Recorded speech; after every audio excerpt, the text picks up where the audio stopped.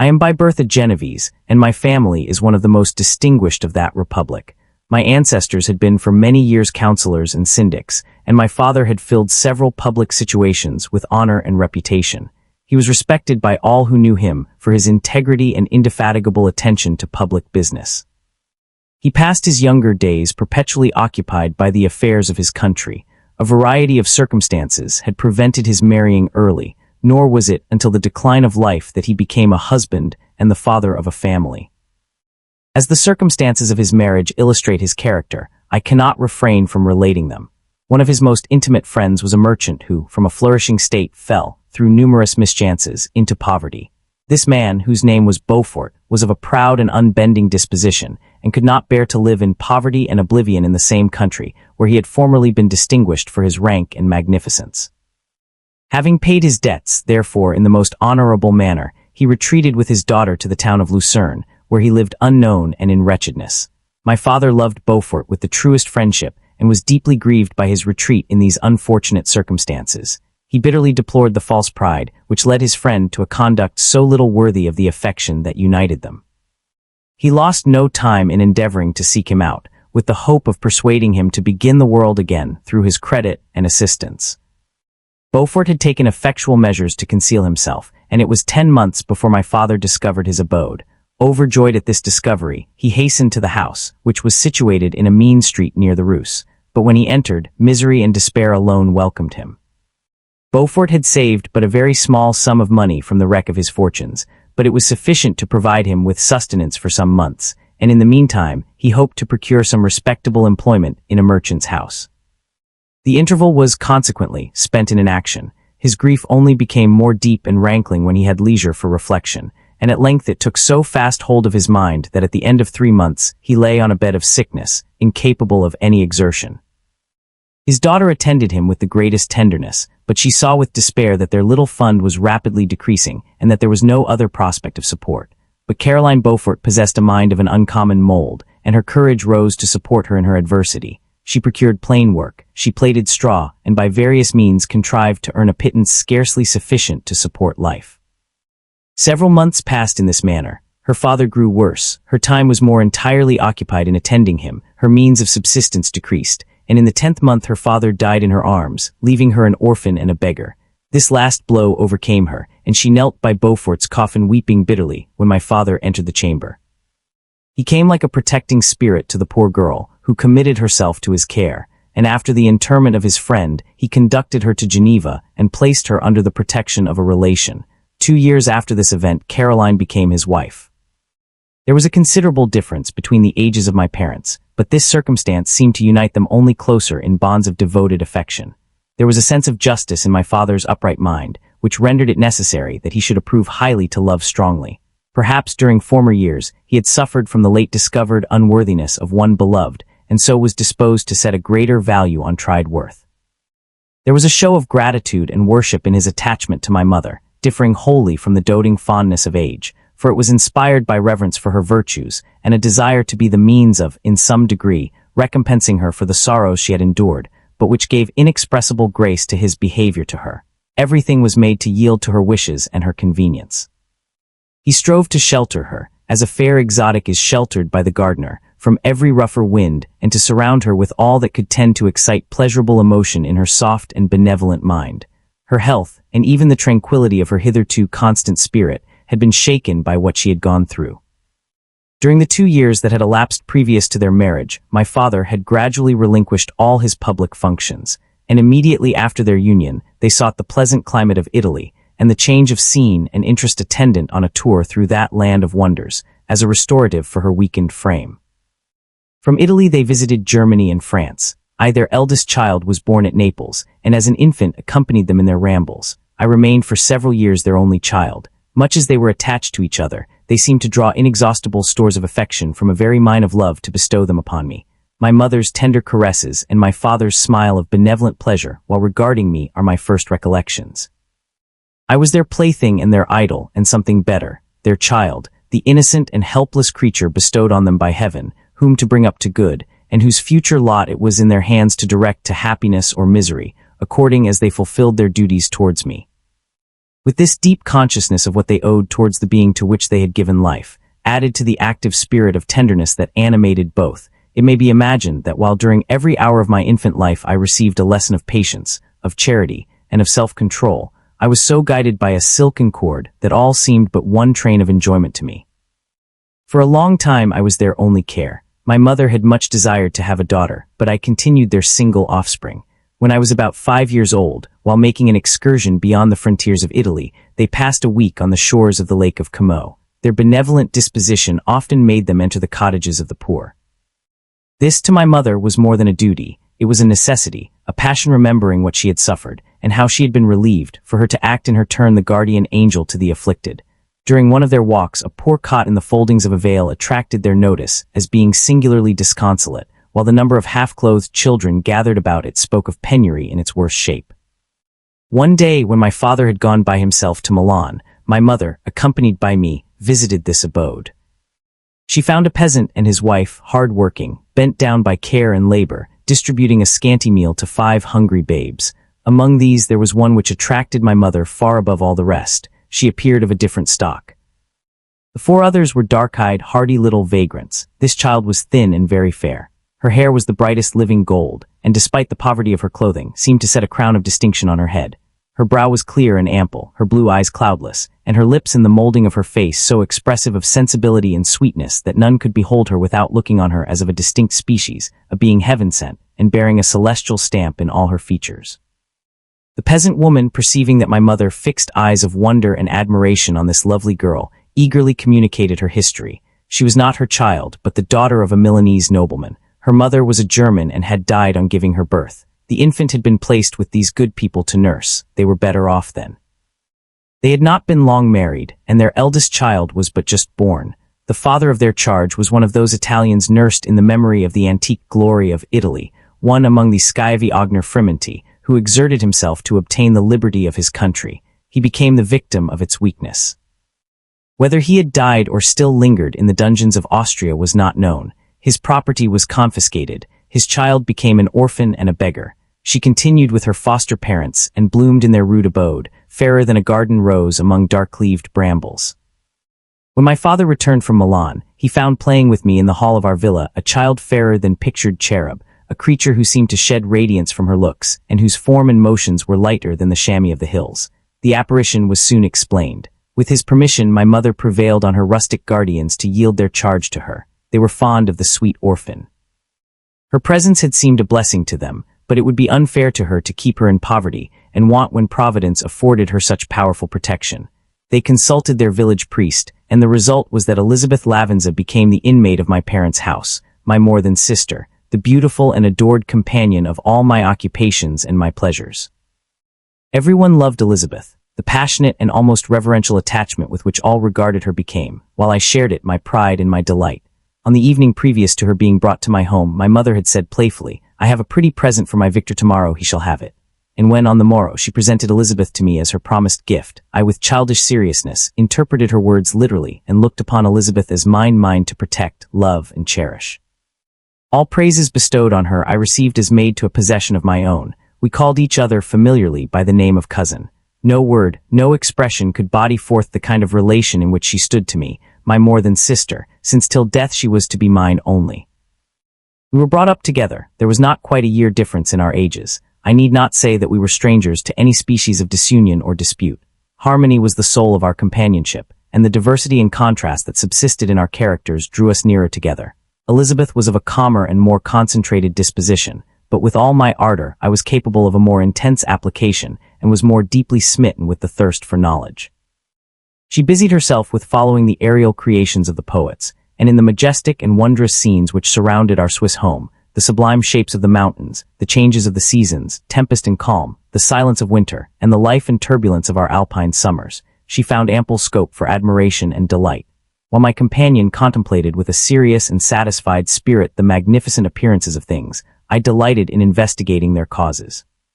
The world was to me a secret which I desired to divine. Curiosity, earnest research to learn the hidden laws of nature, gladness akin to rapture, as they were unfolded to me, are among the earliest sensations I can remember. On the birth of a second son, my junior by 7 years, my parents gave up entirely their wandering life and fixed themselves in their native country. We possessed a house in Geneva and a campagny on Bellerive, the eastern shore of the lake, at the distance of rather more than a league from the city. We resided principally in the latter, and the lives of my parents were passed in considerable seclusion. It was my temper to avoid a crowd and to attach myself fervently to a few. I was indifferent, therefore, to my schoolfellows in general, but I united myself in the bonds of the closest friendship to one among them. Henry Clerval was the son of a merchant of Geneva. He was a boy of singular talent and fancy. He loved enterprise, hardship, and even danger for its own sake. He was deeply read in books of chivalry and romance. He composed heroic songs and began to write many a tale of enchantment and knightly adventure. He tried to make us act plays and to enter into masquerades, in which the characters were drawn from the heroes of Roncesvalles, of the Round Table of King Arthur, and the chivalrous train who shed their blood to redeem the Holy Sepulchre from the hands of the infidels. No human being could have passed a happier childhood than myself. My parents were possessed by the very spirit of kindness and indulgence. We felt that they were not the tyrants to rule our lot according to their caprice, but the agents and creators of all the many delights which we enjoyed.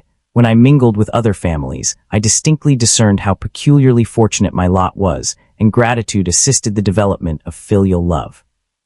My temper was sometimes violent, and my passions vehement, but by some law in my temperature they were turned not towards childish pursuits but to an eager desire to learn, and not to learn all things indiscriminately. I confess that neither the structure of languages, nor the code of governments, nor the politics of various states possessed attractions for me. It was the secrets of heaven and earth that I desired to learn, and whether it was the outward substance of things or the inner spirit of nature and the mysterious soul of man that occupied me, still my inquiries were directed to the metaphysical, or in its highest sense, the physical secrets of the world. Meanwhile Clerval occupied himself, so to speak, with the moral relations of things. The busy stage of life, the virtues of heroes, and the actions of men were his theme, and his hope and his dream was to become one among those whose names are recorded in story as the gallant and adventurous benefactors of our species. The saintly soul of Elizabeth shone like a shrine-dedicated lamp in our peaceful home. Her sympathy was ours, her smile, her soft voice, the sweet glance of her celestial eyes were ever there to bless and animate us. She was the living spirit of love to soften and attract. I might have become sullen in my study, rough through the ardor of my nature, but that she was there to subdue me to a semblance of her own gentleness, and Clerval could aught ill entrench on the noble spirit of Clerval. Yet he might not have been so perfectly humane, so thoughtful in his generosity, so full of kindness and tenderness amidst his passion for adventurous exploit, had she not unfolded to him the real loveliness of beneficence, and made the doing good the end and aim of his soaring ambition. I feel exquisite pleasure in dwelling on the recollections of childhood, before misfortune had tainted my mind, and changed its bright visions of extensive usefulness into gloomy and narrow reflections upon self. Besides in drawing the picture of my early days, I also record those events which led, by insensible steps, to my aftertale of misery, for when I would account to myself for the birth of that passion which afterwards ruled my destiny, I find it arise, like a mountain river, from ignoble and almost forgotten sources. But swelling as it proceeded, it became the torrent which, in its course, has swept away all my hopes and joys. Natural philosophy is the genius that has regulated my fate. I desire, therefore, in this narration, to state those facts which led to my predilection for that science. When I was 13 years of age, we all went on a party of pleasure to the baths near Thonon. The inclemency of the weather obliged us to remain a day confined to the inn. In this house I chanced to find a volume of the works of Cornelius Agrippa. I opened it with apathy. The theory which he attempts to demonstrate and the wonderful facts which he relates soon changed this feeling into enthusiasm. A new light seemed to dawn upon my mind, and bounding with joy I communicated my discovery to my father. My father looked carelessly at the title page of my book and said, "Ah, Cornelius Agrippa, my dear Victor, do not waste your time upon this, it is sad trash." If instead of this remark, my father had taken the pains to explain to me that the principles of Agrippa had been entirely exploded, and that a modern system of science had been introduced which possessed much greater powers than the ancient, because the powers of the latter were chimerical, while those of the former were real and practical. Under such circumstances, I should certainly have thrown Agrippa aside and have contented my imagination, warmed as it was, by returning with greater ardor to my former studies. It is even possible that the train of my ideas would never have received the fatal impulse that led to my ruin, but the cursory glance my father had taken of my volume by no means assured me that he was acquainted with its contents, and I continued to read with the greatest avidity.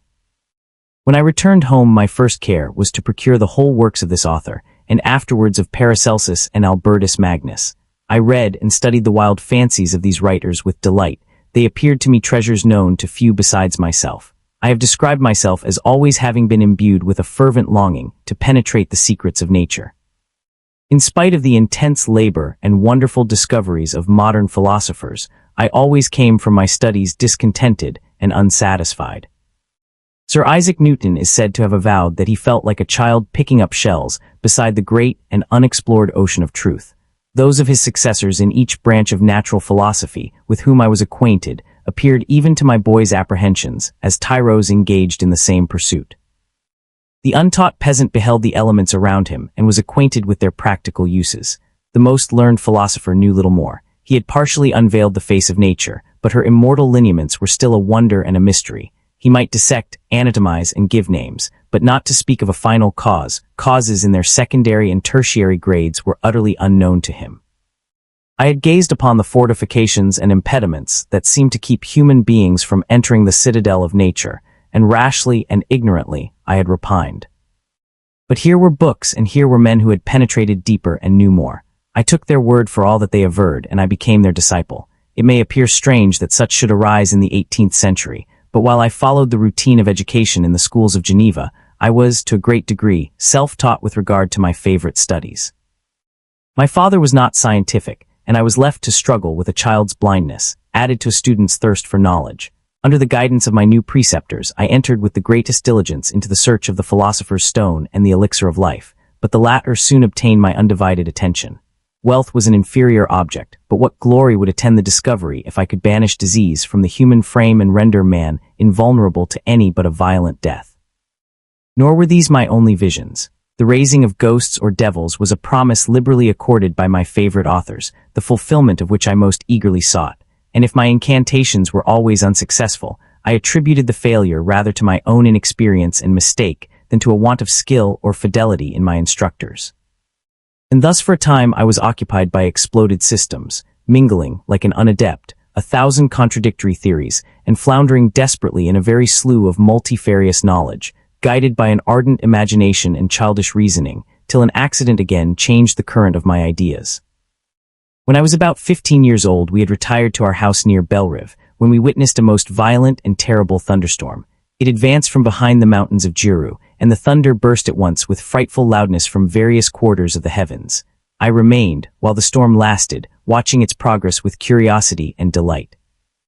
As I stood at the door, on a sudden I beheld a stream of fire issue from an old and beautiful oak which stood about 20 yards from our house, and so soon as the dazzling light vanished, the oak had disappeared, and nothing remained but a blasted stump. When we visited it the next morning, we found the tree shattered in a singular manner. It was not splintered by the shock, but entirely reduced to thin ribbons of wood. I never beheld anything so utterly destroyed. Before this I was not unacquainted with the more obvious laws of electricity. On this occasion, a man of great research in natural philosophy was with us, and excited by this catastrophe, he entered on the explanation of a theory which he had formed on the subject of electricity and galvanism, which was at once new and astonishing to me. All that he said threw greatly into the shade Cornelius Agrippa, Albertus Magnus, and Paracelsus, the lords of my imagination, but by some fatality, the overthrow of these men disinclined me to pursue my accustomed studies. It seemed to me as if nothing would or could ever be known. All that had so long engaged my attention suddenly grew despicable.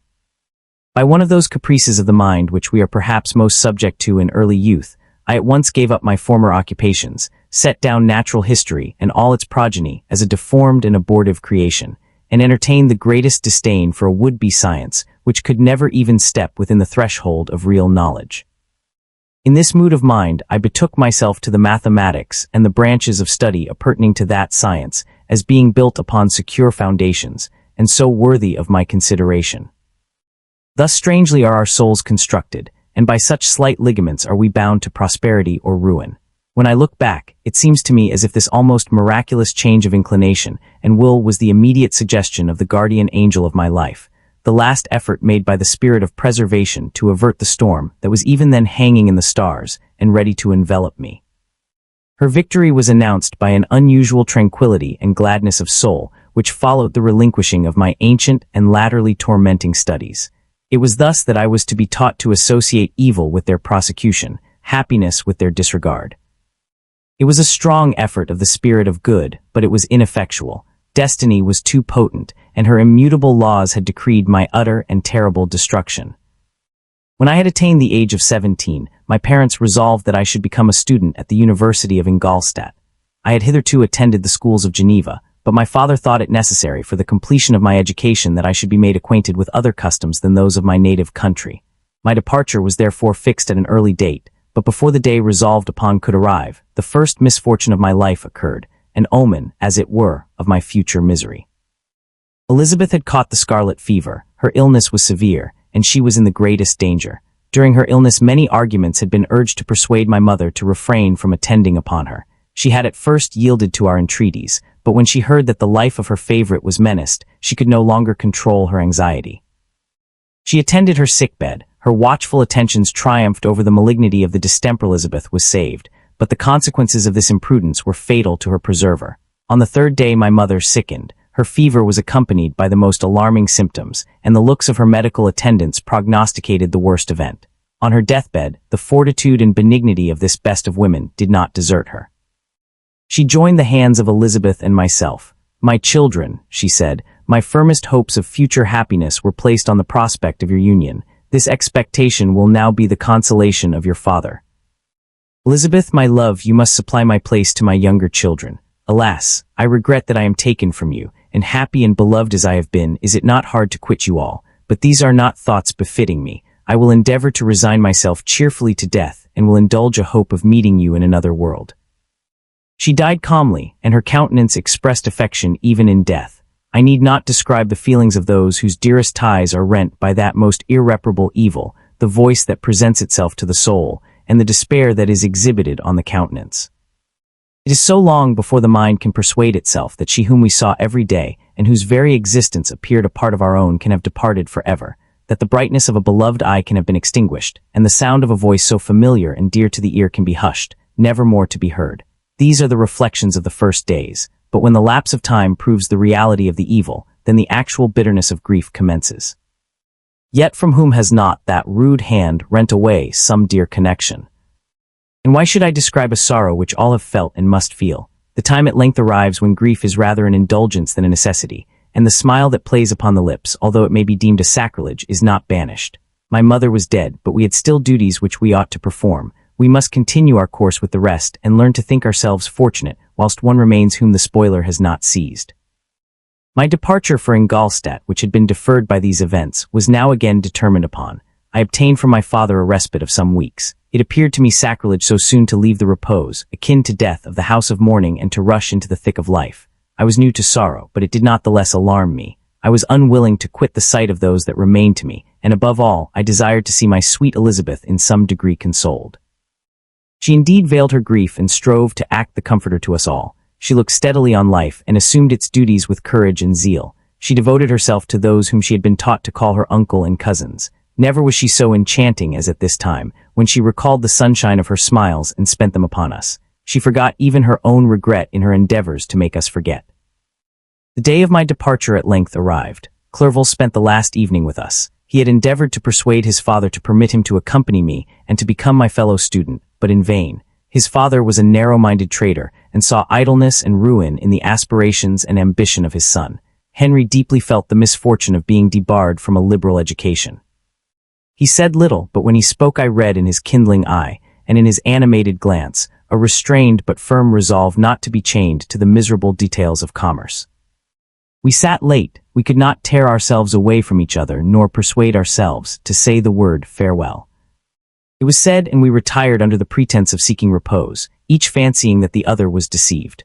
But when at morning's dawn I descended to the carriage which was to convey me away, they were all there. My father again to bless me, Clerval to press my hand once more, my Elizabeth to renew her entreaties that I would write often, and to bestow the last feminine attentions on her playmate and friend. I threw myself into the chaise that was to convey me away, and indulged in the most melancholy reflections. I, who had ever been surrounded by amiable companions, continually engaged in endeavoring to bestow mutual pleasure, I was now alone. In the university whither I was going, I must form my own friends and be my own protector. My life had hitherto been remarkably secluded and domestic, and this had given me invincible repugnance to new countenances. I loved my brothers Elizabeth and Clerval. These were old familiar faces, but I believed myself totally unfitted for the company of strangers. Such were my reflections as I commenced my journey, but as I proceeded, my spirits and hopes rose. I ardently desired the acquisition of knowledge. I had often, when at home, thought it hard to remain during my youth cooped up in one place, and had longed to enter the world and take my station among other human beings. Now my desires were complied with, and it would, indeed, have been folly to repent. I had sufficient leisure for these and many other reflections during my journey to Ingolstadt, which was long and fatiguing. At length, the high white steeple of the town met my eyes. I alighted and was conducted to my solitary apartment to spend the evening as I pleased. The next morning I delivered my letters of introduction and paid a visit to some of the principal professors.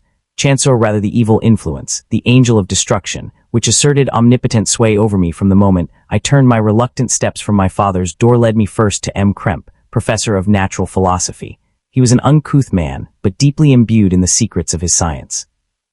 He asked me several questions concerning my progress in the different branches of science pertaining to natural philosophy.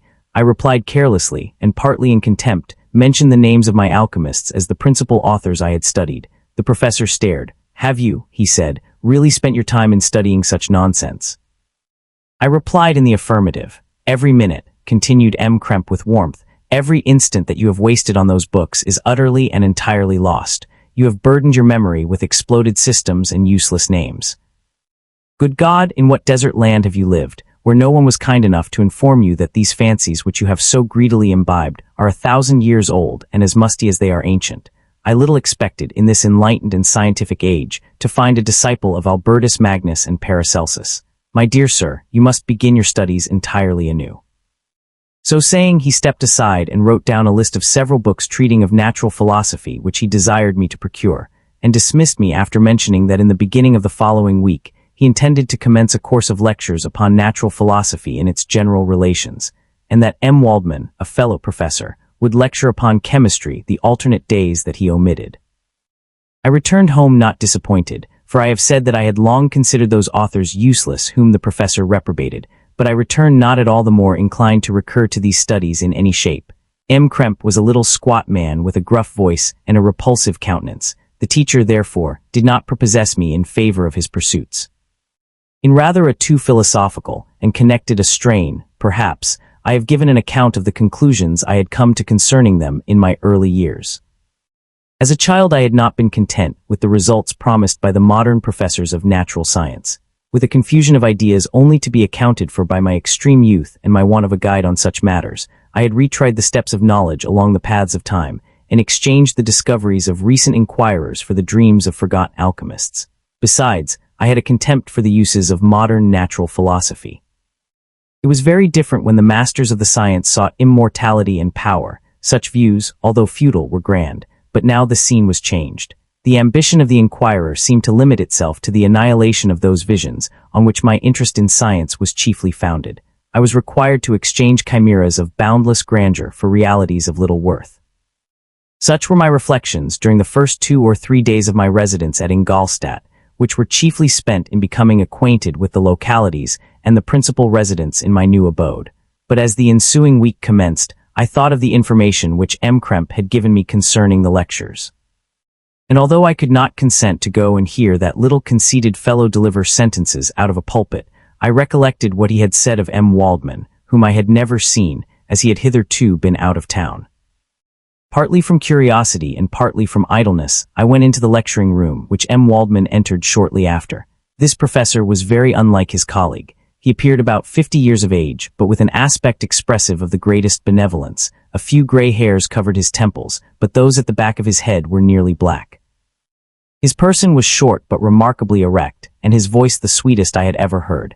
He began his lecture by a recapitulation of the history of chemistry and the various improvements made by different men of learning, pronouncing with fervor the names of the most distinguished discoverers. He then took a cursory view of the present state of the science and explained many of its elementary terms. After having made a few preparatory experiments, he concluded with a panegyric upon modern chemistry, the terms of which I shall never forget. The ancient teachers of this science, said he, promised impossibilities and performed nothing. The modern masters promise very little. They know that metals cannot be transmuted and that the elixir of life is a chimera, but these philosophers, whose hands seem only made to dabble in dirt, and their eyes to pore over the microscope or crucible, have indeed performed miracles. They penetrate into the recesses of nature and show how she works in her hiding places. They ascend into the heavens. They have discovered how the blood circulates and the nature of the air we breathe.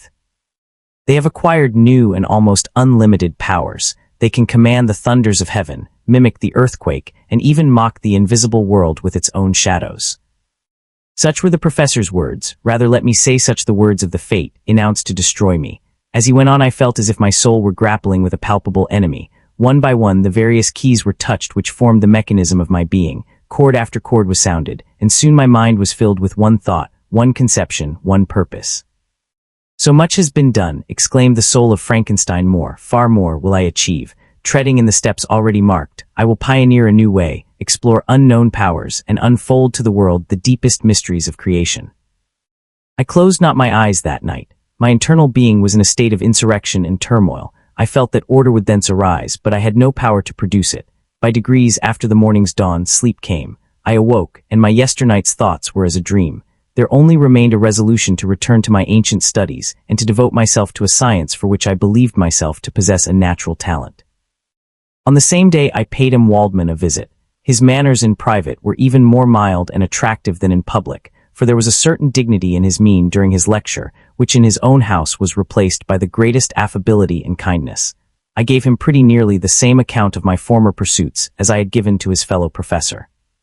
He heard with attention the little narration concerning my studies and smiled at the names of Cornelius Agrippa and Paracelsus, but without the contempt that M. Krempe had exhibited. He said that these were men to whose indefatigable zeal modern philosophers were indebted for most of the foundations of their knowledge. They had left to us, as an easier task, to give new names and arrange in connected classifications the facts which they in a great degree had been the instruments of bringing to light. The labors of men of genius, however erroneously directed, scarcely ever fail in ultimately turning to the solid advantage of mankind.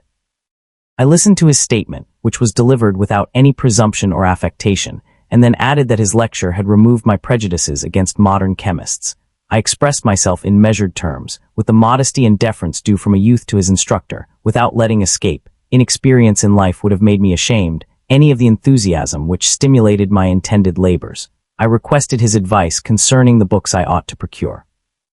I am happy, said M. Waldman, to have gained a disciple, and if your application equals your ability, I have no doubt of your success. Chemistry is that branch of natural philosophy in which the greatest improvements have been and may be made. It is on that account that I have made it my peculiar study, but at the same time I have not neglected the other branches of science. A man would make but a very sorry chemist if he attended to that department of human knowledge alone. If your wish is to become really a man of science, and not merely a petty experimentalist, I should advise you to apply to every branch of natural philosophy, including mathematics. He then took me into his laboratory and explained to me the uses of his various machines, instructing me as to what I ought to procure and promising me the use of his own when I should have advanced far enough in the science not to derange their mechanism. He also gave me the list of books which I had requested, and I took my leave. Thus ended a day memorable to me. It decided my future destiny. From this day natural philosophy, and particularly chemistry, in the most comprehensive sense of the term, became nearly my sole occupation. I read with ardor those works, so full of genius and discrimination, which modern inquirers have written on these subjects. I attended the lectures and cultivated the acquaintance of the men of science of the university, and I found even in M. Krempe a great deal of sound sense and real information, combined, it is true, with a repulsive physiognomy and manners, but not on that account the less valuable. In M. Waldman I found a true friend. His gentleness was never tinged by dogmatism, and his instructions were given with an air of frankness and good nature that banished every idea of pedantry. In 1,000 ways he smoothed for me the path of knowledge and made the most abstruse inquiries clear and facile to my apprehension. My application was at first fluctuating and uncertain. It gained strength as I proceeded, and soon became so ardent and eager that the stars often disappeared in the light of morning, whilst I was yet engaged in my laboratory. As I applied so closely, it may be easily conceived that my progress was rapid. My ardor was indeed the astonishment of the students, and my proficiency that of the masters. Professor Kremp often asked me with a sly smile how Cornelius Agrippa went on, whilst M. Waldman expressed the most heartfelt exultation in my progress. 2 years passed in this manner, during which I paid no visit to Geneva, but was engaged, heart and soul, in the pursuit of some discoveries which I hoped to make. None but those who have experienced them can conceive of the enticements of science. In other studies you go as far as others have gone before you, and there is nothing more to know, but in a scientific pursuit there is continual food for discovery and wonder. A mind of moderate capacity which closely pursues one study must infallibly arrive at great proficiency in that study, and I, who continually sought the attainment of one object of pursuit and was solely wrapped up in this, improved so rapidly that at the end of 2 years I made some discoveries in the improvement of some chemical instruments, which procured me great esteem and admiration at the university. When I had arrived at this point, and had become as well acquainted with the theory and practice of natural philosophy as depended on the lessons of any of the professors at Ingolstadt, my residence there being no longer conducive to my improvements, I thought of returning to my friends and my native town, when an incident happened that protracted my stay. One of the phenomena which had peculiarly attracted my attention was the structure of the human frame, and indeed any animal endued with life. Whence, I often asked myself, did the principle of life proceed? It was a bold question, and one which has ever been considered as a mystery, yet with how many things are we upon the brink of becoming acquainted, if cowardice or carelessness did not restrain our inquiries. I revolved these circumstances in my mind and determined thenceforth to apply myself more particularly to those branches of natural philosophy which relate to physiology.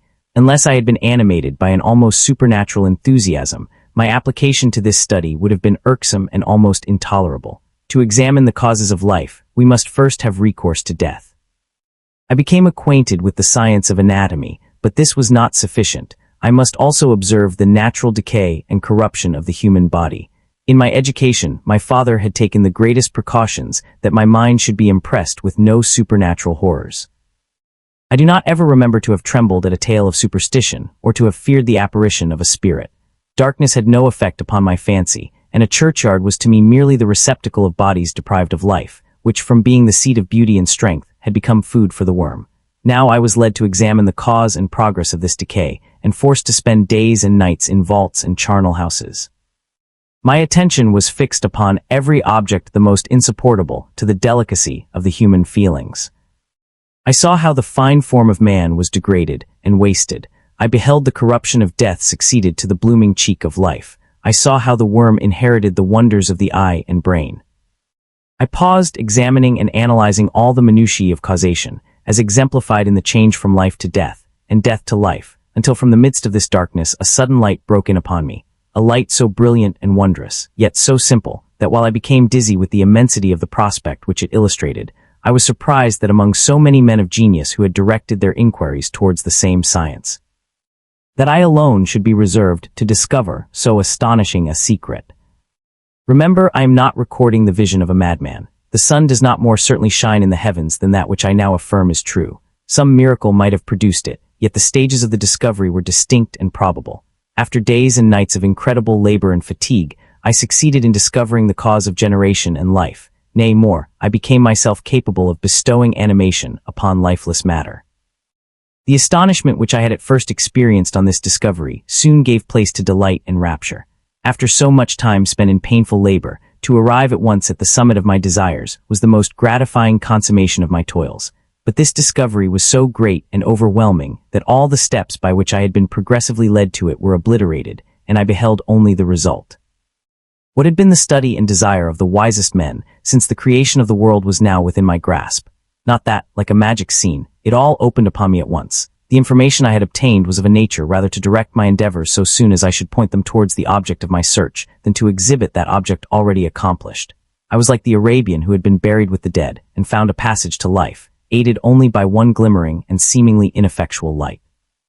I see by your eagerness and the wonder and hope which your eyes express, my friend, that you expect to be informed of the secret with which I am acquainted. That cannot be. Listen patiently until the end of my story, and you will easily perceive why I am reserved upon that subject. I will not lead you on, unguarded and ardent as I then was, to your destruction and infallible misery. Learn from me, if not by my precepts, at least by my example, how dangerous is the acquirement of knowledge, and how much happier that man is who believes his native town to be the world, than he who aspires to become greater than his nature will allow. When I found so astonishing a power placed within my hands, I hesitated a long time concerning the manner in which I should employ it. Although I possessed the capacity of bestowing animation, yet to prepare a frame for the reception of it, with all its intricacies of fibers, muscles, and veins, still remained a work of inconceivable difficulty and labor. I doubted at first whether I should attempt the creation of a being like myself, or one of simpler organization, but my imagination was too much exalted by my first success to permit me to doubt of my ability to give life to an animal as complex and wonderful as man. The materials at present within my command hardly appeared adequate to so arduous an undertaking, but I doubted not that I should ultimately succeed. I prepared myself for a multitude of reverses. My operations might be incessantly baffled, and at last my work be imperfect, yet when I considered the improvement which every day takes place in science and mechanics, I was encouraged to hope my present attempts would at least lay the foundations of future success. Nor could I consider the magnitude and complexity of my plan as any argument of its impracticability. It was with these feelings that I began the creation of a human being. As the minuteness of the parts formed a great hindrance to my speed, I resolved, contrary to my first intention, to make the being of a gigantic stature, that is to say, about 8 feet in height and proportionably large. After having formed this determination, and having spent some months in successfully collecting and arranging my materials, I began. No one can conceive the variety of feelings which bore me onwards, like a hurricane, in the first enthusiasm of success. Life and death appeared to me ideal bounds, which I should first break through, and pour a torrent of light into our dark world. A new species would bless me as its creator and source. Many happy and excellent natures would owe their being to me. No father could claim the gratitude of his child so completely as I should deserve theirs. Pursuing these reflections, I thought that if I could bestow animation upon lifeless matter, I might in process of time, although I now found it impossible, renew life where death had apparently devoted the body to corruption. These thoughts supported my spirits, while I pursued my undertaking with unremitting ardor. My cheek had grown pale with study, and my person had become emaciated with confinement. Sometimes, on the very brink of certainty, I failed, yet still I clung to the hope which the next day or the next hour might realize. One secret which I alone possessed was the hope to which I had dedicated myself, and the moon gazed on my midnight labors, while, with unrelaxed and breathless eagerness, I pursued nature to her hiding places.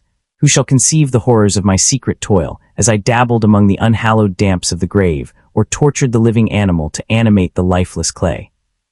My limbs now tremble, and my eyes swim with the remembrance, but then a resistless and almost frantic impulse urged me forward. I seemed to have lost all soul or sensation, but for this one pursuit. It was indeed but a passing trance, that only made me feel with renewed acuteness so soon as, the unnatural stimulus ceasing to operate, I had returned to my old habits. I collected bones from charnel houses and disturbed, with profane fingers, the tremendous secrets of the human frame. In a solitary chamber, or rather cell, at the top of the house, and separated from all the other apartments by a gallery and staircase, I kept my workshop of filthy creation. My eyeballs were starting from their sockets in attending to the details of my employment. The dissecting room and the slaughterhouse furnished many of my materials, and often did my human nature turn with loathing from my occupation, whilst, still urged on by an eagerness which perpetually increased, I brought my work near to a conclusion. The summer months passed while I was thus engaged, heart and soul, in one pursuit. It was a most beautiful season. Never did the fields bestow a more plentiful harvest or the vines yield a more luxuriant vintage, but my eyes were insensible to the charms of nature. And the same feelings which made me neglect the scenes around me caused me also to forget those friends who were so many miles absent, and whom I had not seen for so long a time. I knew my silence disquieted them, and I well remembered the words of my fathers. I know that while you are pleased with yourself, you will think or us with affection, and we shall hear regularly from you. You must pardon me if I regard any interruption in your correspondence as a proof that your other duties are equally neglected. I knew well, therefore, what would be my father's feelings, but I could not tear my thoughts from my employment, loathsome in itself, but which had taken an irresistible hold of my imagination. I wished, as it were, to procrastinate all that related to my feelings of affection until the great object which swallowed up every habit of my nature should be completed. I then thought that my father would be unjust if he ascribed my neglect to vice or faultiness on my part, but I am now convinced that he was justified in conceiving that I should not be altogether free from blame. A human being in perfection ought always to preserve a calm and peaceful mind, and never to allow passion, or a transitory desire to disturb his tranquility. I do not think that the pursuit of knowledge is an exception to this rule. If the study to which you apply yourself has a tendency to weaken your affections and to destroy your taste for those simple pleasures in which no alloy can possibly mix, then that study is certainly unlawful, that is to say, not befitting the human mind. If this rule were always observed, if no man allowed any pursuit whatsoever to interfere with the tranquility of his domestic affections, Greece had not been enslaved, Caesar would have spared his country, America would have been discovered more gradually, and the empires of Mexico and Peru had not been destroyed. But I forget that I am moralizing in the most interesting part of my tale, and your looks remind me to proceed. My father made no reproach in his letters, and only took notice of my silence by inquiring into my occupations more particularly than before.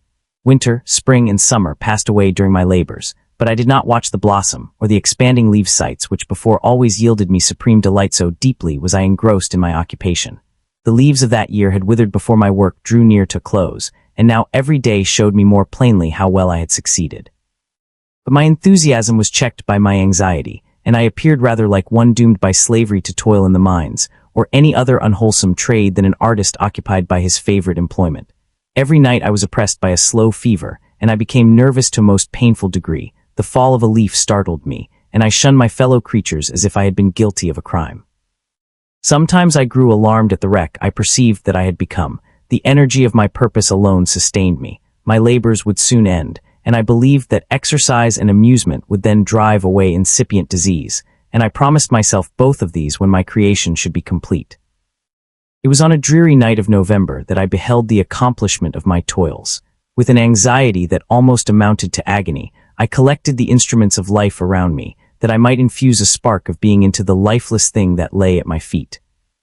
It was already 1 in the morning, the rain pattered dismally against the panes, and my candle was nearly burnt out, when by the glimmer of the half-extinguished light, I saw the dull yellow eye of the creature open. It breathed hard, and a convulsive motion agitated its limbs. How can I describe my emotions at this catastrophe, or how delineate the wretch whom with such infinite pains and care I had endeavored to form? His limbs were in proportion, and I had selected his features as beautiful, beautiful, great God. His yellow skin scarcely covered the work of muscles, and arteries beneath his hair was of a lustrous black, and flowing, his teeth of a pearly whiteness. But these luxuriances only formed a more horrid contrast with his watery eyes, that seemed almost of the same color as the dun-white sockets in which they were set, his shriveled complexion and straight black lips. The different accidents of life are not so changeable as the feelings of human nature. I had worked hard for nearly 2 years, for the sole purpose of infusing life into an inanimate body. For this, I had deprived myself of rest and health. I had desired it with an ardor that far exceeded moderation, but now that I had finished, the beauty of the dream vanished, and breathless horror and disgust filled my heart. Unable to endure the aspect of the being I had created, I rushed out of the room and continued a long time traversing my bedchamber, unable to compose my mind to sleep. At length lassitude succeeded to the tumult I had before endured, and I threw myself on the bed in my clothes, endeavoring to seek a few moments of forgetfulness. But it was in vain. I slept indeed, but I was disturbed by the wildest dreams. I thought I saw Elizabeth, in the bloom of health, walking in the streets of Ingolstadt. Delighted and surprised, I embraced her, but as I imprinted the first kiss on her lips, they became livid with the hue of death. Her features appeared to change, and I thought that I held the corpse of my dead mother in my arms. A shroud enveloped her form, and I saw the grave worms crawling in the folds of the flannel. I started from my sleep with horror. A cold dew covered my forehead, my teeth chattered, and every limb became convulsed. When by the dim and yellow light of the moon, as it forced its way through the window shutters, I beheld the wretch, the miserable monster whom I had created. He held up the curtain of the bed, and his eyes, if eyes they may be called, were fixed on me. His jaws opened, and he muttered some inarticulate sounds while a grin wrinkled his cheeks. He might have spoken, but I did not hear. One hand was stretched out, seemingly to detain me, but I escaped and rushed downstairs. I took refuge in the courtyard belonging to the house which I inhabited, where I remained during the rest of the night, walking up and down in the greatest agitation, listening attentively, catching and fearing each sound as if it were to announce the approach of the demoniacal corpse to which I had so miserably given life. Oh, no mortal could support the horror of that countenance. A mummy again endued with animation could not be so hideous as that wretch. I had gazed on him while unfinished. He was ugly then, but when those muscles and joints were rendered capable of motion, it became a thing such as even Dante could not have conceived. I passed the night wretchedly. Sometimes my pulse beat so quickly and hardly that I felt the palpitation of every artery. At others, I nearly sank to the ground through languor and extreme weakness. Mingled with this horror, I felt the bitterness of disappointment. Dreams that had been my food and pleasant rest for so long a space were now become a hell to me, and the change was so rapid, the overthrow so complete. Morning, dismal and wet, at length dawned and discovered to my sleepless and aching eyes the church of Ingolstadt, its white steeple and clock which indicated the 6th hour. The porter opened the gates of the court, which had that night been my asylum, and I issued into the streets, pacing them with quick steps, as if I sought to avoid the wretch whom I feared every turning of the street would present to my view. I did not dare return to the apartment which I inhabited, but felt impelled to hurry on, although drenched by the rain which poured from a black and comfortless sky. I continued walking in this manner for some time, endeavoring by bodily exercise to ease the load that weighed upon my mind. I traversed the streets without any clear conception of where I was or what I was doing. My heart palpitated in the sickness of fear, and I hurried on with irregular steps, not daring to look about me, like one who, on a lonely road, doth walk in fear and dread, and having once turned round walks on and turns no more his head, because he knows a frightful fiend doth close behind him tread. Coleridge's Ancient Mariner. Continuing thus, I came at length opposite to the inn at which the various diligences and carriages usually stopped. Here I paused, I knew not why, but I remained some minutes with my eyes fixed on a coach that was coming towards me from the other end of the street. As it drew nearer, I observed that it was the Swiss diligence. It stopped just where I was standing, and on the door being opened, I perceived Henry Clerval, who, on seeing me, instantly sprung out. "My dear Frankenstein," exclaimed he, "how glad I am to see you! How fortunate that you should be here at the very moment of my alighting!" Nothing could equal my delight on seeing Clerval. His presence brought back to my thoughts my father, Elizabeth, and all those scenes of home so dear to my recollection. I grasped his hand, and in a moment forgot my horror and misfortune. I felt suddenly, and for the first time during many months, calm and serene joy. I welcomed my friend, therefore, in the most cordial manner, and we walked towards my college. Clerval continued talking for some time about our mutual friends, and his own good fortune in being permitted to come to Ingolstadt. "You may easily believe," said he, "how great was the difficulty to persuade my father that all necessary knowledge was not comprised in the noble art of bookkeeping, and indeed, I believe I left him incredulous to the last, for his constant answer to my unwearied entreaties was the same as that of the Dutch schoolmaster in the Vicar of Wakefield. I have 10,000 florins a year without Greek. I eat heartily without Greek." But his affection for me at length overcame his dislike of learning, and he has permitted me to undertake a voyage of discovery to the land of knowledge. It gives me the greatest delight to see you, but tell me how you left my father, brothers, and Elizabeth. "Very well and very happy, only a little uneasy that they hear from you so seldom. By the by, I mean to lecture you a little upon their account myself. But my dear Frankenstein," continued he, stopping short and gazing full in my face, "I did not before remark how very ill you appear, so thin and pale, you look as if you had been watching for several nights." "You have guessed right. I have lately been so deeply engaged in one occupation that I have not allowed myself sufficient rest, as you see, but I sincerely hope, that all these employments are now at an end, and that I am at length free." I trembled excessively. I could not endure to think of, and far less to allude to, the occurrences of the preceding night. I walked with a quick pace, and we soon arrived at my college. I then reflected, and the thought made me shiver, that the creature whom I had left in my apartment might still be there, alive and walking about. I dreaded to behold this monster, but I feared still more that Henry should see him. Entreating him, therefore, to remain a few minutes at the bottom of the stairs, I darted up towards my own room. My hand was already on the lock of the door before I recollected myself. I then paused, and a cold shivering came over me.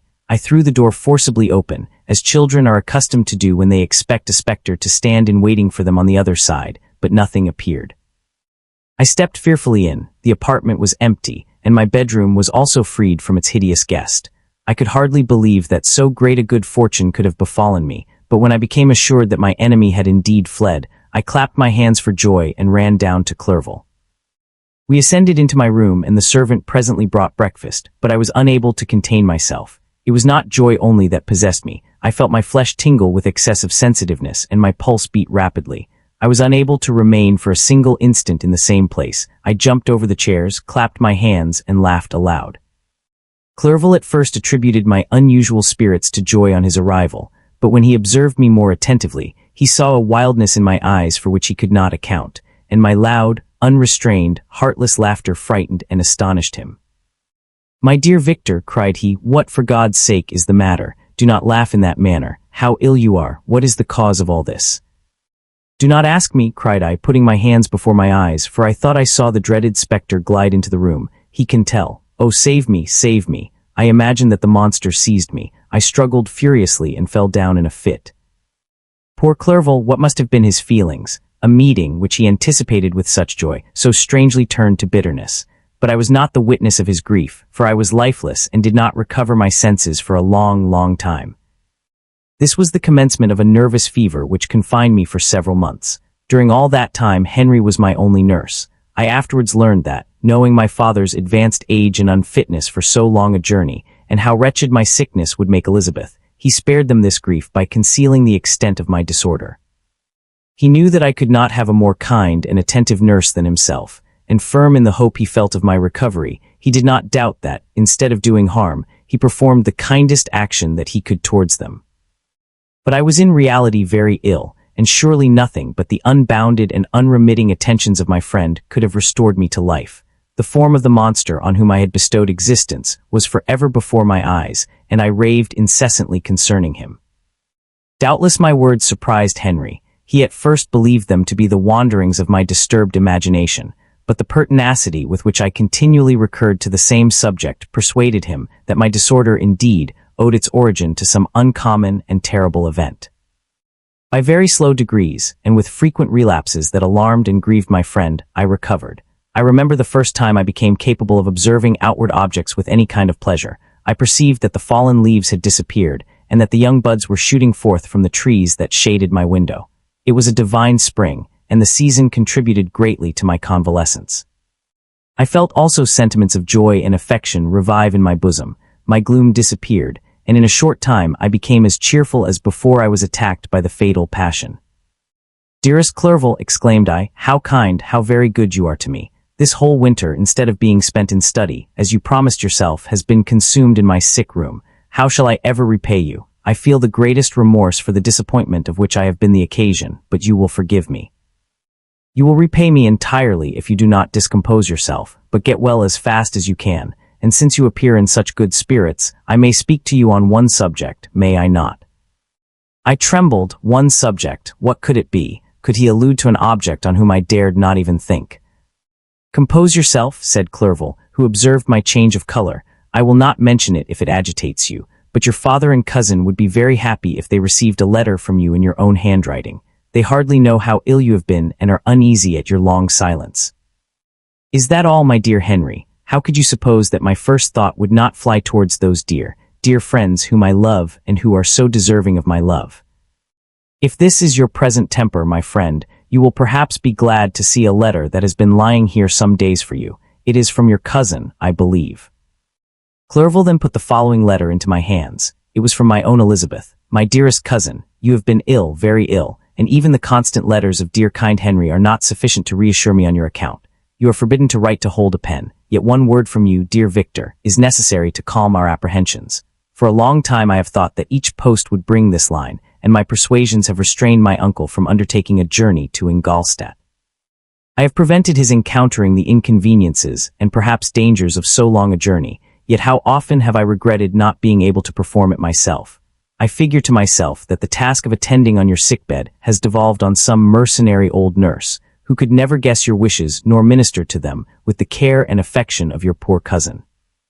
Yet that is over now. Clerval writes that indeed you are getting better. I eagerly hope that you will confirm this intelligence soon in your own handwriting.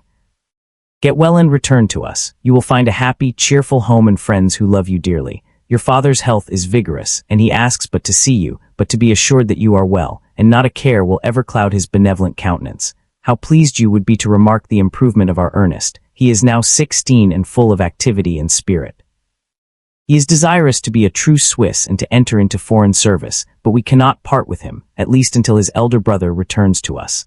My uncle is not pleased with the idea of a military career in a distant country, but Ernest never had your powers of application. He looks upon study as an odious fetter. His time is spent in the open air, climbing the hills or rowing on the lake.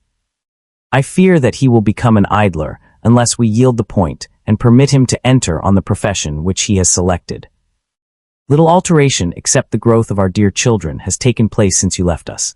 The blue lake and snow-clad mountains, they never change, and I think our placid home and our contented hearts are regulated by the same immutable laws. My trifling occupations take up my time and amuse me, and I am rewarded for any exertions by seeing none but happy, kind faces around me. Since you left us, but one change has taken place in our little household. Do you remember on what occasion Justine Moritz entered our family? Probably you do not. I will relate her history, therefore in a few words. Madame Moritz, her mother, was a widow with 4 children, of whom Justine was the third. This girl had always been the favorite of her father, but through a strange perversity, her mother could not endure her, and after the death of M. Moritz, treated her very ill. My aunt observed this, and when Justine was 12 years of age, prevailed on her mother to allow her to live at our house. The republican institutions of our country have produced simpler and happier manners than those which prevail in the great monarchies that surround it. Hence there is less distinction between the several classes of its inhabitants, and the lower orders, being neither so poor nor so despised, their manners are more refined and moral. A servant in Geneva does not mean the same thing as a servant in France and England. Justine, thus received in our family, learned the duties of a servant, a condition which, in our fortunate country, does not include the idea of ignorance and a sacrifice of the dignity of a human being. Justine, you may remember, was a great favorite of yours, and I recollect you once remarked that if you were in an ill humor, one glance from Justine could dissipate it, for the same reason that Ariosto gives concerning the beauty of Angelica. She looked so frank-hearted and happy. My aunt conceived a great attachment for her, by which she was induced to give her an education superior to that which she had at first intended. This benefit was fully repaid. Justine was the most grateful little creature in the world. I do not mean that she made any professions. I never heard one pass her lips, but you could see by her eyes that she almost adored her protectress. Although her disposition was gay, and in many respects inconsiderate, yet she paid the greatest attention to every gesture of my aunt. She thought her the model of all excellence, and endeavored to imitate her phraseology and manners, so that even now she often reminds me of her. When my dearest aunt died, everyone was too much occupied in their own grief to notice poor Justine, who had attended her during her illness with the most anxious affection. Poor Justine was very ill, but other trials were reserved for her.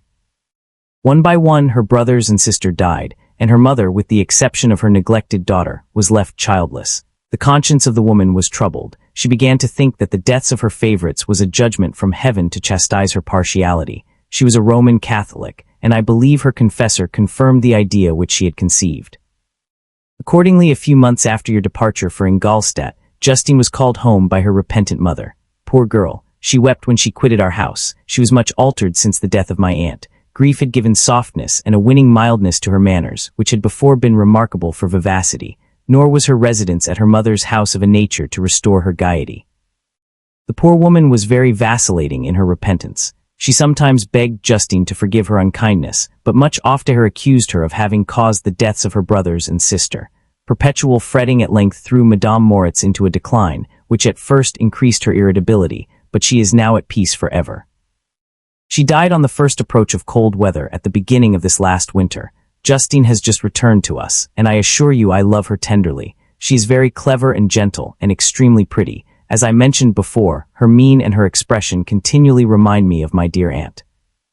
I must say also a few words to you, my dear cousin, of little darling William. I wish you could see him. He is very tall of his age, with sweet laughing blue eyes, dark eyelashes, and curling hair.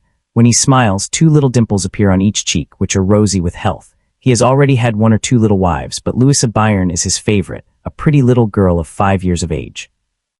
Now, dear Victor, I dare say you wish to be indulged in a little gossip concerning the good people of Geneva. The pretty Miss Mansfield has already received the congratulatory visits on her approaching marriage with a young Englishman, John Melbourne-esque. Her ugly sister Manon married M. Duviat, the rich banker, last autumn. Your favorite schoolfellow Louis Manoir has suffered several misfortunes since the departure of Clerval from Geneva. But he has already recovered his spirits, and is reported to be on the point of marrying a lively pretty Frenchwoman, Madame Tavernier. She is a widow and much older than Manoir, but she is very much admired and a favorite with everybody. I have written myself into better spirits, dear cousin, but my anxiety returns upon me as I conclude. Write, obsessed Victor, 1 line, 1 word will be a blessing to us. 10,000 thanks to Henry for his kindness, his affection, and his many letters. We are sincerely grateful. Adieu, my cousin, take care of yourself, and I entreat you write, Elizabeth Lavenza. Geneva, March 18th, 17. Dear Elizabeth, I exclaimed when I had read her letter, I will write instantly and relieve them from the anxiety they must feel. I wrote, and this exertion greatly fatigued me, but my convalescence had commenced and proceeded regularly. In another fortnight I was able to leave my chamber. One of my first duties on my recovery was to introduce Clerval to the several professors of the university. In doing this, I underwent a kind of rough usage, ill befitting the wounds that my mind had sustained. Ever since the fatal night, the end of my labors, and the beginning of my misfortunes, I had conceived a violent antipathy, even to the name of natural philosophy. When I was otherwise quite restored to health, the sight of a chemical instrument would renew all the agony of my nervous symptoms. Henry saw this, and had removed all my apparatus from my view. He had also changed my apartment, for he perceived that I had acquired a dislike for the room which had previously been my laboratory, but these cares of Clerval were made of no avail when I visited the professors. M. Waldman inflicted torture when he praised, with kindness and warmth, the astonishing progress I had made in the sciences. He soon perceived that I disliked the subject, but not guessing the real cause, he attributed my feelings to modesty, and changed the subject from my improvement to the science itself, with a desire, as I evidently saw, of drawing me out. What could I do? He meant to please, and he tormented me. I felt as if he had placed carefully, one by one, in my view those instruments which were to be afterwards used in putting me to a slow and cruel death. I writhed under his words, yet dared not exhibit the pain I felt. Clerval, whose eyes and feelings were always quick in discerning the sensations of others, declined the subject, alleging in excuse his total ignorance, and the conversation took a more general turn. I thanked my friend from my heart, but I did not speak. I saw plainly that he was surprised, but he never attempted to draw my secret from me, and although I loved him with a mixture of affection and reverence that knew no bounds, yet I could never persuade myself to confide in him that event which was so often present to my recollection, but which I feared the detail to another would only impress more deeply. M. Krempe was not equally docile, and in my condition at that time of almost insupportable sensitiveness, his harsh blunt encomiums gave me even more pain than the benevolent approbation of M. Waldman. "D—n the fellow," cried he. "Why, M. Clerval, I assure you he has outstripped us all. I stare if you please, but it is nevertheless true." A youngster who but a few years ago believed in Cornelius Agrippa as firmly as in the gospel has now set himself at the head of the university, and if he is not soon pulled down we shall all be out of countenance. I, continued he, observing my face expressive of suffering, M. Frankenstein is modest, an excellent quality in a young man. Young men should be diffident of themselves, you know, M. Clerval, I was myself when young, but that wears out in a very short time. M. Krempe had now commenced an eulogy on himself, which happily turned the conversation from a subject that was so annoying to me. Clerval had never sympathized in my tastes for natural science, and his literary pursuits differed wholly from those which had occupied me. He came to the university with the design of making himself complete master of the Oriental languages, and thus he should open a field for the plan of life he had marked out for himself. Resolved to pursue no inglorious career, he turned his eyes toward the east, as affording scope for his spirit of enterprise. The Persian, Arabic, and Sanskrit languages engaged his attention, and I was easily induced to enter on the same studies. Idleness had ever been irksome to me, and now that I wished to fly from reflection, and hated my former studies, I felt great relief in being the fellow pupil with my friend, and found not only instruction but consolation in the works of the Orientalists. I did not, like him, attempt a critical knowledge of their dialects, for I did not contemplate making any other use of them than temporary amusement. I read merely to understand their meaning, and they well repaid my labors. Their melancholy is soothing, and their joy elevating, to a degree I never experienced in studying the authors of any other country. When you read their writings, life appears to consist in a warm sun, and a garden of roses in the smiles and frowns of a fair enemy, and the fire that consumes your own heart. How different from the manly and heroical poetry of Greece and Rome. Summer passed away in these occupations, and my return to Geneva was fixed for the latter end of autumn, but being delayed by several accidents, winter and snow arrived, the roads were deemed impassable, and my journey was retarded until the ensuing spring. I felt this delay very bitterly, for I longed to see my native town and my beloved friends. My return had only been delayed so long, from an unwillingness to leave Clerval in a strange place, before he had become acquainted with any of its inhabitants. The winter, however, was spent cheerfully, and although the spring was uncommonly late, when it came its beauty compensated for its dilatoriness. The month of May had already commenced, and I expected the letter daily which was to fix the date of my departure, when Henry proposed a pedestrian tour in the environs of Ingolstadt, that I might bid a personal farewell to the country I had so long inhabited. I acceded with pleasure to this proposition. I was fond of exercise, and Clerval had always been my favorite companion in the ramble of this nature that I had taken among the scenes of my native country. We passed a fortnight in these perambulations. My health and spirits had long been restored, and they gained additional strength from the salubrious air I breathed, the natural incidents of our progress, and the conversation of my friend. Study had before secluded me from the intercourse of my fellow creatures and rendered me unsocial, but Clerval called forth the better feelings of my heart. He again taught me to love the aspect of nature and the cheerful faces of children. Excellent friend, how sincerely you did love me, and endeavor to elevate my mind until it was on a level with your own. A selfish pursuit had cramped and narrowed me, until your gentleness and affection warmed and opened my senses. I became the same happy creature who, a few years ago, loved and beloved by all, had no sorrow or care, when happy, inanimate nature had the power of bestowing on me the most delightful sensations. A serene sky and verdant fields filled me with ecstasy. The present season was indeed divine. The flowers of spring bloomed in the hedges, while those of summer were already in bud. I was undisturbed by thoughts which during the preceding year had pressed upon me, notwithstanding my endeavors to throw them off with an invincible burden. Henry rejoiced in my gaiety and sincerely sympathized in my feelings. He exerted himself to amuse me, while he expressed the sensations that filled his soul. The resources of his mind on this occasion were truly astonishing. His conversation was full of imagination, and very often, in imitation of the Persian and Arabic writers, he invented tales of wonderful fancy and passion. At other times he repeated my favorite poems, or drew me out into arguments, which he supported with great ingenuity. We returned to our college on a Sunday afternoon. The peasants were dancing, and everyone we met appeared gay and happy. My own spirits were high, and I bounded along with feelings of unbridled joy and hilarity. On my return I found the following letter from my father. My dear Victor, you have probably waited impatiently for a letter to fix the date of your return to us, and I was at first tempted to write only a few lines, merely mentioning the day on which I should expect you, but that would be a cruel kindness and I dare not do it. What would be your surprise, my son, when you expected a happy and glad welcome, to behold, on the contrary, tears and wretchedness? And how, Victor, can I relate our misfortune? Absence cannot have rendered you callous to our joys and griefs, and how shall I inflict pain on my long-absent son? I wish to prepare you for the woeful news, but I know it is impossible. Even now your eye skims over the page to seek the words which are to convey to you the horrible tidings. William is dead, that sweet child, whose smiles delighted and warmed my heart, who was so gentle yet so gay. Victor, he is murdered. I will not attempt to console you, but will simply relate the circumstances of the transaction.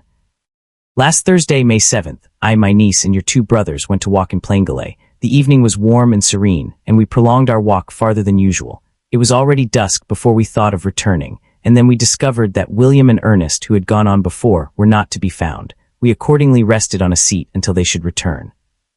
Presently Ernest came and inquired if we had seen his brother. He said that he had been playing with him, that William had run away to hide himself, and that he vainly sought for him, and afterwards waited for a long time, but that he did not return. This account rather alarmed us, and we continued to search for him until night fell, when Elizabeth conjectured that he might have returned to the house. He was not there. We returned again with torches, for I could not rest when I thought that my sweet boy had lost himself, and was exposed to all the damps and dews of night. Elizabeth also suffered extreme anguish. About 5 in the morning I discovered my lovely boy, whom the night before I had seen blooming and active in health, stretched on the grass livid and motionless. The print of the murderer's finger was on his neck. He was conveyed home, and the anguish that was visible in my countenance betrayed the secret to Elizabeth. She was very earnest to see the corpse. At first I attempted to prevent her, but she persisted, and entering the room where it lay, hastily examined the neck of the victim, and clasping her hands exclaimed, "O God, I have murdered my darling child." She fainted and was restored with extreme difficulty. When she again lived, it was only to weep and sigh. She told me that that same evening William had teased her to let him wear a very valuable miniature that she possessed of your mother. This picture is gone, and was doubtless the temptation which urged the murderer to the deed. We have no trace of him at present, although our exertions to discover him are unremitted, but they will not restore my beloved William. Come, dearest Victor, you alone can console Elizabeth. She weeps continually and accuses herself unjustly as the cause of his death. Her words pierce my heart. We are all unhappy, but will not that be an additional motive for you, my son, to return and be our comforter, your dear mother? Alas, Victor, I now say, thank God she did not live to witness the cruel, miserable death of her youngest darling. Come, Victor, not brooding thoughts of vengeance against the assassin, but with feelings of peace and gentleness that will heal, instead of festering, the wounds of our minds. Enter the house of mourning, my friend, but with kindness and affection for those who love you, and not with hatred for your enemies. Your affectionate and afflicted father, Alphonse Frankenstein. Clerval, who had watched my countenance as I read this letter, was surprised to observe the despair that succeeded the joy I at first expressed on receiving news from my friends. I threw the letter on the table and covered my face with my hands. My dear Frankenstein, exclaimed Henry, when he perceived me weep with bitterness, are you always to be unhappy? My dear friend, what has happened? I motioned him to take up the letter, while I walked up and down the room in the extremest agitation. Tears also gushed from the eyes of Clerval as he read the account of my misfortune. I can offer you no consolation, my friend, said he. Your disaster is irreparable. What do you intend to do? To go instantly to Geneva. Come with me, Henry, to order the horses. During our walk, Clerval endeavored to say a few words of consolation. He could only express his heartfelt sympathy. Poor William, said he, dear lovely child, he now sleeps with his angel mother, who that had seen him bright and joyous in his young beauty, but must weep over his untimely loss. To die so miserably, to feel the murderer's grasp, how much more a murder that could destroy radiant innocence. Poor little fellow, one only consolation have we, his friends mourn and weep, but he is at rest. The pang is over, his sufferings are at an end forever. A sod covers his gentle form, and he knows no pain. He can no longer be a subject for pity. We must reserve that for his miserable survivors. Clerval spoke thus as we hurried through the streets. The words impressed themselves on my mind, and I remembered them afterwards in solitude. But now, as soon as the horses arrived, I hurried into a cabriolet and bade farewell to my friend. My journey was very melancholy. At first I wished to hurry on, for I longed to console and sympathize with my loved and sorrowing friends, but when I drew near my native town, I slackened my progress. I could hardly sustain the multitude of feelings that crowded into my mind. I passed through scenes familiar to my youth, but which I had not seen for nearly 6 years. How altered everything might be during that time. One sudden and desolating change had taken place, but 1,000 little circumstances might have by degrees worked other alterations, which, although they were done more tranquilly, might not be the less decisive. Fear overcame me. I dared no advance, dreading 1,000 nameless evils that made me tremble, although I was unable to define them. I remained 2 days at Lausanne in this painful state of mind. I contemplated the lake. The waters were placid, all around was calm, and the snowy mountains, the palaces of nature, were not changed. By degrees the calm and heavenly scene restored me, and I continued my journey towards Geneva. The road ran by the side of the lake, which became narrower as I approached my native town. I discovered more distinctly the black sides of Jura and the bright summit of Mont Blanc. I wept like a child. Dear mountains, my own beautiful lake, how do you welcome your wanderer? Your summits are clear, the sky and lake are blue and placid. Is this to prognosticate peace or to mock at my unhappiness? I fear, my friend, that I shall render myself tedious by dwelling on these preliminary circumstances, but they were days of comparative happiness, and I think of them with pleasure. My country, my beloved country, who but a native can tell the delight I took in again beholding thy streams, thy mountains, and more than all, thy lovely lake. Yet as I drew nearer home, grief and fear again overcame me. Night also closed around, and when I could hardly see the dark mountains, I felt still more gloomily. The picture appeared a vast and dim scene of evil, and I foresaw obscurely that I was destined to become the most wretched of human beings. Alas! I prophesied truly, and failed only in one single circumstance, that in all the misery I imagined and dreaded, I did not conceive the 100th part of the anguish I was destined to endure. It was completely dark when I arrived in the environs of Geneva. The gates of the town were already shut, and I was obliged to pass the night at Secherin, a village at the distance of half a league from the city. The sky was serene, and as I was unable to rest, I resolved to visit the spot where my poor William had been murdered. As I could not pass through the town, I was obliged to cross the lake in a boat to arrive at Plainpalais. During this short voyage, I saw the lightning playing on the summit of Mont Blanc in the most beautiful figures. The storm appeared to approach rapidly, and on landing, I ascended a low hill that I might observe its progress. It advanced, the heavens were clouded, and I soon felt the rain coming slowly in large drops, but its violence quickly increased. I quitted my seat and walked on, although the darkness and storm increased every minute, and the thunder burst with a terrific crash over my head. It was echoed from Salve, the Juras, and the Alps of Savoy. Vivid flashes of lightning dazzled my eyes, illuminating the lake, making it appear like a vast sheet of fire. Then for an instant everything seemed of a pitchy darkness, until the eye recovered itself from the preceding flash. The storm, as is often the case in Switzerland, appeared at once in various parts of the heavens. The most violent storm hung exactly north of the town, over the part of the lake which lies between the promontory of Belrive and the village of Coppet. Another storm enlightened Jura with faint flashes, and another darkened and sometimes disclosed the Mole, a peaked mountain to the east of the lake. While I watched the tempest, so beautiful yet terrific, I wandered on with a hasty step. This noble war in the sky elevated my spirits. I clasped my hands and exclaimed aloud, "William, dear angel, this is thy funeral, this thy dirge." As I said these words, I perceived in the gloom a figure which stole from behind a stump of trees near me. I stood fixed, gazing intently. I could not be mistaken. A flash of lightning illuminated the object, and discovered its shape plainly to me, its gigantic stature, and the deformity of its aspect more hideous than belongs to humanity, instantly informed me that it was the wretch, the filthy demon, to whom I had given life. What did he there? Could he be? I shuddered at the conception, the murderer of my brother. No sooner did that idea cross my imagination than I became convinced of its truth. My teeth chattered, and I was forced to lean against a tree for support. The figure passed me quickly, and I lost it in the gloom. Nothing in human shape could have destroyed the fair child. He was the murderer, I could not doubt it. The mere presence of the idea was an irresistible proof of the fact. I thought of pursuing the devil, but it would have been in vain, for another flash discovered him to me hanging among the rocks of the nearly perpendicular ascent of Mont Salve, a hill that bounds Plainpalais on the south. He soon reached the summit and disappeared. I remained motionless. The thunder ceased, but the rain still continued, and the scene was enveloped in an impenetrable darkness.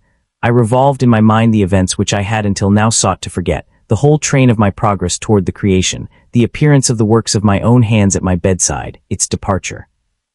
2 years had now nearly elapsed since the night on which he first received life, and was this his first crime? Alas, I had turned loose into the world a depraved wretch, whose delight was in carnage and misery, had he not murdered my brother.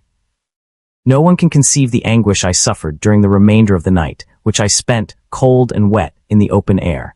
But I did not feel the inconvenience of the weather. My imagination was busy in scenes of evil and despair.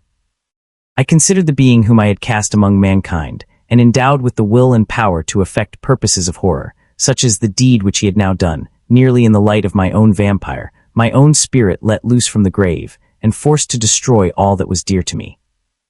Day dawned, and I directed my steps towards the town. The gates were open, and I hastened to my father's house. My first thought was to discover what I knew of the murderer, and cause instant pursuit to be made, but I paused when I reflected on the story that I had to tell.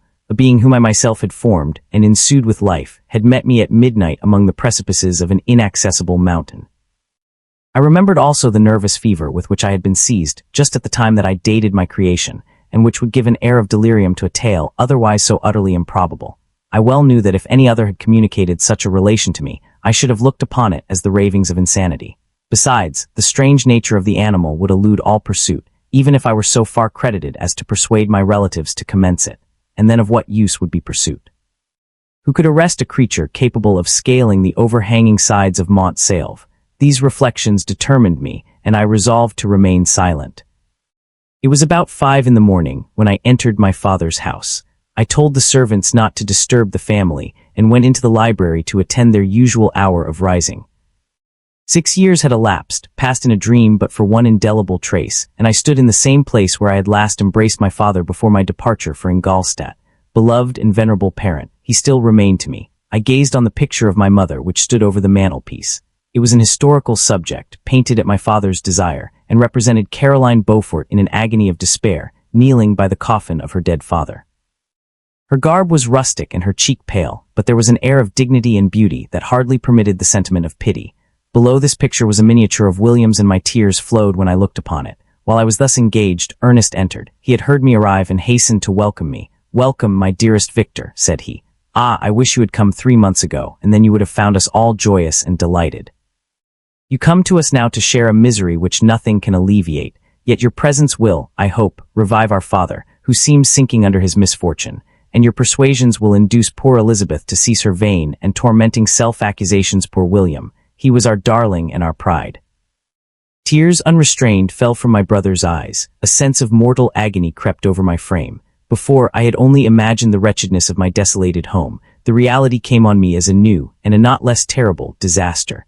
I tried to calm Ernest. I inquired more minutely concerning my father, and here I named my cousin. She most of all, said Ernest, requires consolation. She accused herself of having caused the death of my brother, and that made her very wretched. But since the murderer has been discovered, the murderer discovered. Good God, how can that be? Who could attempt to pursue him? It is impossible. One might as well try to overtake the winds or confine a mountain stream with a straw. I saw him too. He was free last night. I do not know what you mean, replied my brother in accents of wonder, but to us the discovery we have made completes our misery. No one would believe it at first, and even now Elizabeth will not be convinced, notwithstanding all the evidence. Indeed, who would credit that Justine Moritz, who was so amiable and fond of all the family, could suddenly become so capable of so frightful, so appalling a crime?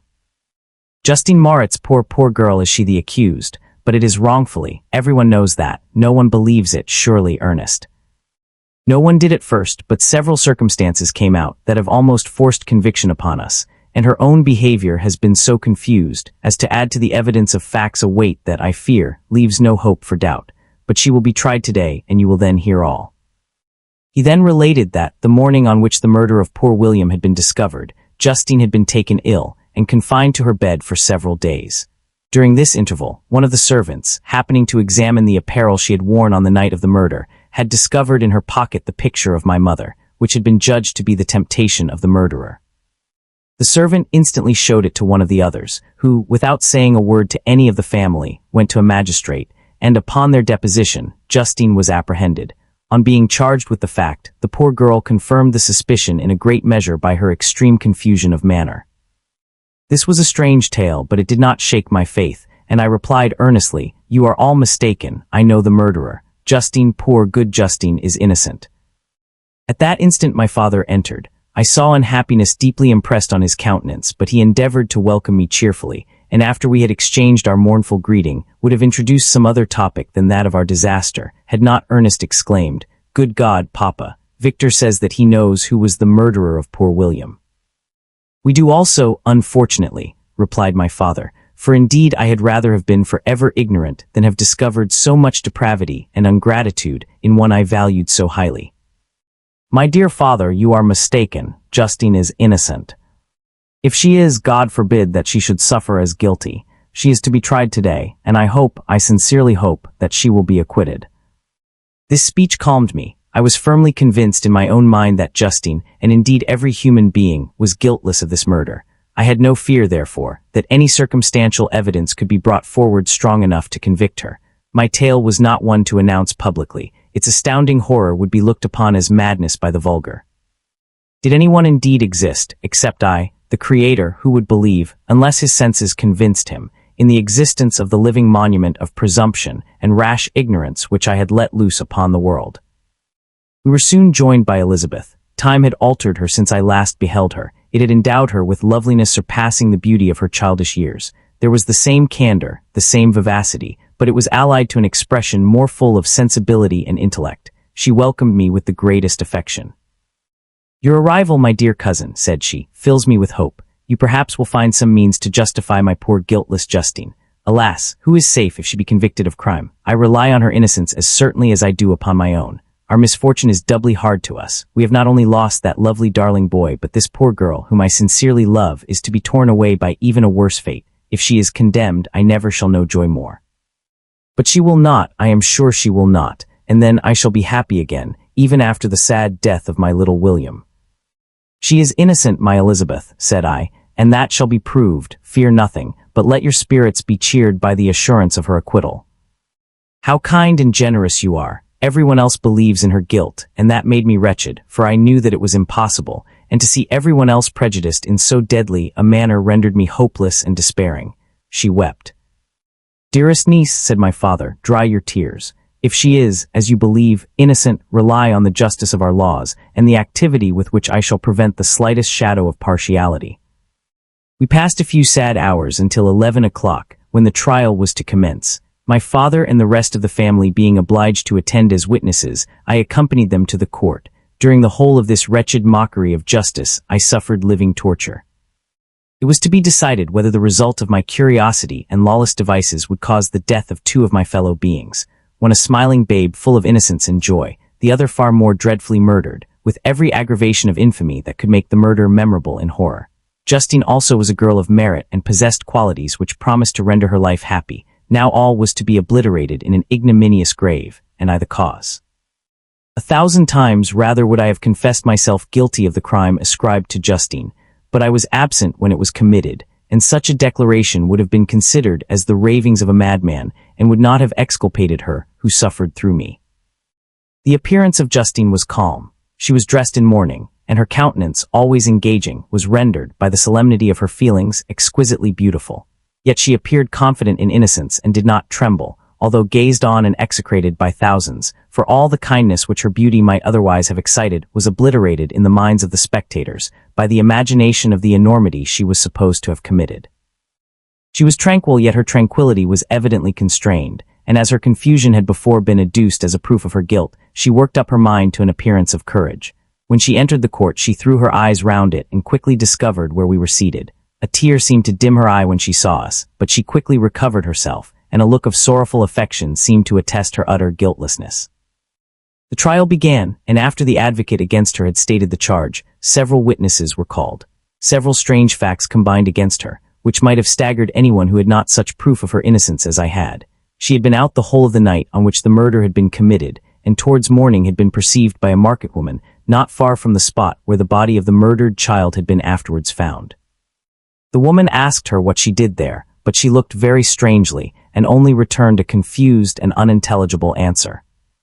She returned to the house about 8 o'clock, and when one inquired where she had passed the night, she replied that she had been looking for the child and demanded earnestly if anything had been heard concerning him.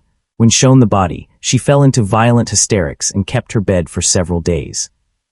The picture was then produced which the servant had found in her pocket, and when Elizabeth, in a faltering voice, proved that it was the same which, an hour before the child had been missed, she had placed round his neck, a murmur of horror and indignation filled the court.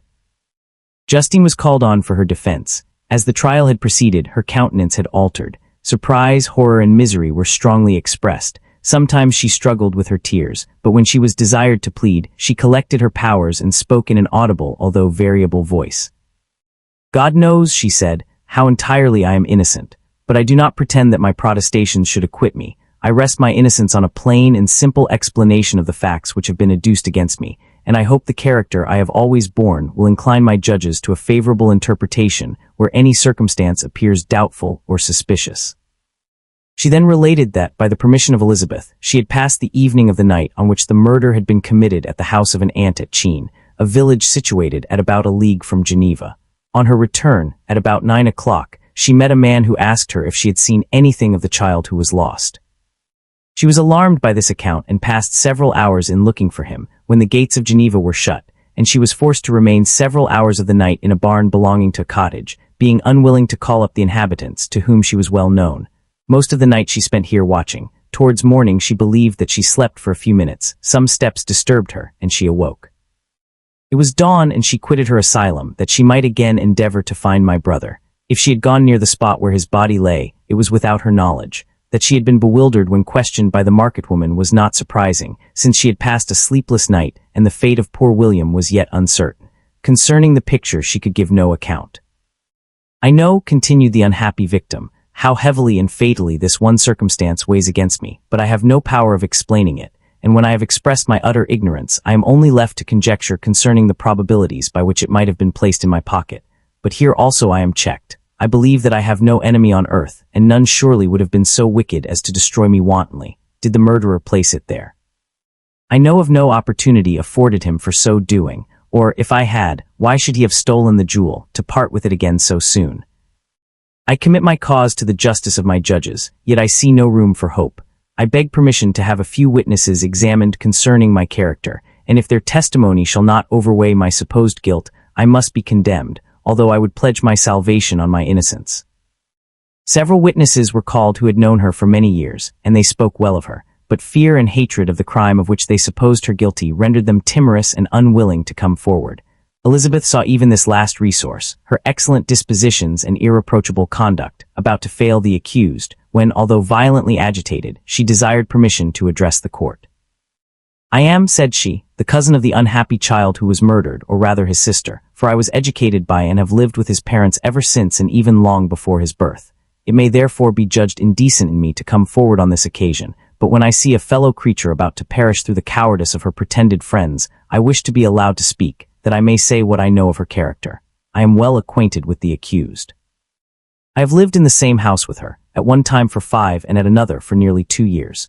During all that period she appeared to me the most amiable and benevolent of human creatures. She nursed Madame Frankenstein, my aunt, in her last illness, with the greatest affection and care, and afterwards attended her own mother during a tedious illness, in a manner that excited the admiration of all who knew her, after which she again lived in my uncle's house, where she was beloved by all the family. She was warmly attached to the child who is now dead and acted towards him like a most affectionate mother. For my own part, I do not hesitate to say that, notwithstanding all the evidence produced against her, I believe and rely on her perfect innocence. She had no temptation for such an action. As to the bauble on which the chief proof rests, if she had earnestly desired it, I should have willingly given it to her, so much do I esteem and value her."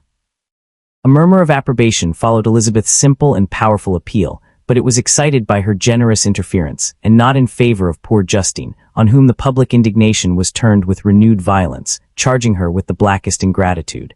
She herself wept as Elizabeth spoke, but she did not answer. My own agitation and anguish was extreme during the whole trial. I believed in her innocence, I knew it. Could the demon who had, I did not for a minute doubt, murdered my brother also in his hellish sport have betrayed the innocent to death and ignominy? I could not sustain the horror of my situation, and when I perceived that the popular voice and the countenances of the judges had already condemned my unhappy victim, I rushed out of the court in agony. The tortures of the accused did not equal mine. She was sustained by innocence, but the fangs of remorse tore my bosom and would not forego their hold.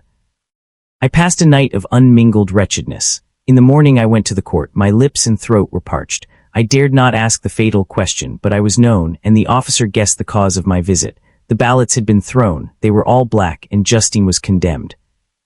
I cannot pretend to describe what I then felt. I had before experienced sensations of horror, and I have endeavored to bestow upon them adequate expressions, but words cannot convey an idea of the heart-sickening despair that I then endured. The person to whom I addressed myself added that Justine had already confessed her guilt. That evidence, he observed, was hardly required in so glaring a case, but I am glad of it, and indeed, none of our judges like to condemn a criminal upon circumstantial evidence, be it ever so decisive. This was strange and unexpected intelligence. What could it mean? Had my eyes deceived me? And was I really as mad as the whole world would believe me to be if I disclosed the object of my suspicions? I hastened to return home, and Elizabeth eagerly demanded the result. "My cousin," replied I, "it is decided as you may have expected. All judges had rather that 10 innocent should suffer than that 1 guilty should escape, but she has confessed." This was a dire blow to poor Elizabeth, who had relied with firmness upon Justine's innocence.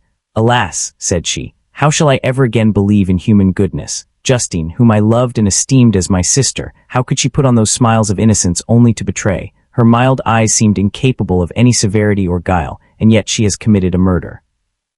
Soon after we heard that the poor victim had expressed a desire to see my cousin. My father wished her not to go, but said that he left it to her own judgment and feelings to decide. "Yes," said Elizabeth, "I will go although she is guilty, and you, Victor, shall accompany me. I cannot go alone." The idea of this visit was torture to me, yet I could not refuse.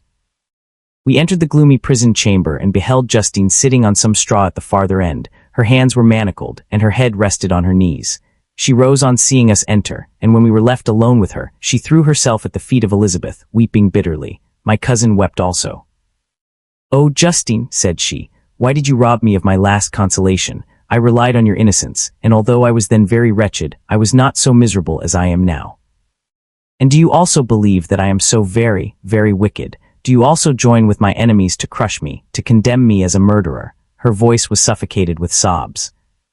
"Rise, my poor girl," said Elizabeth. "Why do you kneel if you are innocent? I am not one of your enemies. I believed you guiltless, notwithstanding every evidence, until I heard that you had yourself declared your guilt. That report, you say, is false." And he assured dear Justine that nothing can shake my confidence in you for a moment but your own confession.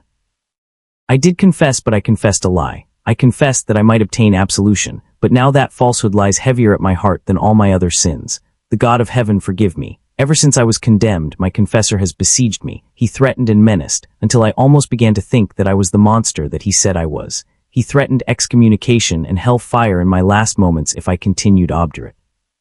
Dear lady, I had none to support me. All looked on me as a wretch doomed to ignominy and perdition. What could I do? In an evil hour I subscribed to a lie, and now only am I truly miserable.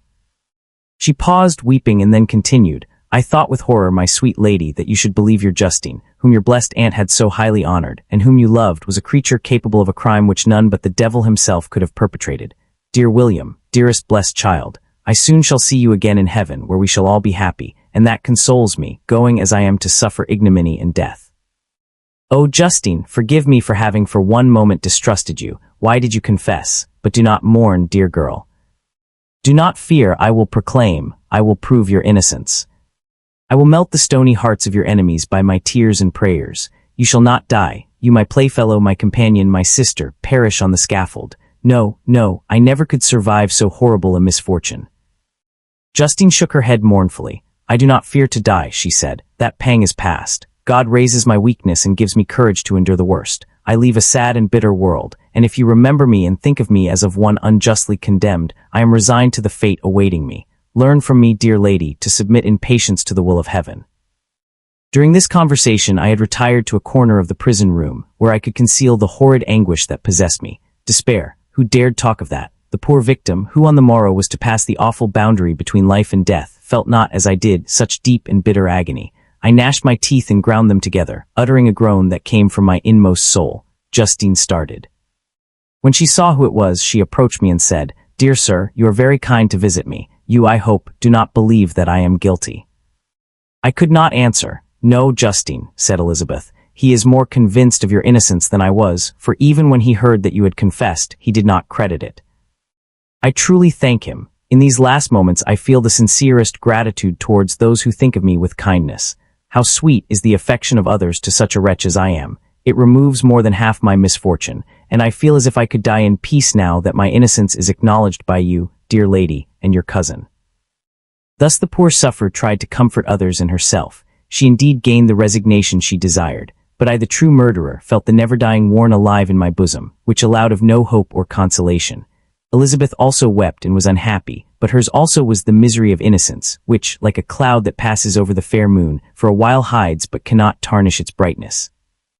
Anguish and despair had penetrated into the core of my heart. I bore a hell within me which nothing could extinguish. We stayed several hours with Justine, and it was with great difficulty that Elizabeth could tear herself away. I wish, cried she, that I were to die with you. I cannot live in this world of misery. Justine assumed an air of cheerfulness, while she with difficulty repressed her bitter tears.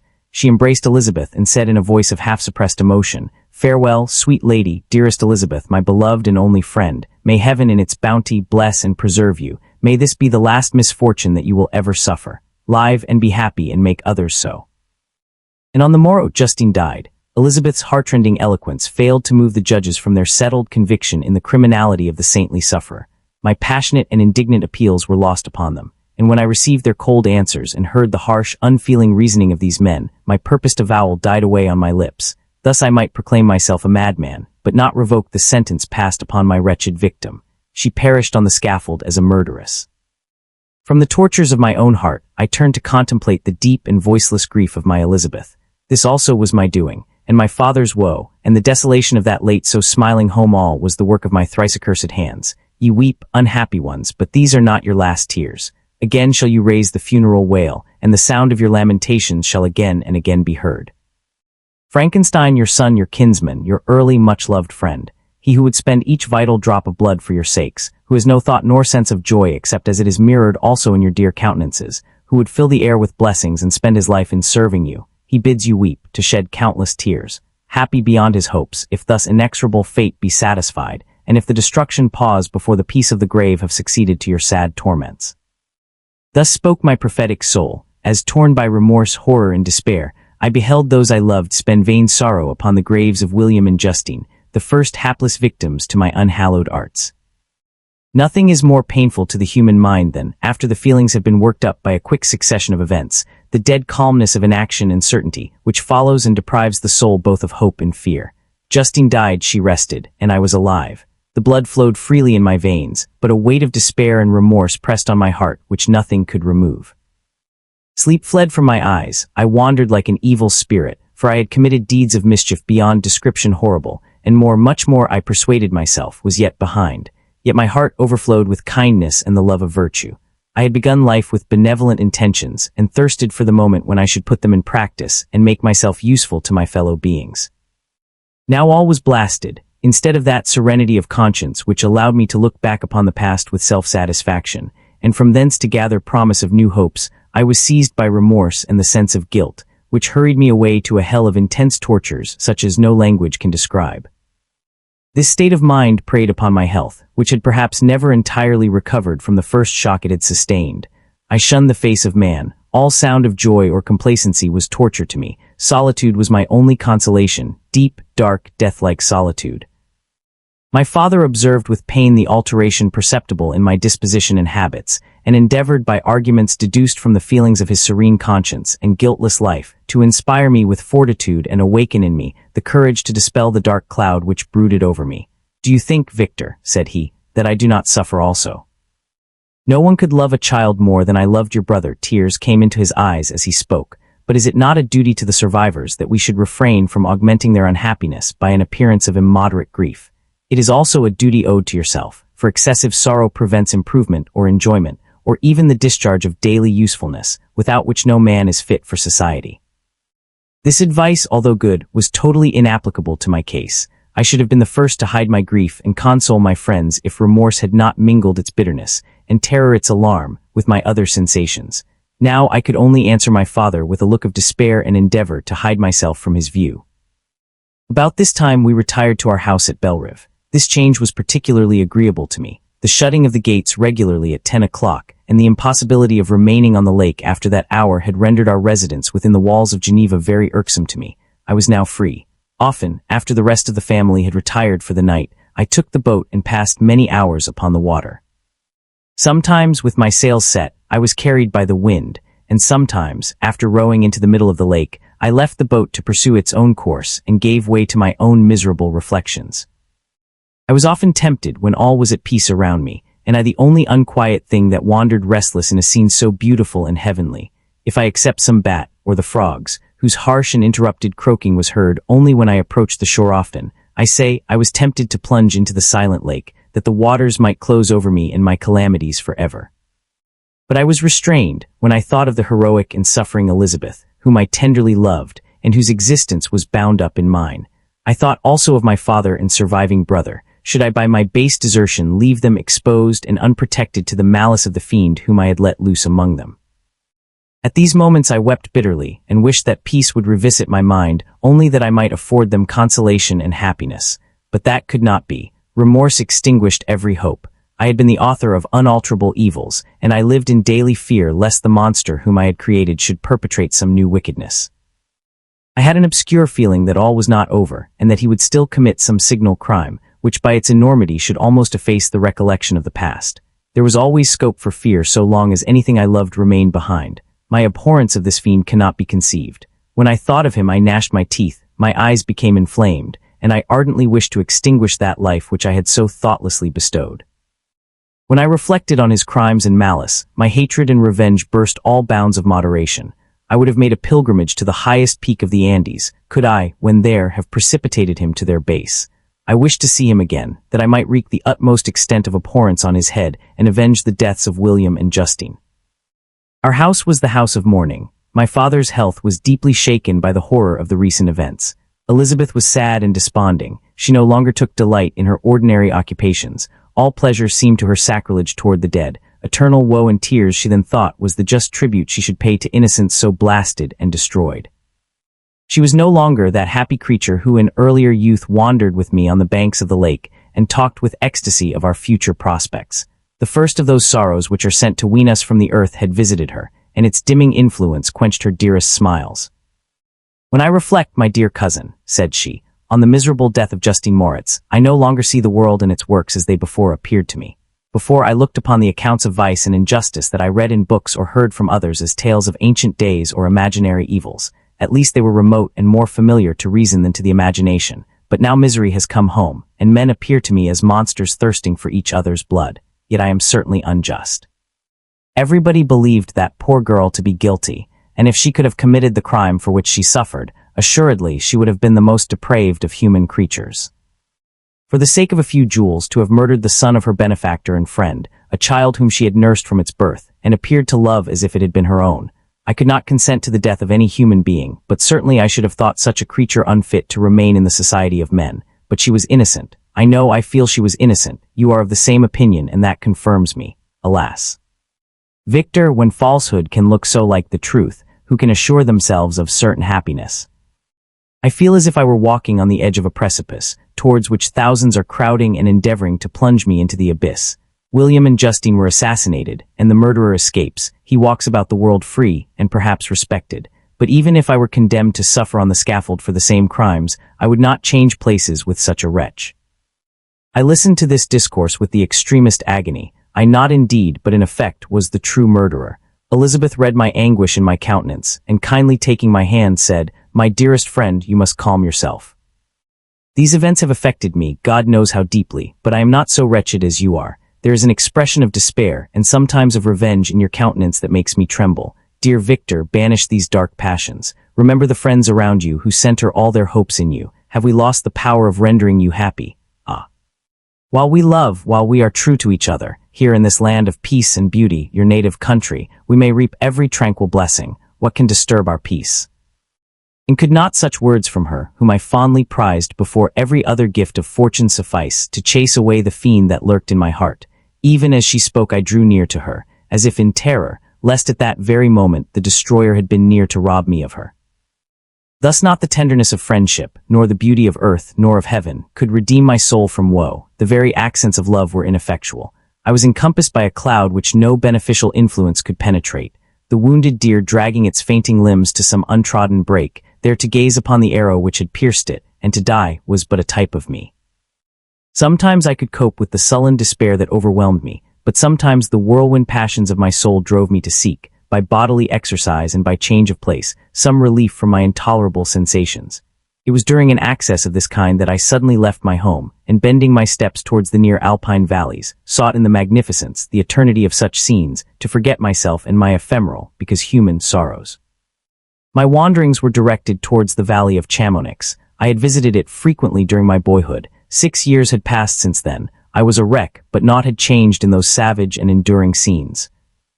I performed the first part of my journey on horseback. I afterwards hired a mule, as the more sure-footed and least liable to receive injury on these rugged roads.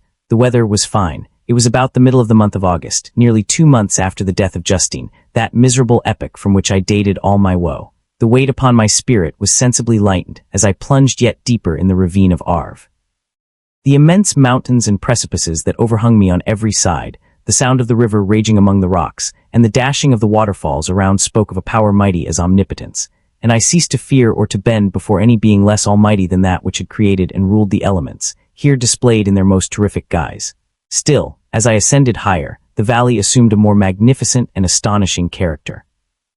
Ruined castles hanging on the precipices of piney mountains, the impetuous Arve, and cottages every here and there peeping forth from among the trees formed a scene of singular beauty. But it was augmented and rendered sublime by the mighty Alps, whose white and shining pyramids and domes towered above all, as belonging to another earth, the habitations of another race of beings. I passed the bridge of Pellissier, where the ravine, which the river forms, opened before me, and I began to ascend the mountain that overhangs it.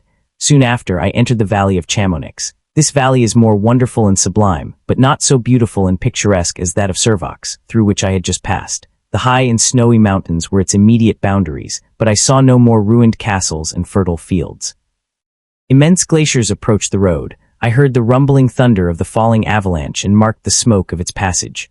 Mont Blanc, the supreme and magnificent Mont Blanc, raised itself from the surrounding aiguilles, and its tremendous dome overlooked the valley. A tingling, long-lost sense of pleasure often came across me during this journey. Some turn in the road, some new object suddenly perceived and recognized, reminded me of days gone by, and were associated with the light-hearted gaiety of boyhood. The very winds whispered in soothing accents, and maternal nature bade me weep no more. Then again the kindly influence ceased to act. I found myself fettered again to grief and indulging in all the misery of reflection. Then I spurred on my animal, striving so to forget the world my fears, and more than all myself for in a more desperate fashion, I alighted and threw myself on the grass, weighed down by horror and despair. At length I arrived at the village of Chamonix. Exhaustion succeeded to the extreme fatigue both of body and of mind which I had endured. For a short space of time I remained at the window watching the pallid lightnings that played above Mont Blanc and listening to the rushing of the Arve which pursued its noisy way beneath. The same lulling sounds acted as a lullaby to my too keen sensations. When I placed my head upon my pillow, sleep crept over me. I felt it as it came and blessed the giver of oblivion. I spent the following day roaming through the valley. I stood beside the sources of the Arveiron, which take their rise in a glacier that with slow pace is advancing down from the summit of the hills to barricade the valley. The abrupt sides of vast mountains were before me, the icy wall of the glacier overhung me, a few shattered pines were scattered around. And the solemn silence of this glorious presence chamber of imperial nature was broken only by the brawling waves or the fall of some vast fragment.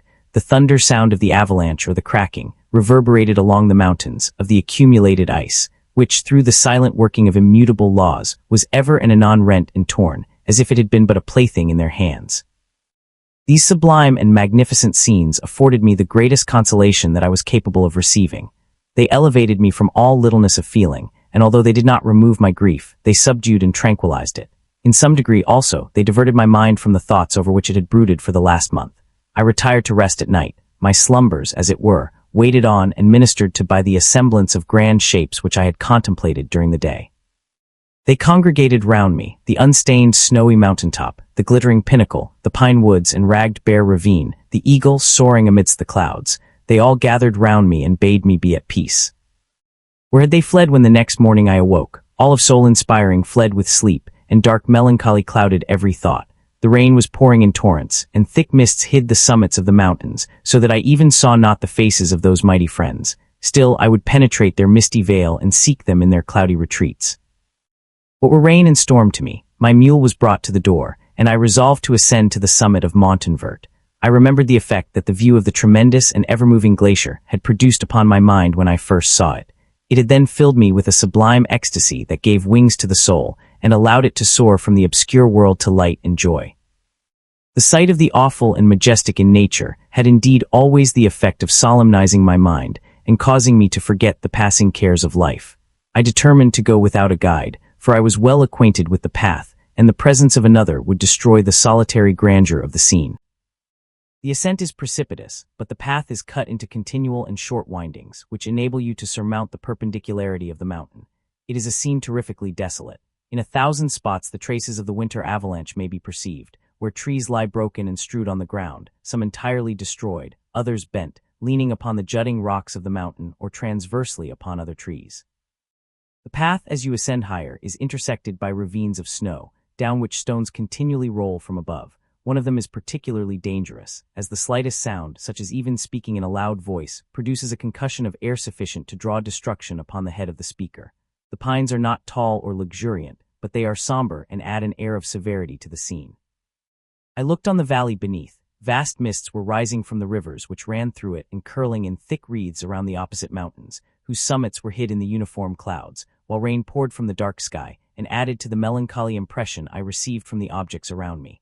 Alas, why does man boast of sensibilities superior to those apparent in the brute? It only renders them more necessary beings. If our impulses were confined to hunger, thirst, and desire, we might be nearly free. But now we are moved by every wind that blows and a chance word or scene that word may convey to us. We rest, a dream has power to poison sleep. We rise, one wandering thought pollutes the day. We feel, conceive, or reason, laugh or weep, embrace fond woe, or cast our cares away. It is the same, for be it joy or sorrow, the path of its departure still is free. Man's yesterday may ne'er be like his morrow, naught may endure but mutability. It was nearly noon when I arrived at the top of the ascent. For some time I sat upon the rock that overlooks the sea of ice. A mist covered both that and the surrounding mountains. Presently a breeze dissipated the cloud, and I descended upon the glacier. The surface is very uneven, rising like the waves of a troubled sea, descending low and interspersed by rifts that sink deep. The field of ice is almost a league in width, but I spent nearly 2 hours in crossing it. The opposite mountain is a bare perpendicular rock. From the side where I now stood, Montanvert was exactly opposite, at the distance of a league, and above it rose Mont Blanc in awful majesty. I remained in a recess of the rock, gazing on this wonderful and stupendous scene. The sea, or rather the vast river of ice, wound among its dependent mountains, whose aerial summits hung over its recesses. Their icy and glittering peaks shone in the sunlight over the clouds. My heart, which was before sorrowful, now swelled with something like joy. I exclaimed, "Wandering spirits, if indeed ye wander, and do not rest in your narrow beds, allow me this faint happiness, or take me, as your companion, away from the joys of life." As I said this, I suddenly beheld the figure of a man, at some distance, advancing towards me with superhuman speed. He bounded over the crevices in the ice, among which I had walked with caution. His stature also, as he approached, seemed to exceed that of man. I was troubled. A mist came over my eyes, and I felt a faintness seize me, but I was quickly restored by the cold gale of the mountains. I perceived, as the shape came nearer, sight tremendous and abhorred, that it was the wretch whom I had created. I trembled with rage and horror, resolving to wait his approach and then close with him in mortal combat. He approached. His countenance bespoke bitter anguish, combined with disdain and malignity, while its unearthly ugliness rendered it almost too horrible for human eyes. But I scarcely observed this. Rage and hatred had at first deprived me of utterance, and I recovered only to overwhelm him with words expressive of furious detestation and contempt. "Devil," I exclaimed, "do you dare approach me? And do not you fear the fierce vengeance of my arm wreaked on your miserable head? Begone, vile insect, or rather stay, that I may trample you to dust. And oh, that I could, with the extinction of your miserable existence, restore those victims whom you have so diabolically murdered." "I expected this reception," said the common. "All men hate the wretched. How then must I be hated, who am miserable beyond all living things? Yet you, my Creator, detest and spurn me, thy creature, to whom thou art bound by ties only dissoluble by the annihilation of one of us. You purpose to kill me. How dare you sport thus with life? Do your duty towards me, and I will do mine towards you and the rest of mankind. If you will comply with my conditions, I will leave them and you at peace. But if you refuse, I will glut the maw of death, until it be satiated with the blood of your remaining friends. Abhorred monster, fiend that thou art, the tortures of hell are too mild a vengeance for thy crimes. Wretched devil, you reproach me with your creation. Come on then, that I may extinguish the spark which I so negligently bestowed." My rage was without bounds. I sprang on him, impelled by all the feelings which can arm one being against the existence of another. He easily eluded me and said, "Be calm. I entreat you to hear me before you give vent to your hatred on my devoted head. Have I not suffered enough that you seek to increase my misery? Life, although it may only be an accumulation of anguish, is dear to me, and I will defend it. Remember, thou hast made me more powerful than thyself. My height is superior to thine, my joints more supple. But I will not be tempted to set myself in opposition to thee. I am thy creature, and I will be even mild and docile to my natural lord and king, if thou wilt also perform thy part, the which thou owest me. O Frankenstein, be not equitable to every other and trample upon me alone, to whom thy justice, and even thy clemency and affection, is most due. Remember that I am thy creature. I ought to be thy Adam, but I am rather the fallen angel, whom thou drivest from joy for no misdeed. Everywhere I see bliss, from which I alone am irrevocably excluded. I was benevolent and good. Misery made me a fiend. Make me happy, and I shall again be virtuous. Begone, I will not hear you. There can be no community between you and me. We are enemies. Begone, or let us try our strength in a fight in which one must fall. How can I move thee? Will no entreaties cause thee to turn a favorable eye upon thy creature, who implores thy goodness and compassion? Believe me, Frankenstein, I was benevolent. My soul glowed with love and humanity. But am I not alone, miserably alone? You, my Creator, abhor me. What hope can I gather from your fellow creatures, who owe me nothing? They spurn and hate me. The desert mountains and dreary glaciers are my refuge. I have wandered here many days. The caves of ice, which I only do not fear, are a dwelling to me, and the only one which man does not grudge. These bleak skies I hail, for they are kinder to me than your fellow beings. If the multitude of mankind knew of my existence, they would do as you do, and arm themselves for my destruction. Shall I not then hate them who abhor me? I will keep no terms with my enemies. I am miserable, and they shall share my wretchedness. Yet it is in your power to recompense me, and deliver them from an evil which it only remains for you to make so great, that not only you and your family, but thousands of others, shall be swallowed up in the whirlwinds of its rage. Let your compassion be moved, and do not disdain me. Listen to my tale. When you have heard that, abandon or commiserate me as you shall judge that I deserve. But hear me. The guilty are allowed, by human laws, bloody as they are, to speak in their own defense before they are condemned. Listen to me, Frankenstein. You accuse me of murder, and yet you would, with a satisfied conscience, destroy your own creature. Oh, praise the eternal justice of man. Yet I ask you not to spare me. Listen to me, and then, if you can, and if you will, destroy the work of your hands. Why do you call to my remembrance, I rejoined, circumstances of which I shudder to reflect, that I have been the miserable origin and author? Cursed be the day, abhorred devil, in which you first saw light. Cursed, although I curse myself, be the hands that formed you. You have made me wretched beyond expression. You have left me no power to consider whether I am just to you or not. Begone, relieve me from the sight of your detested form. Thus I relieve thee, my creator, he said, and placed his hated hands before my eyes, which I flung from me with violence. Thus I take from thee a sight which you abhor. Still thou canst listen to me and grant me thy compassion. By the virtues that I once possessed, I demand this from you. Hear my tale, it is long and strange, and the temperature of this place is not fitting to your fine sensations. Come to the hut upon the mountain.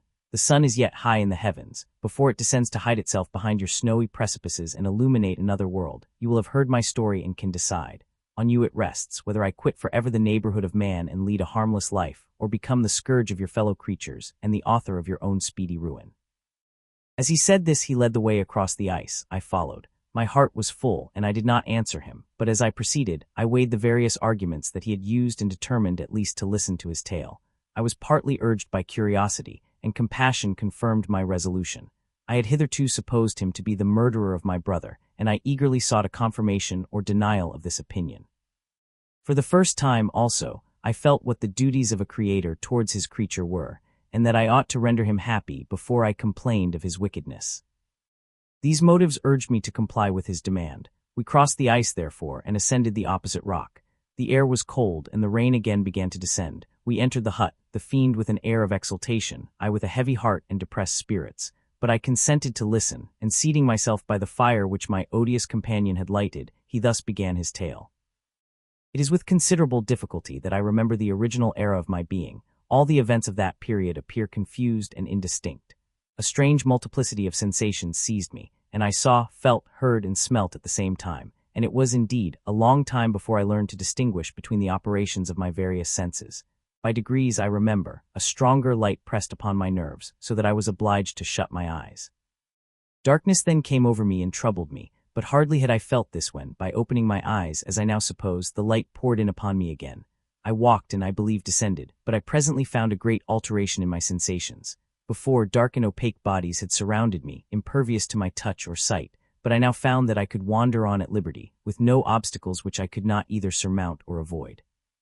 The light became more and more oppressive to me, and the heat wearying me as I walked, I sought a place where I could receive shade. This was the forest near Ingolstadt, and here I lay by the side of a brook resting from my fatigue, until I felt tormented by hunger and thirst. This roused me from my nearly dormant state, and I ate some berries which I found hanging on the trees or lying on the ground. I slaked my thirst at the brook, and then lying down, was overcome by sleep. It was dark when I awoke. I felt cold also, and half frightened, as it were, instinctively, finding myself so desolate. Before I had quitted your apartment, on a sensation of cold, I had covered myself with some clothes, but these were insufficient to secure me from the dews of night. I was a poor, helpless, miserable wretch. I knew and could distinguish nothing, but feeling pain invade me on all sides, I sat down and wept. Soon a gentle light stole over the heavens and gave me a sensation of pleasure. I started up and beheld a radiant form rise from among the trees. The moon I gazed with a kind of wonder. It moved slowly, but it enlightened my path, and I again went out in search of berries. I was still cold when under one of the trees I found a huge cloak with which I covered myself and sat down upon the ground. No distinct ideas occupied my mind. All was confused. I felt light and hunger and thirst and darkness. Innumerable sounds rang in my ears, and on all sides various scents saluted me. The only object that I could distinguish was the bright moon, and I fixed my eyes on that with pleasure. Several changes of day and night passed, and the orb of night had greatly lessened, when I began to distinguish my sensations from each other. I gradually saw plainly the clear stream that supplied me with drink, and the trees that shaded me with their foliage. I was delighted when I first discovered that a pleasant sound, which often saluted my ears, proceeded from the throats of the little winged animals who had often intercepted the light from my eyes. I began also to observe, with greater accuracy, the forms that surrounded me, and to perceive the boundaries of the radiant roof of light which canopied me. Sometimes I tried to imitate the pleasant songs of the birds, but was unable. Sometimes I wished to express my sensations in my own mode, but the uncouth and inarticulate sounds which broke from me frightened me into silence again. The moon had disappeared from the night, and again, with a lessened form, showed itself, while I still remained in the forest. My sensations had by this time become distinct, and my mind received every day additional ideas.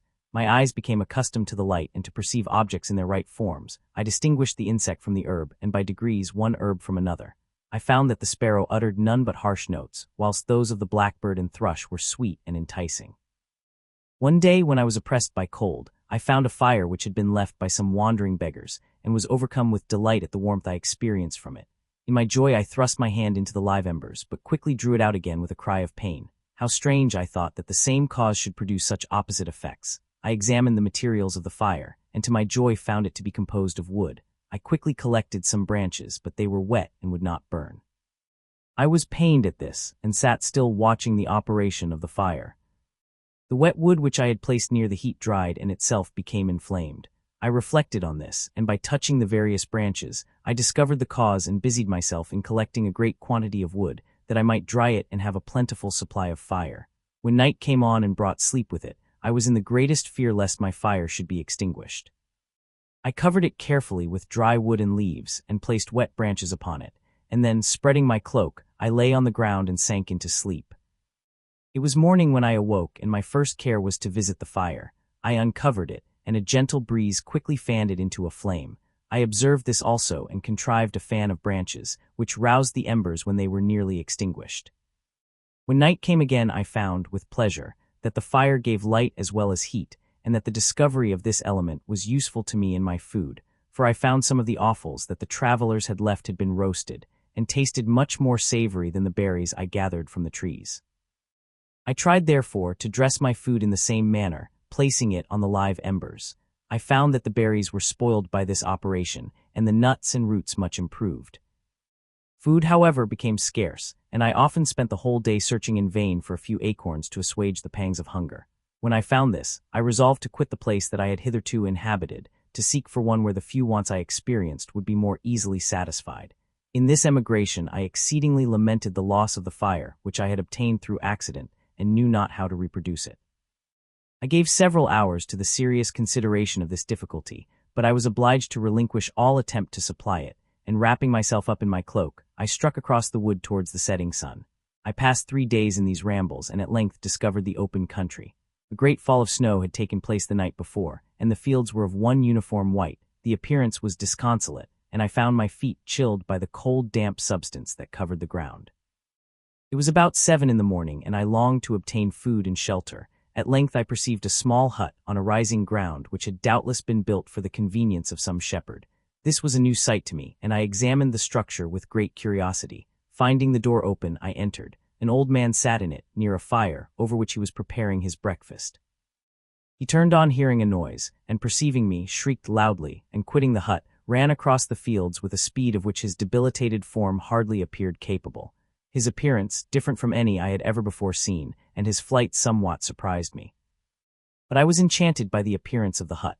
Here the snow and rain could not penetrate, the ground was dry, and it presented to me then as exquisite and divine a retreat as pandemonium appeared to the demons of hell after their sufferings in the lake of fire. I greedily devoured the remnants of the shepherd's breakfast, which consisted of bread, cheese, milk, and wine. The latter, however, I did not like. Then, overcome by fatigue, I lay down among some straw and fell asleep. It was noon when I awoke, and allured by the warmth of the sun, which shone brightly on the white ground, I determined to recommence my travels, and depositing the remains of the peasant's breakfast in a wallet I found, I proceeded across the fields for several hours, until at sunset I arrived at a village. How miraculous did this appear! The huts, the nearer cottages, and stately houses engaged my admiration by turns. The vegetables in the gardens, the milk and cheese that I saw placed at the windows of some of the cottages, allured my appetite. One of the best of these I entered, but I had hardly placed my foot within the door before the children shrieked, and one of the women fainted. The whole village was roused, some fled, some attacked me until grievously bruised by stones and many other kinds of missile weapons. I escaped to the open country and fearfully took refuge in a low hovel, quite bare, and making a wretched appearance after the palaces I had beheld in the village. This hovel, however, joined a cottage of a neat and pleasant appearance, but after my late dearly bought experience I dared not enter it. My place of refuge was constructed of wood, but so low that I could with difficulty sit upright in it. No wood, however, was placed on the earth, which formed the floor, but it was dry, and although the wind entered it by innumerable chinks, I found it an agreeable asylum from the snow and rain. Here then I retreated and lay down happy to have found a shelter, however miserable, from the inclemency of the season, and still more from the barbarity of man. As soon as morning dawned I crept from my kennel, that I might view the adjacent cottage and discover if I could remain in the habitation I had found. It was situated against the back of the cottage, and surrounded on the sides which were exposed by a pigsty and a clear pool of water. One part was open, and by that I had crept in, but now I covered every crevice by which I might be perceived with stones and wood, yet in such a manner that I might move them on occasion to pass out. All the light I enjoyed came through the sty, and that was sufficient for me. Having thus arranged my dwelling and carpeted it with clean straw, I retired, for I saw the figure of a man at a distance, and I remembered too well my treatment the night before to trust myself in his power. I had first, however, provided for my sustenance for that day by a loaf of coarse bread, which I purloined, and a cup with which I could drink more conveniently than from my hand of the pure water which flowed by my retreat. The floor was a little raised, so that it was kept perfectly dry, and by its vicinity to the chimney of the cottage it was tolerably warm. Being thus provided, I resolved to reside in this hovel until something should occur which might alter my determination. It was indeed a paradise compared to the bleak forest, my former residence, the rain-dropping branches and dank earth. I ate my breakfast with pleasure and was about to remove a plank to procure myself a little water when I heard a step, and looking through a small chink, I beheld a young creature, with a pail on her head, passing before my hovel. The girl was young and of gentle demeanor, unlike what I have since found cottagers and farmhouse servants to be. Yet she was meanly dressed, a coarse blue petticoat and a linen jacket being her only garb. Her fair hair was plaited but not adorned. She looked patient yet sad. I lost sight of her, and in about a quarter of an hour she returned bearing the pail, which was now partly filled with milk. As she walked along, seemingly incommoded by the burden, a young man met her, whose countenance expressed a deeper despondence. Uttering a few sounds with an air of melancholy, he took the pail from her head and bore it to the cottage himself. She followed, and they disappeared. Presently I saw the young man again, with some tools in his hand, cross the field behind the cottage, and the girl was also busied, sometimes in the house and sometimes in the yard. On examining my dwelling, I found that one of the windows of the cottage had formerly occupied a part of it, but the panes had been filled up with wood. In one of these was a small and almost imperceptible chink through which the eye could just penetrate. Through this crevice a small room was visible, whitewashed and clean but very bare of furniture. In one corner, near a small fire, sat an old man, leaning his head on his hands in a disconsolate attitude. The young girl was occupied in arranging the cottage, but presently she took something out of a drawer which employed her hands, and she sat down beside the old man, who, taking up an instrument, began to play and to produce sounds sweeter than the voice of the thrush or the nightingale. It was a lovely sight, even to me, poor wretch who had never beheld aught beautiful before. The silver hair and benevolent countenance of the aged cottager won my reverence, while the gentle manners of the girl enticed my love. He played a sweet mournful air which I perceived drew tears from the eyes of his amiable companion, of which the old man took no notice, until she sobbed audibly. He then pronounced a few sounds, and the fair creature, leaving her work, knelt at his feet. He raised her and smiled with such kindness and affection that I felt sensations of a peculiar and overpowering nature. They were a mixture of pain and pleasure, such as I had never before experienced, either from hunger or cold, warmth or food, and I withdrew from the window, unable to bear these emotions. Soon after this the young man returned, bearing on his shoulders a load of wood. The girl met him at the door, helped to relieve him of his burden, and taking some of the fuel into the cottage, placed it on the fire. Then she and the youth went apart into a nook of the cottage, and he showed her a large loaf and a piece of cheese. She seemed pleased and went into the garden for some roots and plants, which she placed in water, and then upon the fire. She afterwards continued her work, whilst the young man went into the garden and appeared busily employed in digging and pulling up roots.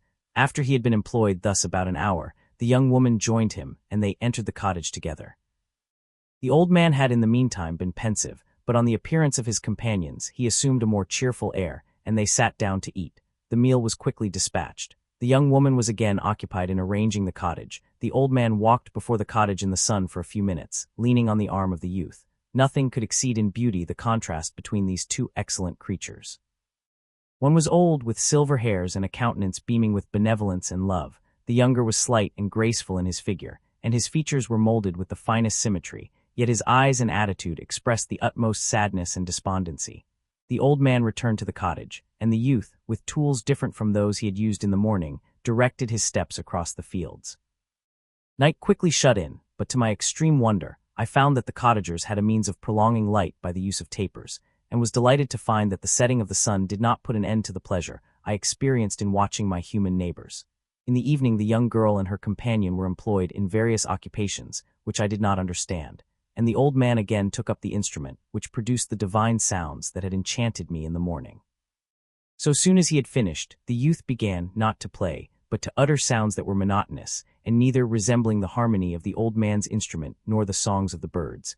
I since found that he read aloud, but at that time I knew nothing of the science of words or letters. The family, after having been thus occupied for a short time, extinguished their lights and retired, as I conjectured, to rest. I lay on my straw, but I could not sleep. I thought of the occurrences of the day. What chiefly struck me was the gentle manners of these people, and I longed to join them but dared not. I remembered too well the treatment I had suffered the night before from the barbarous villagers, and resolved, whatever course of conduct I might hereafter think it right to pursue, that for the present I would remain quietly in my hovel, watching and endeavoring to discover the motives which influenced their actions. The cottagers arose the next morning before the sun. The young woman arranged the cottage and prepared the food, and the youth departed after the first meal. This day was passed in the same routine as that which preceded it. The young man was constantly employed out of doors, and the girl in various laborious occupations within. The old man, whom I soon perceived to be blind, employed his leisure hours on his instrument, or in contemplation. Nothing could exceed the love and respect which the younger cottagers exhibited towards their venerable companion. They performed towards him every little office of affection and duty with gentleness, and he rewarded them by his benevolent smiles. They were not entirely happy. The young man and his companion often went apart and appeared to weep. I saw no cause for their unhappiness, but I was deeply affected by it. If such lovely creatures were miserable, it was less strange that I, an imperfect and solitary being, should be wretched. Yet why were these gentle beings unhappy? They possessed a delightful house, for such it was in my eyes, and every luxury. They had a fire to warm them when chill and delicious winds when hungry. They were dressed in excellent clothes, and still more, they enjoyed one another's company and speech, interchanging each day looks of affection and kindness. What did their tears imply? Did they really express pain? I was at first unable to solve these questions, but perpetual attention and time explained to me many appearances which were at first enigmatic. A considerable period elapsed before I discovered one of the causes of the uneasiness of this amiable family. It was poverty, and they suffered that evil in a very distressing degree. Their nourishment consisted entirely of the vegetables of their garden and the milk of one cow, which gave very little during the winter, when its masters could scarcely procure food to support it. They often, I believe, suffered the pangs of hunger very poignantly, especially the two younger cottagers, for several times they placed food before the old man when they reserved none for themselves. This trait of kindness moved me sensibly. I had been accustomed, during the night, to steal a part of their store for my own consumption, but when I found that in doing this I inflicted pain on the cottagers, I abstained and satisfied myself with berries, nuts, and roots which I gathered from a neighboring wood. I discovered also another means through which I was enabled to assist their labors. I found that the youth spent a great part of each day in collecting wood for the family fire, and during the night I often took his tools, the use of which I quickly discovered, and brought home firing sufficient for the consumption of several days. I remember the first time that I did this, the young woman, when she opened the door in the morning, appeared greatly astonished on seeing a great pile of wood on the outside. She uttered some words in a loud voice, and the youth joined her, who also expressed surprise. I observed with pleasure that he did not go to the forest that day, but spent it in repairing the cottage and cultivating the garden. By degrees I made a discovery of still greater moment. I found that these people possessed a method of communicating their experience and feelings to one another by articulate sounds. I perceived that the words they spoke sometimes produced pleasure or pain, smiles or sadness, in the minds and countenances of the hearers. This was indeed a godlike science, and I ardently desired to become acquainted with it, but I was baffled in every attempt I made for this purpose. Their pronunciation was quick, and the words they uttered, not having any apparent connection with visible objects, I was unable to discover any clue by which I could unravel the mystery of their reference. By great application, however, and after having remained during the space of several revolutions of the moon in my hovel, I discovered the names that were given to some of the most familiar objects of discourse. I learned and applied the words fire, milk, bread, and wood. I learned also the names of the cottagers themselves.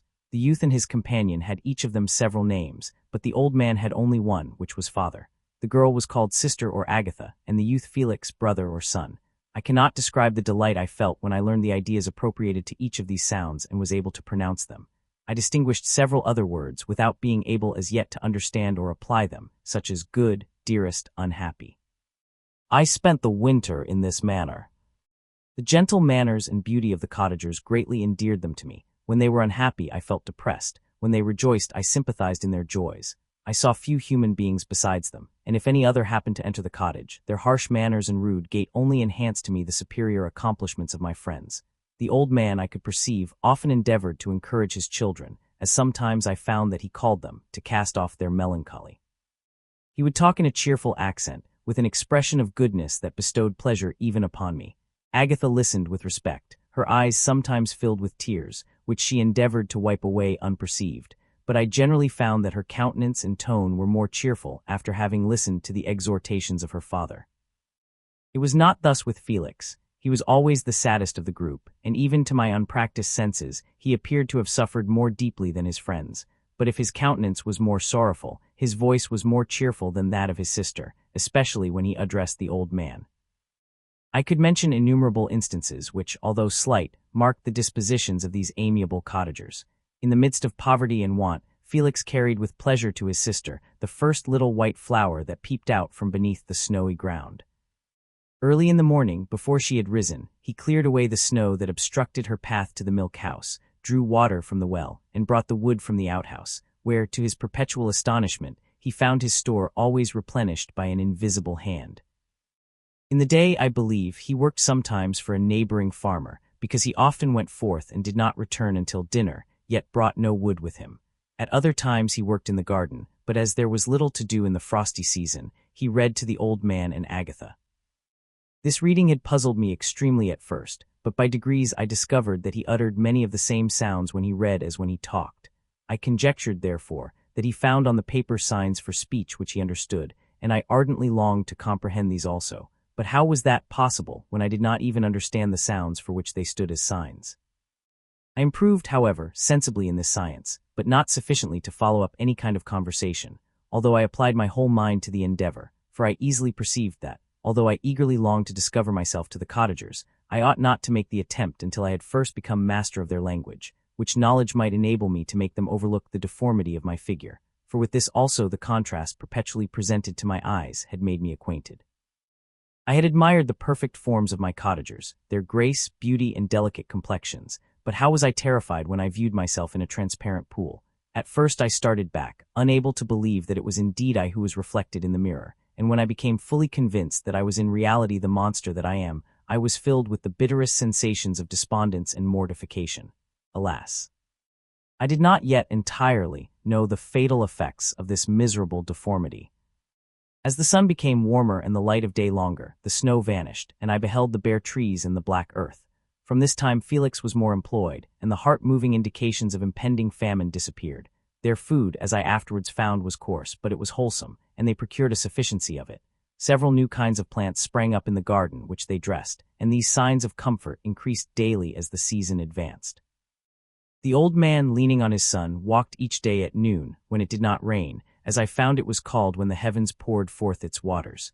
This frequently took place, but a high wind quickly dried the earth, and the season became far more pleasant than it had been.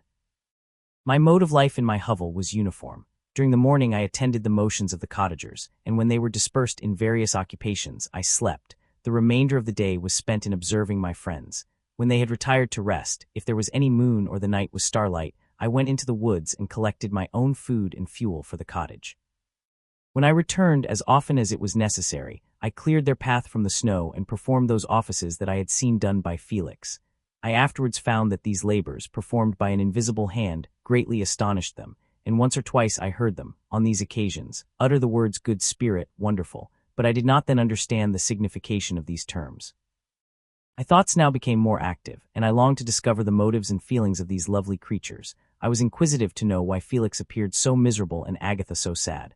I thought, foolish wretch, that it might be in my power to restore happiness to these deserving people. When I slept or was absent, the forms of the venerable blind father, the gentle Agatha, and the excellent Felix flitted before me. I looked upon them as superior beings who would be the arbiters of my future destiny. I formed in my imagination 1,000 pictures of presenting myself to them and their reception of me.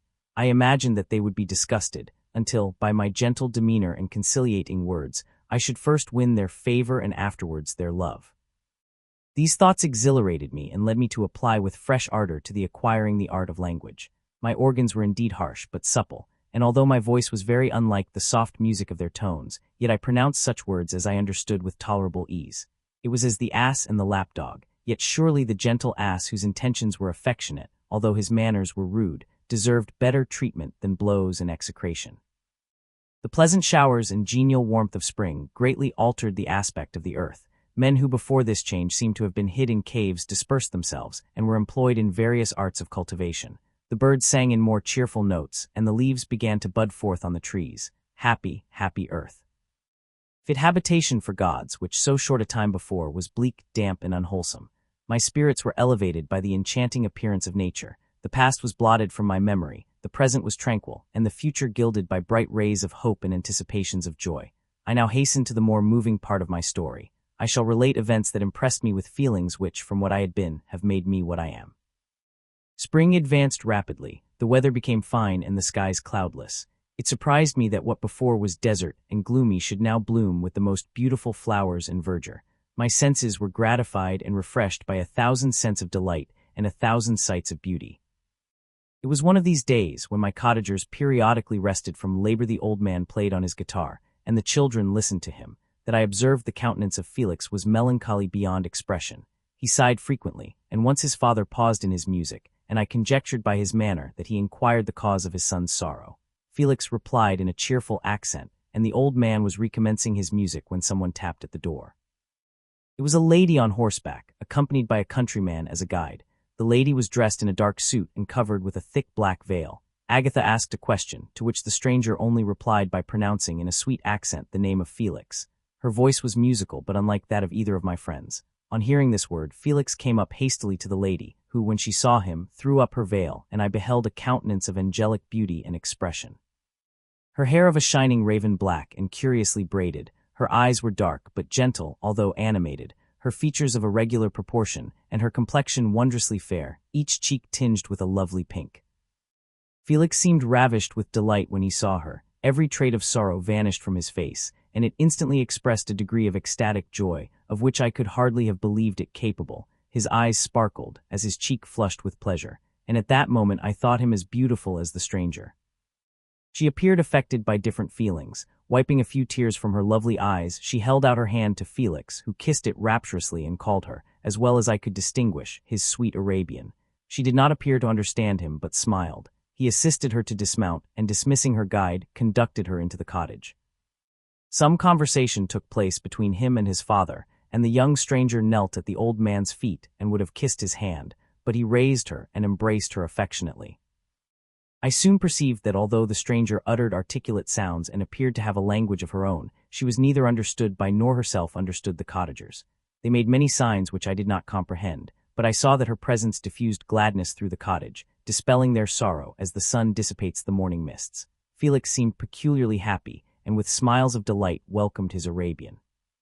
Agatha, the ever-gentle Agatha, kissed the hands of the lovely stranger, and pointing to her brother, made signs which appeared to me to mean that he had been sorrowful until she came. Some hours passed thus, while they by their countenances expressed joy, the cause of which I did not comprehend. Presently I found, by the frequent recurrence of some sound which the stranger repeated after them, that she was endeavoring to learn their language, and the idea instantly occurred to me that I should make use of the same instructions to the same end. The stranger learned about 20 words at the first lesson. Most of them, indeed, were those which I had before understood, but I profited by the others. As night came on, Agatha and the Arabian retired early. When they separated, Felix kissed the hand of the stranger and said, "Good night, sweet Safie." He sat up much longer, conversing with his father, and by the frequent repetition of her name I conjectured that their lovely guest was the subject of their conversation. I ardently desired to understand them, and bent every faculty towards that purpose, but found it utterly impossible. The next morning Felix went out to his work, and after the usual occupations of Agatha were finished, the Arabian sat at the feet of the old man, and taking his guitar, played some airs so entrancingly beautiful that they at once drew tears of sorrow and delight from my eyes. She sang, and her voice flowed in a rich cadence, swelling or dying away like a nightingale of the woods. When she had finished, she gave the guitar to Agatha, who at first declined it. She played a simple air, and her voice accompanied it in sweet accents, but unlike the wondrous strain of the stranger.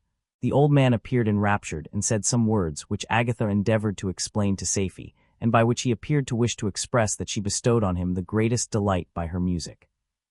The days now passed as peaceably as before, with the sole alteration that joy had taken place of sadness in the countenances of my friends. Safie was always gay and happy. She and I improved rapidly in the knowledge of language, so that in 2 months I began to comprehend most of the words uttered by my protectors. In the meanwhile also the black ground was covered with herbage, and the green banks interspersed with innumerable flowers, sweet to the scent and the eyes, stars of pale radiance among the moonlight woods. The sun became warmer, the nights clear and balmy.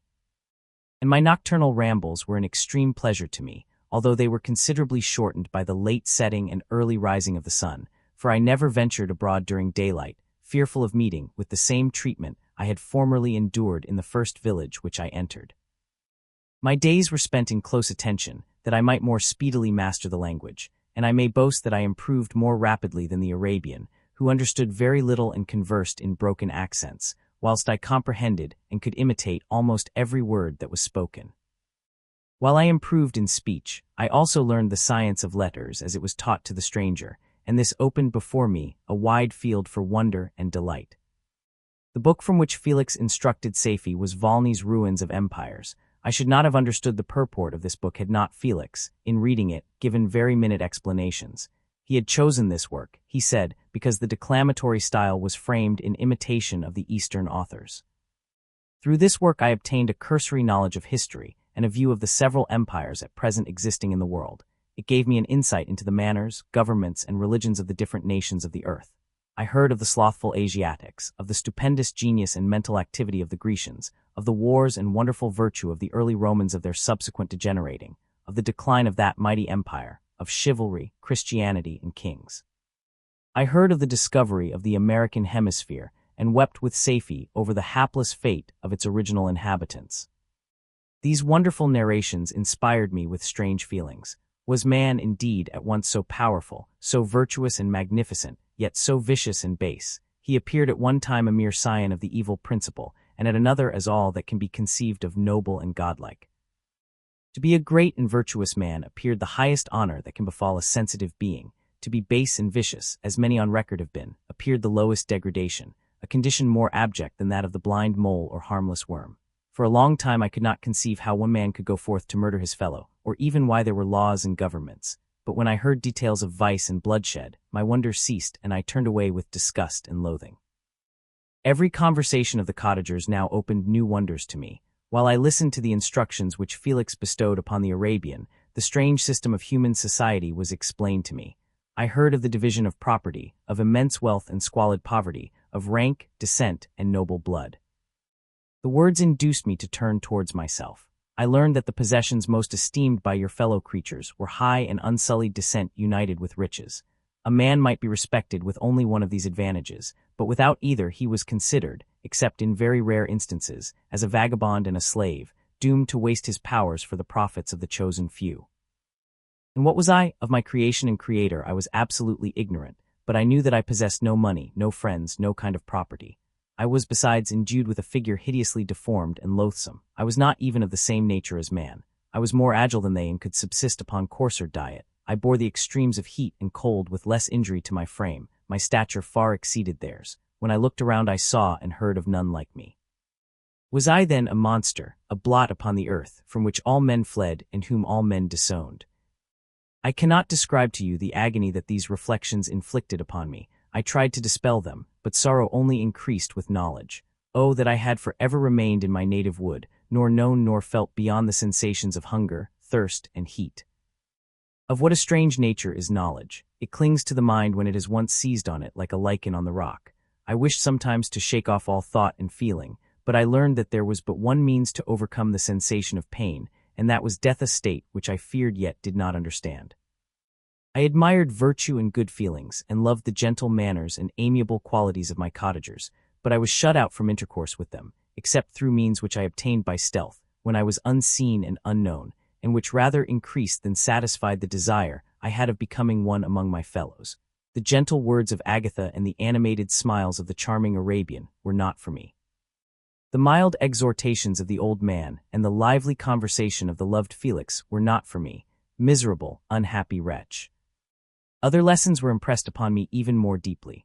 I heard of the difference of sexes, and the birth and growth of children, how the father doted on the smiles of the infant, and the lively sallies of the older child, how all the life and cares of the mother were wrapped up in the precious charge, how the mind of youth expanded and gained knowledge of brother, sister, and all the various relationships which bind one human being to another in mutual bonds. Where were my friends and relations? No father had watched my infant days, no mother had blessed me with smiles and caresses, or if they had, all my past life was now a blot, a blind vacancy in which I distinguished nothing. From my earliest remembrance I had been as I then was in height and proportion. I had never yet seen a being resembling me or who claimed any intercourse with me. What was I? The question again recurred, to be answered only with groans. I will soon explain to what these feelings tended, but allow me now to return to the cottagers, whose story excited in me such various feelings of indignation, delight, and wonder, but which all terminated in additional love and reverence for my protectors, for so I loved, in an innocent, half-painful self-deceit, to call them.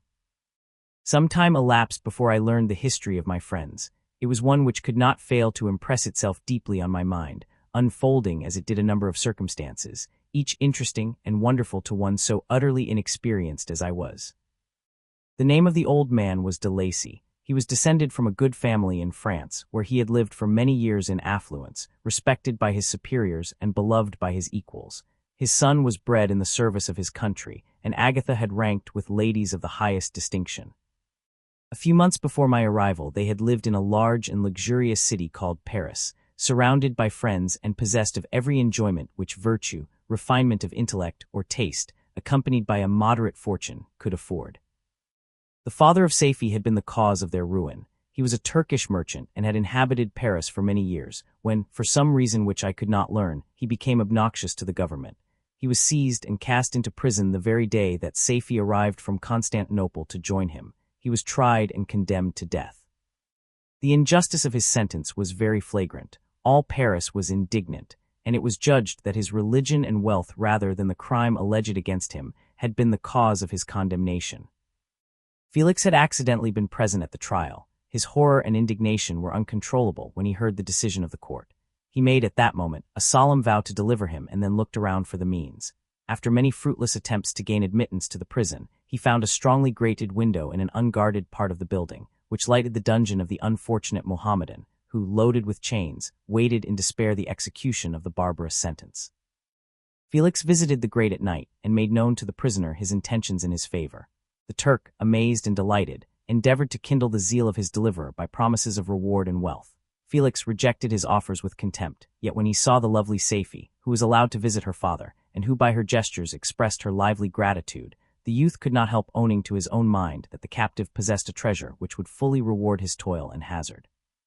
The Turk quickly perceived the impression that his daughter had made on the heart of Felix, and endeavored to secure him more entirely in his interests by the promise of her hand in marriage so soon as he should be conveyed to a place of safety. Felix was too delicate to accept this offer, yet he looked forward to the probability of the event as to the consummation of his happiness.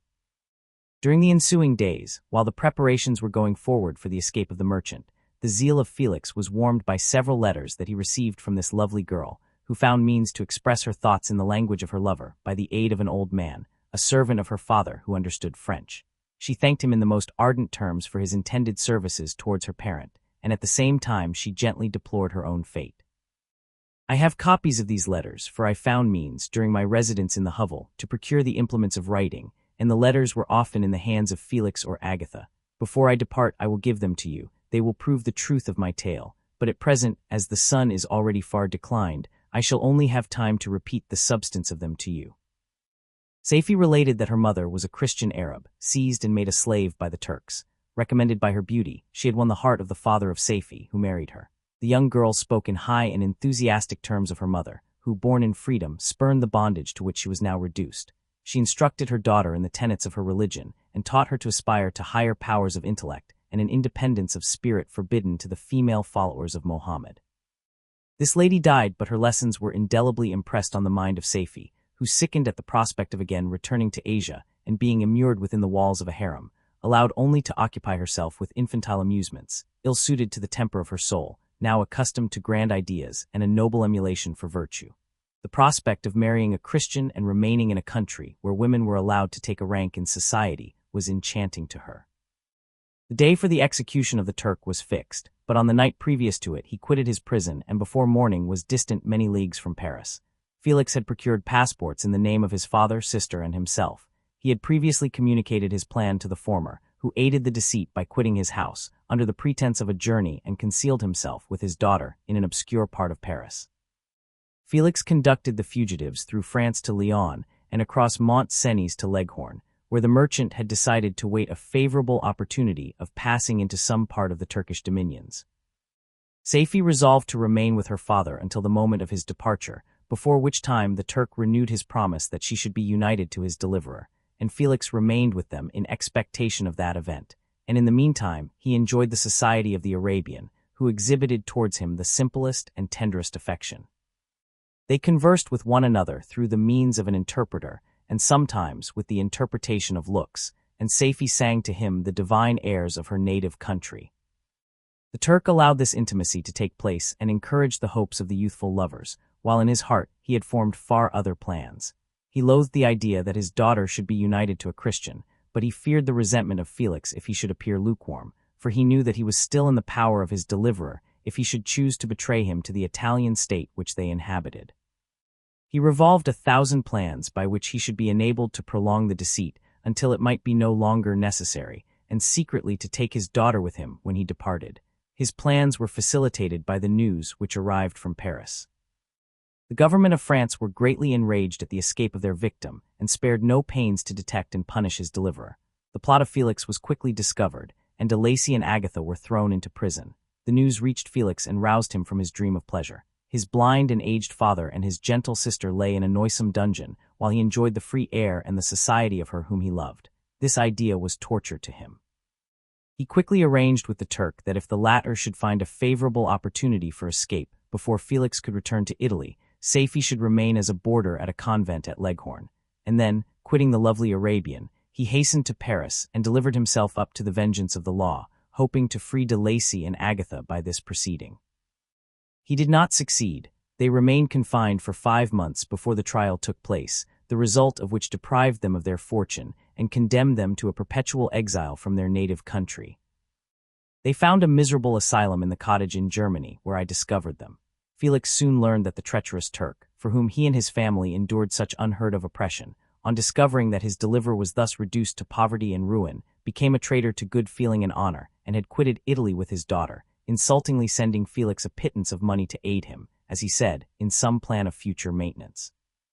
Such were the events that preyed on the heart of Felix and rendered him, when I first saw him, the most miserable of his family. He could have endured poverty, and while this distress had been the meed of his virtue, he gloried in it, but the ingratitude of the Turk and the loss of his beloved Saifi were misfortunes more bitter and irreparable. The arrival of the Arabian now infused new life into his soul. When the news reached Leghorn that Felix was deprived of his wealth and rank, the merchant commanded his daughter to think no more of her lover, but to prepare to return to her native country. The generous nature of Saifi was outraged by this command. She attempted to expostulate with her father, but he left her angrily, reiterating his tyrannical mandate.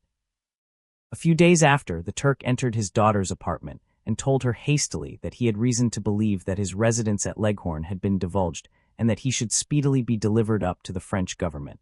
He had consequently hired a vessel to convey him to Constantinople, for which city he should sail in a few hours. He intended to leave his daughter under the care of a confidential servant, to follow at her leisure with the greater part of his property, which had not yet arrived at Leghorn. When alone, Saifi resolved in her own mind the plan of conduct that it would become her to pursue in this emergency. A residence in Turkey was abhorrent to her. Her religion and her feelings were alike averse to it. By some papers of her father which fell into her hands, she heard of the exile of her lover and learnt the name of the spot where he then resided.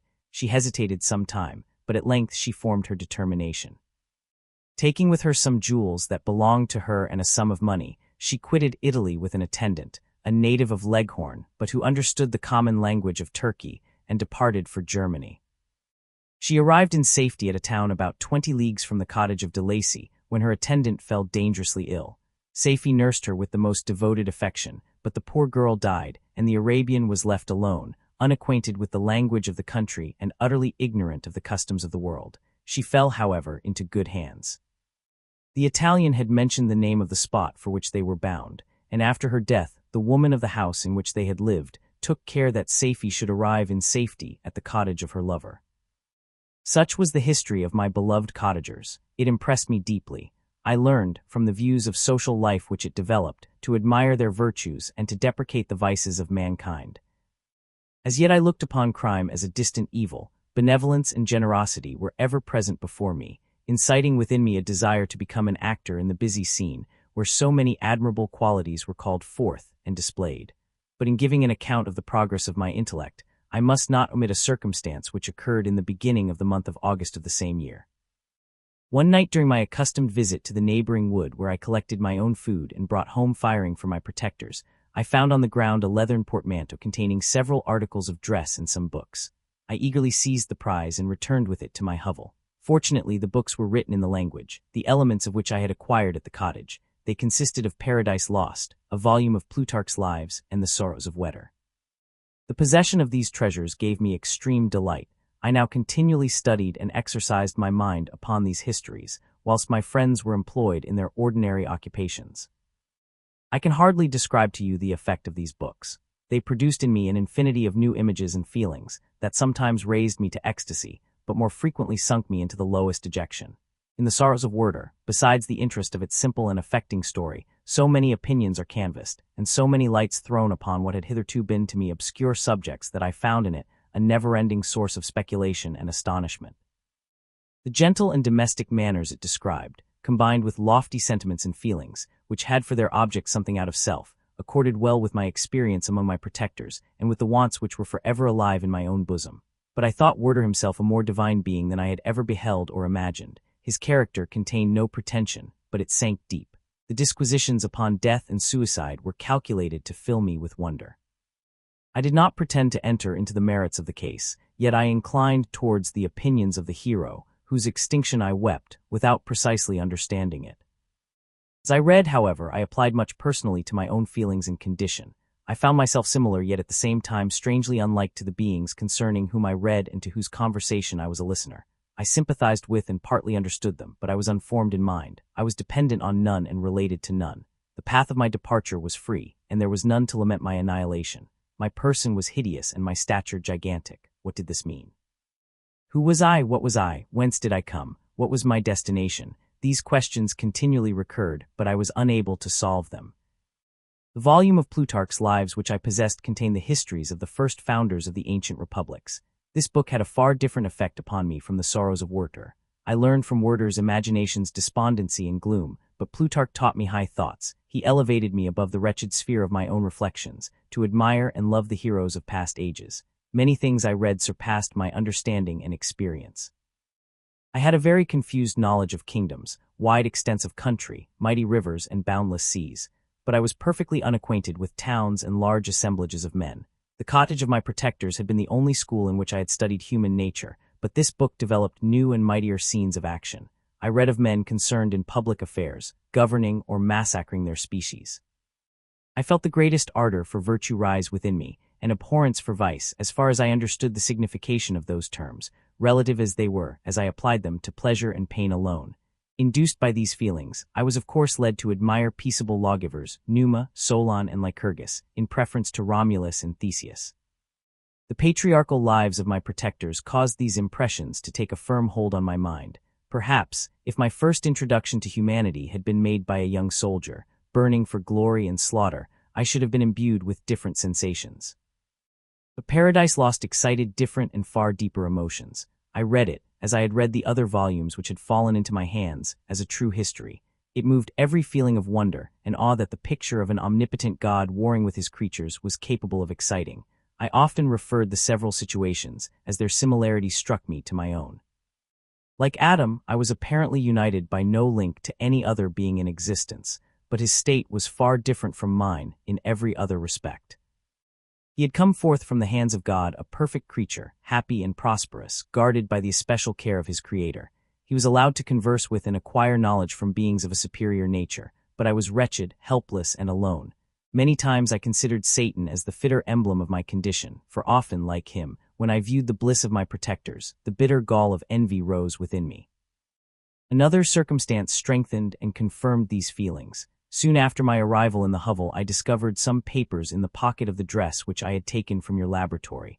At first I had neglected them, but now that I was able to decipher the characters in which they were written, I began to study them with diligence. It was your journal of the 4 months that preceded my creation. You minutely described in these papers every step you took in the progress of your work. This history was mingled with accounts of domestic occurrences. You doubtless recollect these papers. Here they are. Everything is related in them which bears reference to my accursed origin. The whole detail of that series of disgusting circumstances which produced it is set in view. The minutest description of my odious and loathsome person is given, in language which painted your own horrors and rendered mine indelible. I sickened as I read. Hateful day when I received life, I exclaimed in agony. Accursed Creator, why did you form a monster so hideous that even you turn from me in disgust? God in pity made man beautiful and alluring after his own image, but my form is a filthy type of yours, more horrid even from the very resemblance. Satan had his companions, fellow devils, to admire and encourage him, but I am solitary and abhorred. These were the reflections of my hours of despondency and solitude, but when I contemplated the virtues of the cottagers, their amiable and benevolent dispositions, I persuaded myself that when they should become acquainted with my admiration of their virtues they would compassionate me and overlook my personal deformity. Could they turn from their door one, however monstrous, who solicited their compassion and friendship? I resolved at least not to despair, but in every way to fit myself for an interview with them which would decide my fate. I postponed this attempt for some months longer, for the importance attached to its success inspired me with a dread lest I should fail. Besides, I found that my understanding improved so much with every day's experience that I was unwilling to commence this undertaking until a few more months should have added to my sagacity. Several changes in the meantime took place in the cottage. The presence of safety diffused happiness among its inhabitants, and it also found that a greater degree of plenty reigned there. Felix and Agatha spent more time in amusement and conversation, and were assisted in their labors by servants. They did not appear rich, but they were contented and happy. Their feelings were serene and peaceful, while mine became every day more tumultuous. Increase of knowledge only discovered to me more clearly what a wretched outcast I was. I cherished hope, it is true, but it vanished when I beheld my person reflected in water or my shadow in the moonshine, even as that frail image and that inconstant shade. I endeavored to crush these fears and to fortify myself for the trial which in a few months I resolved to undergo, and sometimes I allowed my thoughts, unchecked by reason, to ramble in the fields of paradise, and dared to fancy amiable and lovely creatures sympathizing with my feelings and cheering my gloom. Their angelic countenances breathed smiles of consolation. But it was all a dream. No Eve soothed my sorrows nor shared my thoughts. I was alone. I remembered Adam's supplication to his Creator. But where was mine? He had abandoned me, and in the bitterness of my heart I cursed him. Autumn passed thus. I saw, with surprise and grief, the leaves decay and fall, and nature again assumed the barren and bleak appearances it had worn when I first beheld the woods and the lovely moon. Yet I did not heed the bleakness of the weather. I was better fitted by my conformation for the endurance of cold than heat.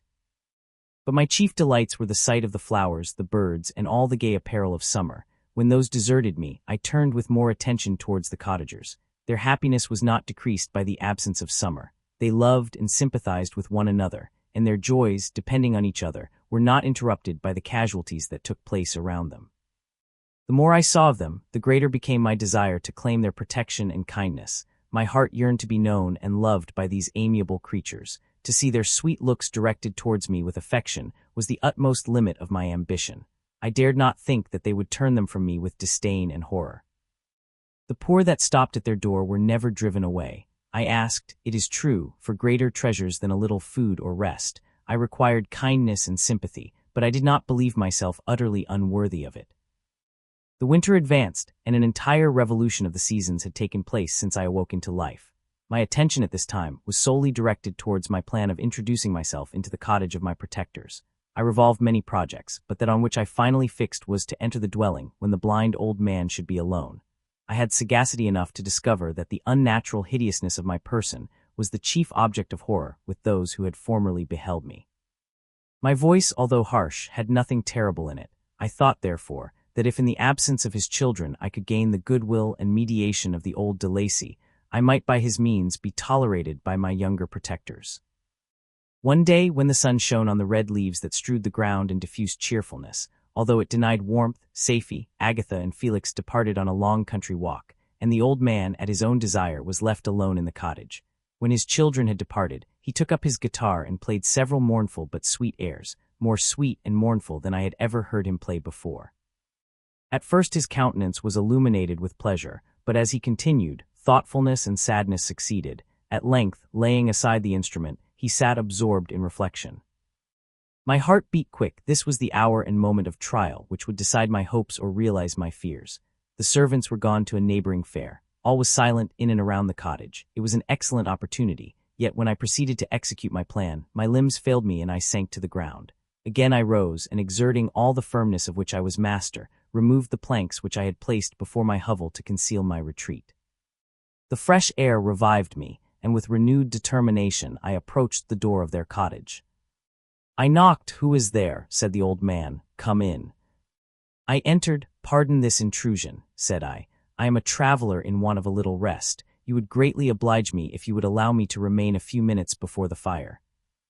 "Enter," said de Lacy, "and I will try in what manner I can to relieve your wants. But unfortunately, my children are from home, and as I am blind, I am afraid I shall find it difficult to procure food for you." "Do not trouble yourself, my kind host. I have food. It is warmth and rest only that I need." I sat down and a silence ensued. I knew that every minute was precious to me, yet I remained irresolute in what manner to commence the interview, when the old man addressed me. "By your language, stranger, I suppose you are my countrymen. Are you French?" "No, but I was educated by a French family, and understand that language only. I am now going to claim the protection of some friends, whom I sincerely love, and of whose favor I have some hopes." "Are they Germans?" "No, they are French, but let us change the subject. I am an unfortunate and deserted creature. I look around and I have no relation or friend upon earth. These amiable people to whom I go have never seen me and know little of me. I am full of fears, for if I fail there, I am an outcast in the world forever." "Do not despair. To be friendless is indeed to be unfortunate, but the hearts of men, when unprejudiced by any obvious self-interest, are full of brotherly love and charity. Help, therefore, on your hopes, and if these friends are good and amiable, do not despair. They are kind, they are the most excellent creatures in the world, but unfortunately they are prejudiced against me. I have good dispositions. My life has been hitherto harmless and in some degree beneficial, but a fatal prejudice clouds their eyes, and where they ought to see a feeling and kind friend, they behold only a detestable monster. That is indeed unfortunate, but if you are really blameless, cannot you undeceive them? I am about to undertake that task, and it is on that account that I feel so many overwhelming terrors. I tenderly love these friends. I have, unknown to them, been for many months in the habits of daily kindness towards them, but they believe that I wish to injure them, and it is that prejudice which I wish to overcome." "Where do these friends reside?" "Near this spot." The old man paused and then continued, "If you will unreservedly confide to me the particulars of your tale, I perhaps may be of use in undeceiving them. I am blind and cannot judge of your countenance, but there is something in your words which persuades me that you are sincere. I am poor and an exile, but it will afford me true pleasure to be in any way serviceable to a human creature." "Excellent man, I thank you and accept your generous offer. You raise me from the dust by this kindness, and I trust that, by your aid, I shall not be driven from the society and sympathy of your fellow creatures." "Heaven forbid, even if you were really criminal, for that can only drive you to desperation, and not instigate you to virtue. I also am unfortunate. I and my family have been condemned, although innocent. Judge, therefore, if I do not feel for your misfortunes. How can I thank you, my best and only benefactor? From your lips first have I heard the voice of kindness directed towards me. I shall be forever grateful, and your present humanity assures me of success with those friends whom I am on the point of meeting. May I know the names and residence of those friends?" I paused. This, I thought, was the moment of decision, which was to rob me of or bestow happiness on me forever. I struggled vainly for firmness sufficient to answer him, but the effort destroyed all my remaining strength. I sank on the chair and sobbed aloud. At that moment I heard the steps of my younger protectors. I had not a moment to lose, but seizing the hand of the old man, I cried, "Now is the time. Save and protect me. You and your family are the friends whom I seek. Do not you desert me in the hour of trial." "Great God!" exclaimed the old man. "Who are you?" At that instant the cottage door was opened, and Felix, Safie, and Agatha entered. Who can describe their horror and consternation on beholding me? Agatha fainted, and Safie, unable to attend to her friend, rushed out of the cottage. Felix darted forward, and with supernatural force tore me from his father, to whose knees I clung in a transport of fury. He dashed me to the ground and struck me violently with a stick. I could have torn him limb from limb, as the lion trends the antelope. But my heart sank within me as with bitter sickness, and I refrained. I saw him on the point of repeating his blow, when, overcome by pain and anguish, I quitted the cottage, and in the general tumult escaped unperceived to my hovel. Cursed Creator, why did I live? Why in that instant did I not extinguish the spark of existence which you had so wantonly bestowed? I know not. Despair had not yet taken possession of me. My feelings were those of rage and revenge. I could with pleasure have destroyed the cottage and its inhabitants, and have glutted myself with their shrieks and misery. When night came I quitted my retreat and wandered in the wood, and now, no longer restrained by the fear of discovery, I gave vent to my anguish in fearful howlings. I was like a wild beast that had broken the toils, destroying the objects that obstructed me, and ranging through the wood with a stag-like swiftness. Oh, what a miserable night I passed! The cold stars shone in mockery, and the bare trees waved their branches above me. Now and then the sweet voice of a bird burst forth amidst the universal stillness. All save I were at rest or in enjoyment. I, like the arch-fiend, bore a hell within me, and finding myself unsympathized with, wished to tear up the trees, spread havoc and destruction around me, and then to have sat down and enjoyed the ruin. But this was a luxury of sensation that could not endure. I became fatigued with excessive bodily exertion, and sank on the damp grass in the sick impotence of despair. There was none among the myriads of men that existed who would pity or assist me, and should I feel kindness towards my enemies? No. From that moment I declared everlasting war against the species, and more than all, against him who had formed me and sent me forth to this insupportable misery. The sun rose, I heard the voices of men, and knew that it was impossible to return to my retreat during that day. Accordingly, I hid myself in some thick underwood, determining to devote the ensuing hours to reflection on my situation. The pleasant sunshine and the pure air of day restored me to some degree of tranquility, and when I considered what had passed at the cottage, I could not help believing that I had been too hasty in my conclusions. I had certainly acted imprudently. It was apparent that my conversation had interested the father in my behalf, and I was a fool in having exposed my person to the horror of his children. I ought to have familiarized the old de Lacy to me, and by degrees to have discovered myself to the rest of his family, when they should have been prepared for my approach. But I did not believe my errors to be irretrievable, and after much consideration I resolved to return to the cottage, seek the old man, and by my representations win him to my party.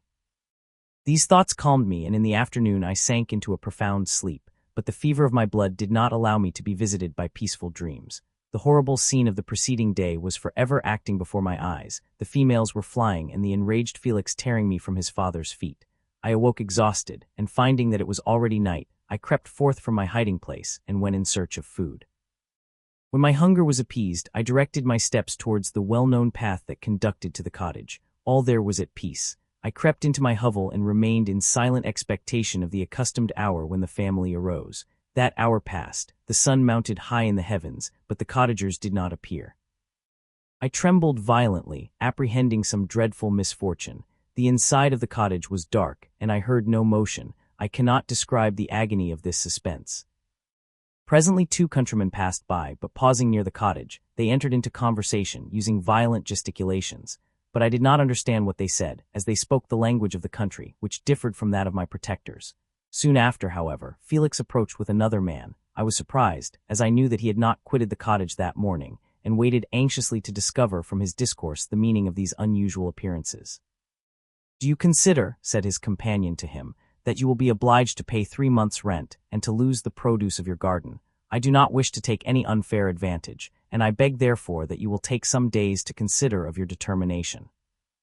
"It is utterly useless," replied Felix. "We can never again inhabit your cottage. The life of my father is in the greatest danger, owing to the dreadful circumstance that I have related.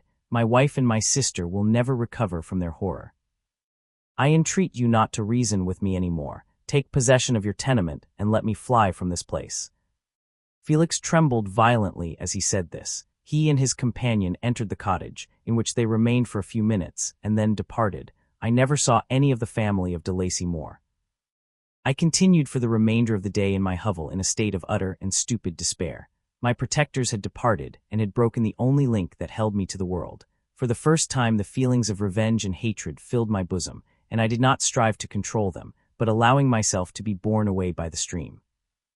I bent my mind towards injury and death. When I thought of my friends, of the mild voice of DeLacy, the gentle eyes of Agatha, and the exquisite beauty of the Arabian, these thoughts vanished, and a gush of tears somewhat soothed me.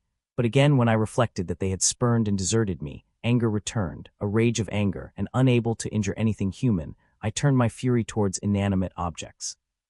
As night advanced, I placed a variety of combustibles around the cottage, and after having destroyed every vestige of cultivation in the garden, I waited with forced impatience until the moon had sunk to commence my operations. As the night advanced, a fierce wind arose from the woods and quickly dispersed the clouds that had loitered in the heavens. The blast tore along like a mighty avalanche and produced a kind of insanity in my spirits that burst all bounds of reason and reflection. I lighted the dry branch of a tree and danced with fury around the devoted cottage, my eyes still fixed on the western horizon, the edge of which the moon nearly touched. A part of its orb was at length hid, and I waved my brand. It sank, and with a loud scream I fired the straw and heath and bushes which I had collected. The wind fanned the fire, and the cottage was quickly enveloped by the flames, which clung to it and licked it with their forked and destroying tongues. As soon as I was convinced that no assistance could save any part of the habitation, I quitted the scene and sought for refuge in the woods. And now, with the world before me, whither should I bend my steps? I resolved to fly far from the scene of my misfortunes, but to me, hated and despised, every country must be equally horrible. At length the thought of you crossed my mind. I learned from your papers that you were my father, my creator, and to whom could I apply with more fitness than to him who had given me life? Among the lessons that Felix had bestowed upon Safie, geography had not been omitted. I had learned from these the relative situations of the different countries of the earth. You had mentioned Geneva as the name of your native town, and towards this place I resolved to proceed. But how was I to direct myself? I knew that I must travel in a southwesterly direction to reach my destination, but the sun was my only guide.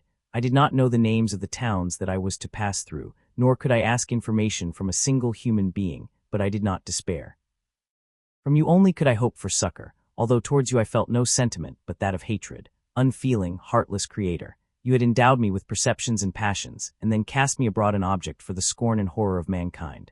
But on you only had I any claim for pity and redress, and from you I determined to seek that justice which I vainly attempted to gain from any other being that wore the human form. My travels were long, and the sufferings I endured intense. It was late in autumn when I quitted the district where I had so long resided. I traveled only at night, fearful of encountering the visage of a human being. Nature decayed around me, and the sun became heatless. Rain and snow poured around me. Mighty rivers were frozen. The surface of the earth was hard and chill and bare, and I found no shelter. O earth, how often did I imprecate curses on the cause of my being? The mildness of my nature had fled, and all within me was turned to gall and bitterness. The nearer I approached to your habitation, the more deeply did I feel the spirit of revenge enkindled in my heart. Show fell and the waters were hardened, but I rested not. A few incidents now and then directed me, and I possessed a map of the country, but I often wandered wide from my path. The agony of my feelings allowed me no respite. No incident occurred from which my rage and misery could not extract its food, but a circumstance that happened when I arrived on the confines of Switzerland, when the sun had recovered its warmth, and the earth again began to look green, confirmed in an especial manner the bitterness and horror of my feelings. I generally rested during the day and traveled only when I was secured by night from the view of man. One morning, however, finding that my path lay through a deep wood, I ventured to continue my journey after the sun had risen. The day, which was one of the first of spring, cheered even me by the loveliness of its sunshine and the balminess of the air. I felt emotions of gentleness and pleasure that had long appeared dead revive within me. Half surprised by the novelty of these sensations, I allowed myself to be borne away by them, and forgetting my solitude and deformity, cared to be happy. Soft tears again bedewed my cheeks, and I even raised my humid eyes with thankfulness towards the blessed sun, which bestowed such joy upon me. I continued to wind among the paths of the wood until I came to its boundary, which was skirted by a deep and rapid river, into which many of the trees bent their branches, now budding with the fresh spring. Here I paused, not exactly knowing what path to pursue, when I heard the sound of voices that induced me to conceal myself under the shade of a cypress. I was scarcely hid when a young girl came running towards the foot where I was concealed, laughing, as if she ran from someone in sport. She continued her course along the precipitous sides of the river, when suddenly her foot slipped, and she fell into the rapid stream. I rushed from my hiding place and with extreme labor from the force of the current, saved her and dragged her to shore. She was senseless, and I endeavored by every means in my power to restore animation, when I was suddenly interrupted by the approach of a rustic, who was probably the person from whom she had playfully fled. On seeing me, he darted towards me, and tearing the girl from my arms, hastened towards the deeper parts of the wood. I followed speedily, I hardly knew why, but when the man saw me draw near, he aimed a gun which he carried at my body and fired. I sank to the ground, and my injurer, with increased swiftness, escaped into the wood. This was then the reward of my benevolence. I had saved a human being from destruction, and as a recompense I now writhed under the miserable pain of a wound which shattered the flesh and bone. The feelings of kindness and gentleness which I had entertained but a few moments before gave place to hellish rage and gnashing of teeth. Inflamed by pain, I vowed eternal hatred and vengeance to all mankind, but the agony of my wound overcame me, my pulses paused, and I fainted. For some weeks I led a miserable life in the woods, endeavoring to cure the wound which I had received. The ball had entered my shoulder, and I knew not whether it had remained there or passed through. At any rate, I had no means of extracting it. My sufferings were augmented also by the oppressive sense of the injustice and ingratitude of their infliction. My daily vows rose for revenge, a deep and deadly revenge, such as would alone compensate for the outrages and anguish I had endured. After some weeks my wound healed, and I continued my journey.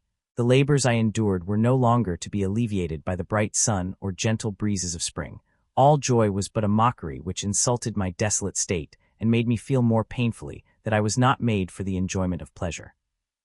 But my toils now drew near a close, and in 2 months from this time I reached the environs of Geneva. It was evening when I arrived, and I retired to a hiding place among the fields that surround it to meditate in what manner I should apply to you. I was oppressed by fatigue and hunger, and far too unhappy to enjoy the gentle breezes of evening or the prospect of the sun setting behind the stupendous mountains of Jura. At this time a slight sleep relieved me from the pain of reflection, which was disturbed by the approach of a beautiful child, who came running into the recess I had chosen, with all the sportiveness of infancy. Suddenly, as I gazed on him, an idea seized me that this little creature was unprejudiced, and had lived too short a time to have imbibed a horror of deformity. If, therefore, I could seize him and educate him as my companion and friend, I should not be so desolate in this peopled earth. Urged by this impulse, I seized on the boy as he passed and drew him towards me. As soon as he beheld my form, he placed his hands before his eyes and uttered a shrill scream. I drew his hand forcibly from his face and said, "Child, what is the meaning of this? I do not intend to hurt you. Listen to me." He struggled violently. "Let me go," he cried. "Monster, ugly wretch, you wish to eat me and tear me to pieces. You are an ogre. Let me go, or I will tell my papa." "Boy, you will never see your father again. You must come with me." "Hideous monster, let me go. My papa is a syndicee, is M. Frankenstein. He will punish you. You dare not keep me." "Frankenstein, you belong then to my enemy, to him towards whom I have sworn eternal revenge. You shall be my first victim." The child still struggled and loaded me with epithets which carried despair to my heart. I grasped his throat to silence him, and in a moment he lay dead at my feet. I gazed on my victim, and my heart swelled with exultation and hellish triumph. Clapping my hands, I exclaimed, "I too can create desolation. My enemy is not invulnerable. This death will carry despair to him, and 1,000 other miseries shall torment and destroy him." As I fixed my eyes on the child, I saw something glittering on his breast. I took it. It was a portrait of a most lovely woman. In spite of my malignity, it softened and attracted me. For a few moments I gazed with delight on her dark eyes, fringed by deep lashes, and her lovely lips, but presently my rage returned. I remembered that I was forever deprived of the delights that such beautiful creatures could bestow, and that she whose resemblance I contemplated would, in regarding me, have changed that air of divine benignity to one expressive of disgust and affright. Can you wonder that such thoughts transported me with rage? I only wonder that at that moment, instead of venting my sensations in exclamations and agony, I did not rush among mankind and perish in the attempt to destroy them. While I was overcome by these feelings, I left the spot where I had committed the murder, and seeking a more secluded hiding place, I entered a barn which had appeared to me to be empty. A woman was sleeping on some straw. She was young, not indeed so beautiful as her whose portrait I held, but of an agreeable aspect and blooming in the loveliness of youth and health. Here, I thought, is one of those whose joy-imparting smiles are bestowed on all but me. And then I bent over her and whispered, "Awake, fairest, Thy lover is near, he who would give his life, but to obtain one look of affection from thine eyes. My beloved, awake. The sleeper stirred, a thrill of terror ran through me. Should she indeed awake and see me and curse me and denounce the murderer, thus would she assuredly act if her darkened eyes opened and she beheld me. The thought was madness. It stirred the fiend within me. Not I, but she shall suffer. The murder I have committed, because I am forever robbed of all that she could give me, she shall atone. The crime had its source in her, be hers the punishment. Thanks to the lessons of Felix and the sanguinary laws of man, I had learned now to work mischief. I bent over her and placed the portrait securely in one of the folds of her dress. She moved again, and I fled. For some days I haunted the spot where these scenes had taken place, sometimes wishing to see you, sometimes resolved to quit the world and its miseries forever. At length I wandered towards these mountains, and have ranged through their immense recesses, consumed by a burning passion which you alone can gratify. We may not part until you have promised to comply with my requisition. I am alone and miserable. Man will not associate with me, but one as deformed and horrible as myself would not deny herself to me. My companion must be of the same species and have the same defects. This being you must create. The being finished speaking and fixed his looks upon me in the expectation of a reply, but I was bewildered, perplexed, and unable to arrange my ideas sufficiently to understand the full extent of his proposition. He continued, "You must create a female for me with whom I can live in the interchange of those sympathies necessary for my being. This you alone can do, and I demand it of you as a right which you must not refuse to concede." The latter part of his tale had kindled anew in me the anger that had died away while he narrated his peaceful life among the cottagers, and as he said this, I could no longer suppress the rage that burned within me. "I do refuse it," I replied, "and no torture shall ever extort a consent from me. You may render me the most miserable of men, but you shall never make me base in my own eyes. Shall I create another like yourself, whose joint wickedness might desolate the world? Begone, I have answered you. You may torture me, but I will never consent." "You are in the wrong," replied the fiend, "and instead of threatening, I am content to reason with you. I am malicious because I am miserable. Am I not shunned and hated by all mankind? You, my creator, would tear me to pieces in triumph. Remember that, and tell me why I should pity me more than he pities me. You would not call it murder if you could precipitate me into one of those ice rifts and destroy my frame, the work of your own hands. Shall I respect man when he condemns me? Let him live with me in the interchange of kindness, and instead of injury, I would bestow every benefit upon him with tears of gratitude at his acceptance. But that cannot be. The human senses are insurmountable barriers to our union, yet mine shall not be the submission of abject slavery. I will revenge my injuries. If I cannot inspire love, I will cause fear, and chiefly towards you, my archenemy, because my creator do I swear inextinguishable hatred. Have a care, I will work at your destruction, nor finish until I desolate your heart, so that you shall curse the hour of your birth." A fiendish rage animated him as he said this. His face was wrinkled into contortions too horrible for human eyes to behold, but presently he calmed himself and proceeded, "I intended to reason. This passion is detrimental to me, for you do not reflect that you are the cause of its excess. If any being felt emotions of benevolence towards me, I should return them 100 and 100-fold. For that one creature's sake I would make peace with the whole kind. But I now indulge in dreams of bliss that cannot be realized. What I ask of you is reasonable and moderate. I demand a creature of another sex, but as hideous as myself. The gratification is small, but it is all that I can receive, and it shall content me. It is true, we shall be monsters, cut off from all the world, but on that account we shall be more attached to one another. Our lives will not be happy, but they will be harmless and free from the misery I now feel. Oh, my Creator, make me happy. Let me feel gratitude towards you for one benefit. Let me see that I excite the sympathy of some existing thing. Do not deny me my request." I was moved. I shuddered when I thought of the possible consequences of my consent, but I felt that there was some justice in his argument. His tale and the feelings he now expressed proved him to be a creature of fine sensations, and did I not as his maker owe him all the portion of happiness that it was in my power to bestow? He saw my change of feeling and continued, "If you consent, neither you nor any other human being shall ever see us again. I will go to the vast wilds of South America. My food is not that of man. I do not destroy the lamb and the kid to glut my appetite. Acorns and berries afford me sufficient nourishment. My companion will be of the same nature as myself and will be content with the same fare. We shall make our bed of dried leaves. The sun will shine on us as on man and will ripen our food. The picture I present to you is peaceful and human, and you must feel that you could deny it only in the wantonness of power and cruelty. Pitiless as you have been towards me, I now see compassion in your eyes. Let me seize the favorable moment and persuade you to promise what I so ardently desire." You propose, replied I, to fly from the habitations of man, to dwell in those wilds where the beasts of the field will be your only companions. How can you, who long for the love and sympathy of man, persevere in this exile? You will return and again seek their kindness, and you will meet with their detestation. Your evil passions will be renewed, and you will then have a companion to aid you in the task of destruction. This may not be. Cease to argue the point, for I cannot consent. How inconstant are your feelings! But a moment ago you were moved by my representations, and why do you again harden yourself to my complaints? I swear to you, by the earth which I inhabit, and by you that made me, that with the companion you bestow I will quit the neighborhood of man and dwell, as it may chance, in the most savage of places.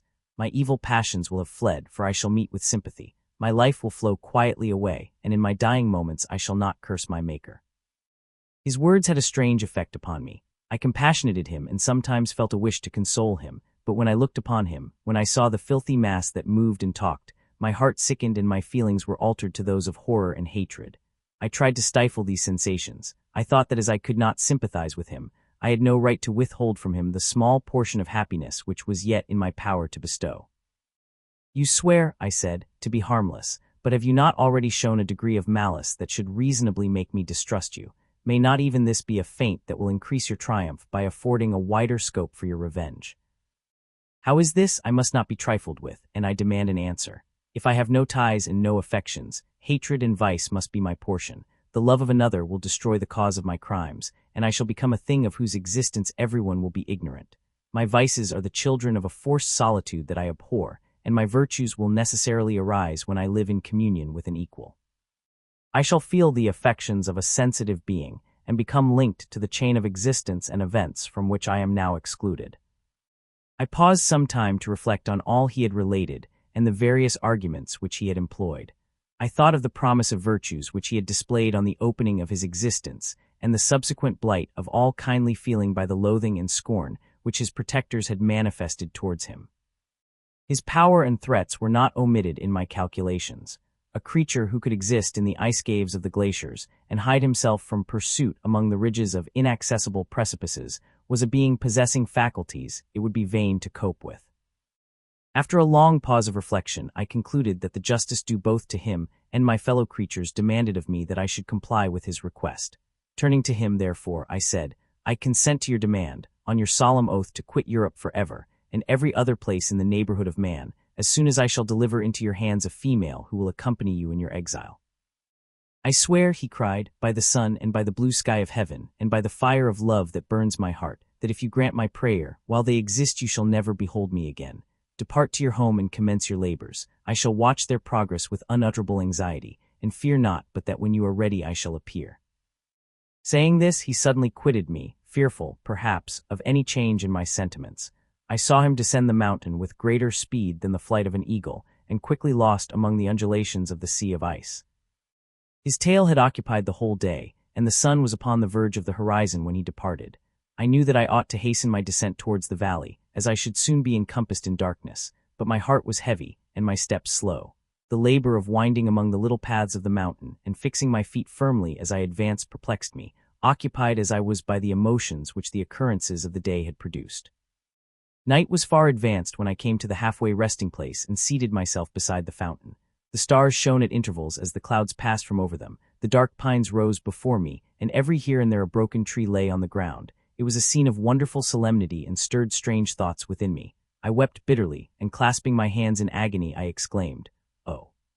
Stars and clouds and winds, ye are all about to mock me. If ye really pity me, crush sensation and memory, let me become as naught. But if not, depart, depart, and leave me in darkness.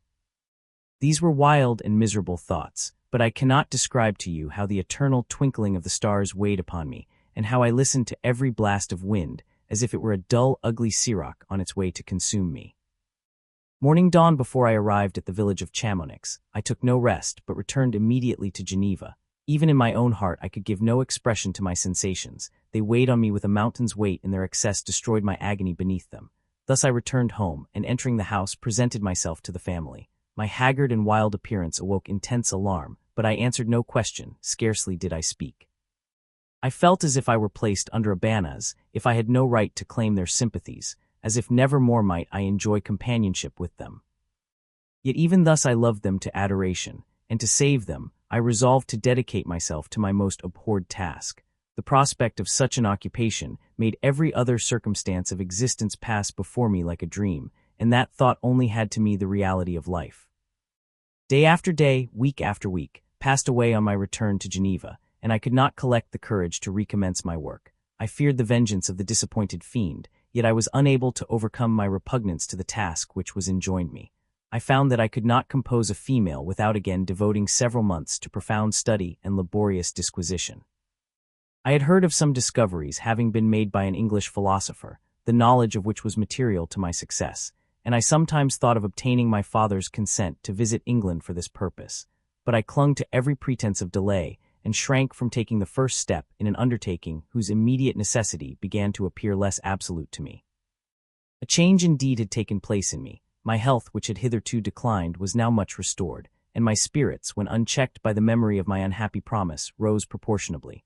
My father saw this change with pleasure, and he turned his thoughts towards the best method of eradicating the remains of my melancholy, which every now and then would return by fits, and with a devouring blackness overcast the approaching sunshine. At these moments I took refuge in the most perfect solitude. I passed whole days on the lake alone in a little boat, watching the clouds and listening to the rippling of the waves, silent and listless. But the fresh air and bright sun seldom failed to restore me to some degree of composure, and on my return I met the salutations of my friends with a readier smile and a more cheerful heart. It was after my return from one of these rambles that my father, calling me aside, thus addressed me: "I am happy to remark, my dear son, that you have resumed your former pleasures and seem to be returning to yourself. And yet you are still unhappy and still avoid our society. For some time I was lost in conjecture as to the cause of this, but yesterday an idea struck me, and if it is well founded, I conjure you to avow it.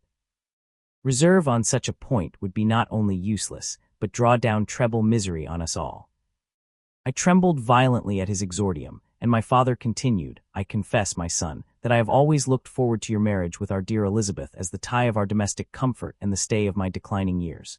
You were attached to each other from your earliest infancy. You studied together, and appeared in dispositions and tastes entirely suited to one another. But so blind is the experience of man that what I conceived to be the best assistance to my plan may have entirely destroyed it. You, perhaps, regard her as your sister, without any wish that she might become your wife. Nay, you may have met with another whom you may love, and considering yourself as bound in honor to Elizabeth, this struggle may occasion the poignant misery which you appear to feel. My dear father, reassure yourself. I love my cousin tenderly and sincerely. I never saw any woman who excited, as Elizabeth does, my warmest admiration and affection. My future hopes and prospects are entirely bound up in the expectation of our union. The expression of your sentiments of this subject, my dear Victor, gives me more pleasure than I have for some time experienced. If you feel thus, we shall assuredly be happy, however present events may cast a gloom over us. But it is this gloom which appears to have taken so strong a hold of your mind that I wish to dissipate. Tell me, therefore, whether you object to an immediate solemnization of the marriage. We have been unfortunate, and recent events have drawn us from that everyday tranquility befitting my years and infirmities. You are younger, yet I do not suppose, possessed as you are of a competent fortune, that an early marriage would at all interfere with any future plans of honor and utility that you may have formed. Do not suppose, however, that I wish to dictate happiness to you, or that a delay on your part would cause me any serious uneasiness. Interpret my words with candor and answer me, I conjure you, with confidence and sincerity." I listened to my father in silence and remained for some time incapable of offering any reply. I revolved rapidly in my mind a multitude of thoughts and endeavored to arrive at some conclusion. Alas, to me the idea of an immediate union with my Elizabeth was one of horror and dismay. I was bound by a solemn promise which I had not yet fulfilled and dared not break, or if I did, what manifold miseries might not impend over me and my devoted family. Could I enter into a festival with this deadly weight yet hanging round my neck and bowing me to the ground? I must perform my engagement, and let the monster depart with his mate before I allowed myself to enjoy the delight of a union from which I expected peace.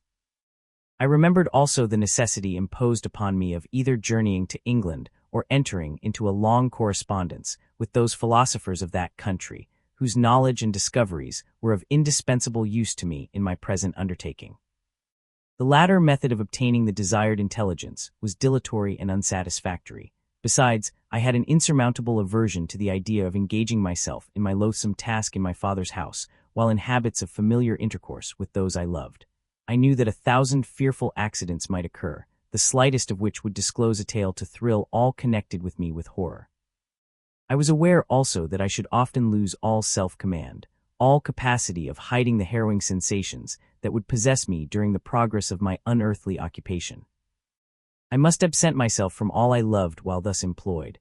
Once commenced, it would quickly be achieved, and I might be restored to my family in peace and happiness. My promise fulfilled, the monster would depart forever, or so my fond fancy imaged. Some accident might meanwhile occur to destroy him and put an end to my slavery forever. These feelings dictated my answer to my father. I expressed a wish to visit England, but concealing the true reasons of this request, I clothed my desires under a guise which excited no suspicion, while I urged my desire with an earnestness that easily induced my father to comply. After so long a period of an absorbing melancholy that resembled madness in its intensity and effects, he was glad to find that I was capable of taking pleasure in the idea of such a journey, and he hoped that change of scene and varied amusement would, before my return, have restored me entirely to myself. The duration of my absence was left to my own choice. A few months, or at most a year, was the period contemplated. One paternal kind precaution he had taken to ensure my having a companion. Without previously communicating with me, he had, in concert with Elizabeth, arranged that Clerval should join me at Strasbourg. This interfered with the solitude I coveted for the prosecution of my task. Yet at the commencement of my journey, the presence of my friend could in no way be an impediment, and truly I rejoiced that thus I should be saved many hours of lonely, maddening reflection. Nay, Henry might stand between me and the intrusion of my foe. If I were alone, would he not at times force his abhorred presence on me to remind me of my task or to contemplate its progress? To England, therefore, I was bound, and it was understood that my union with Elizabeth should take place immediately on my return. My father's age rendered him extremely averse to delay. For myself, there was one reward I promised myself from my detested toils, one consolation for my unparalleled sufferings. It was the prospect of that day, when, enfranchised from my miserable slavery, I might claim Elizabeth and forget the past in my union with her. I now made arrangements for my journey, but one feeling haunted me which filled me with fear and agitation. During my absence, I should leave my friends unconscious of the existence of their enemy and unprotected from his attacks, exasperated as he might be by my departure. But he had promised to follow me wherever I might go, and would he not accompany me to England? This imagination was dreadful in itself, but soothing inasmuch as it supposed the safety of my friends. I was agonized with the idea of the possibility that the reverse of this might happen, but through the whole period during which I was the slave of my creature, I allowed myself to be governed by the impulses of the moment, and my present sensations strongly intimated that the fiend would follow me and exempt my family from the danger of his machinations. It was in the latter end of September that I again quitted my native country. My journey had been my own suggestion, and Elizabeth therefore acquiesced, but she was filled with disquiet at the idea of my suffering, away from her, the inroads of misery and grief. It had been her care which provided me a companion in Clervaland, yet a man is blind to 1,000-minute circumstances which call forth a woman's sedulous attention. She longed to bid me hasten my return. 1,000 conflicting emotions rendered her mute as she bade me a tearful, silent farewell. I threw myself into the carriage that was to convey me away, hardly knowing whither I was going, and careless of what was passing around. I remembered only, and it was with a bitter anguish that I reflected on it, to order that my chemical instruments should be packed to go with me. Filled with dreary imaginations, I passed through many beautiful and majestic scenes, but my eyes were fixed and unobserving. I could only think of the bourne of my travels, and the work which was to occupy me whilst they endured. After some days spent in listless indolence, during which I traversed many leagues, I arrived at Strasbourg, where I waited 2 days for Clerval. He came. Alas, how great was the contrast between us! He was alive to every new scene, joyful when he saw the beauties of the setting sun, and more happy when he beheld it rise and recommence a new day. He pointed out to me the shifting colors of the landscape and the appearances of the sky. "This is what it is to live," he cried. "Now I enjoy existence." "But you, my dear Frankenstein, wherefore are you desponding and sorrowful?" In truth, I was occupied by gloomy thoughts, and neither saw the descent of the evening star nor the golden sunrise reflected in the Rhine. And you, my friend, would be far more amused with the journal of Clerval, who observed the scenery with an eye of feeling and delight, than in listening to my reflections. I am a miserable wretch, haunted by a curse that shut up every avenue to enjoyment. We had agreed to descend the Rhine in a boat from Strasbourg to Rotterdam, whence we might take shipping for London. During this voyage we passed many willowy islands and saw several beautiful towns. We stayed a day at Mannheim, and on the 5th from our departure from Strasbourg, arrived at Mainz. The course of the Rhine below Mainz becomes much more picturesque. The river descends rapidly and winds between hills, not high but steep and of beautiful forms. We saw many ruined castles standing on the edges of precipices, surrounded by black woods, high and inaccessible. This part of the Rhine indeed presents a singularly variegated landscape.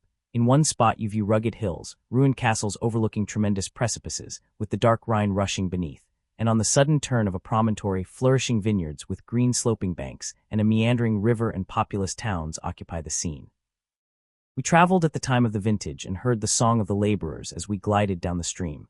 Even I, depressed in mind and my spirits continually agitated by gloomy feelings, even I was pleased. I lay at the bottom of the boat, and as I gazed on the cloudless blue sky, I seemed to drink in a tranquility to which I had long been a stranger. And if these were my sensations, who can describe those of Henry? He felt as if he had been transported to fairyland, and enjoyed a happiness seldom tasted by man. "I have seen," he said, "the most beautiful scenes of my own country. I have visited the lakes of Lucerne and Uri, where the snowy mountains descend almost perpendicularly to the water, casting black and impenetrable shades, which would cause a gloomy and mournful appearance were it not for the most verdant islands that relieve the eye by their gay appearance. I have seen this lake agitated by a tempest, when the wind tore up whirlwinds of water and gave you an idea of what the waterspout must be on the great ocean, and the waves dash with fury the base of the mountain, where the priest and his mistress were overwhelmed by an avalanche, and where their dying voices are still said to be heard amid the pauses of the nightly wind. I have seen the mountains of La Valle and the Pays de Vaux, but this country, Victor, pleases me more than all those wonders. The mountains of Switzerland are more majestic and strange, but there is a charm in the banks of this divine river that I never before saw equaled. Look at that castle which overhangs you precipice, and that also on the island, almost concealed amongst the foliage of those lovely trees, and now that group of laborers coming from among their vines, and that village half hid in the recess of the mountain. Oh, surely the spirit that inhabits and guards this place has a soul more in harmony with man than those who pile the glacier or retire to the inaccessible peaks of the mountains of our own country. Clerval, beloved friend, even now it delights me to record your words and to dwell on the praise of which you are so eminently deserving. He was a being formed in the very poetry of nature. His wild and enthusiastic imagination was chastened by the sensibility of his heart. His soul overflowed with ardent affections, and his friendship was of that devoted and wondrous nature that the worldly minded teach us to look for only in the imagination. But even human sympathies were not sufficient to satisfy his eager mind. The scenery of external nature, which others regard only with admiration, he loved with ardor. The sounding cataract haunted him like a passion. The tall rock, the mountain, and the deep and gloomy wood, their colors and their forms, were then to him an appetite, a feeling and a love that had no need of a remoter charm, by thought supplied, or any interest unborrowed from the eye. And where does he now exist? Is this gentle and lovely being lost forever? Has this mind, so replete with ideas, imaginations fanciful and magnificent, which formed a world whose existence depended on the life of its creator, has this mind perished? Does it now only exist in my memory? No, it is not thus. Your form so divinely wrought and beaming with beauty has decayed, but your spirit still visits and consoles your unhappy friend. Pardon this gush of sorrow. These ineffectual words are but a slight tribute to the unexampled worth of Henry, but they soothe my heart, overflowing with the anguish which his remembrance creates. I will proceed with my tale.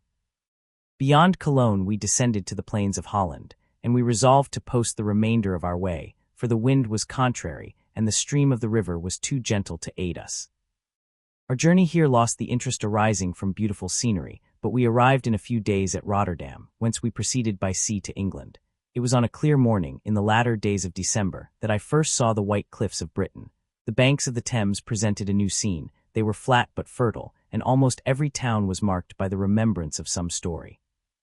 We saw Tilbury Fort and remembered the Spanish Armada, Gravesend, Woolwich, and Greenwich places, which I had heard of even in my country. At length we saw the numerous steeples of London, St. Paul's towering above all, and the tower famed in English history.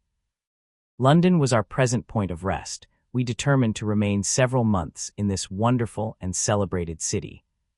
Clerval desired the intercourse of the men of genius and talent who flourished at this time, but this was with me a secondary object.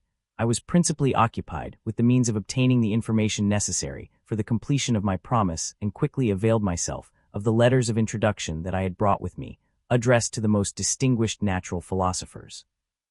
If this journey had taken place during my days of study and happiness, it would have afforded me inexpressible pleasure. but a blight had come over my existence, and I only visited these people for the sake of the information they might give me on the subject in which my interest was so terribly profound. Company was irksome to me. When alone, I could fill my mind with the sights of heaven and earth. The voice of Henry soothed me, and I could thus cheat myself into a transitory peace. But busy, uninteresting, joyous faces brought back despair to my heart. I saw an insurmountable barrier placed between me and my fellow men. This barrier was sealed with the blood of William and Justine, and to reflect on the events connected with those names filled my soul with anguish. But in Clerval I saw the image of my former self. He was inquisitive and anxious to gain experience and instruction. The difference of manners which he observed was to him an inexhaustible source of instruction and amusement. He was also pursuing an object he had long had in view. His design was to visit India, in the belief that he had in his knowledge of its various languages, and in the views he had taken of its society, the means of materially assisting the progress of European colonization and trade. In Britain only could he further the execution of his plan. He was forever busy, and the only check to his enjoyments was my sorrowful and dejected mind. I tried to conceal this as much as possible, that I might not debar him from the pleasures natural to one who was entering on a new scene of life, undisturbed by any care or bitter recollection. I often refused to accompany him, alleging another engagement, that I might remain alone. I now also began to collect the materials necessary for my new creation, and this was to me like the torture of single drops of water continually falling on the head. Every thought that was devoted to it was an extreme anguish, and every word that I spoke in allusion to it caused my lips to quiver and my heart to palpitate. After passing some months in London, we received a letter from a person in Scotland who had formerly been our visitor at Geneva. He mentioned the beauties of his native country and asked us if those were not sufficient allurements to induce us to prolong our journey as far north as Perth, where he resided. Clerval eagerly desired to accept this invitation, and I, although I abhorred society, wished to view again mountains and streams, and all the wondrous works with which nature adorns her chosen dwelling places. We had arrived in England at the beginning of October, and it was now February. We accordingly determined to commence our journey towards the north at the expiration of another month. In this expedition, we did not intend to follow the great road to Edinburgh, but to visit Windsor, Oxford, Matlock, and the Cumberland Lakes, resolving to arrive at the completion of this tour about the end of July. I packed up my chemical instruments and the materials I had collected, resolving to finish my labors in some obscure nook in the northern Highlands of Scotland. We quitted London on the 27th of March and remained a few days at Windsor, rambling in its beautiful forest. This was a new scene to us mountaineers. The majestic oaks, the quantity of game, and the herds of stately deer were all novelties to us. From thence we proceeded to Oxford. As we entered this city, our minds were filled with the remembrance of the events that had been transacted there more than a century and a half before. It was here that Charles I had collected his forces. This city had remained faithful to him, after the whole nation had forsaken his cause to join the standard of Parliament and liberty. The memory of that unfortunate king and his companions, the amiable Falkland, the insolent Goring, his queen and son, gave a peculiar interest to every part of the city which they might be supposed to have inhabited. The spirit of elder days found a dwelling here, and we delighted to trace its footsteps. If these feelings had not found an imaginary gratification, the appearance of the city had yet in itself sufficient beauty to obtain our admiration.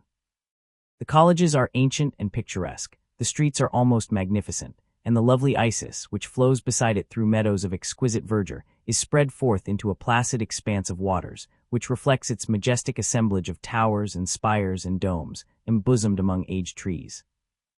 I enjoyed this scene, and yet my enjoyment was embittered both by the memory of the past and the anticipation of the future.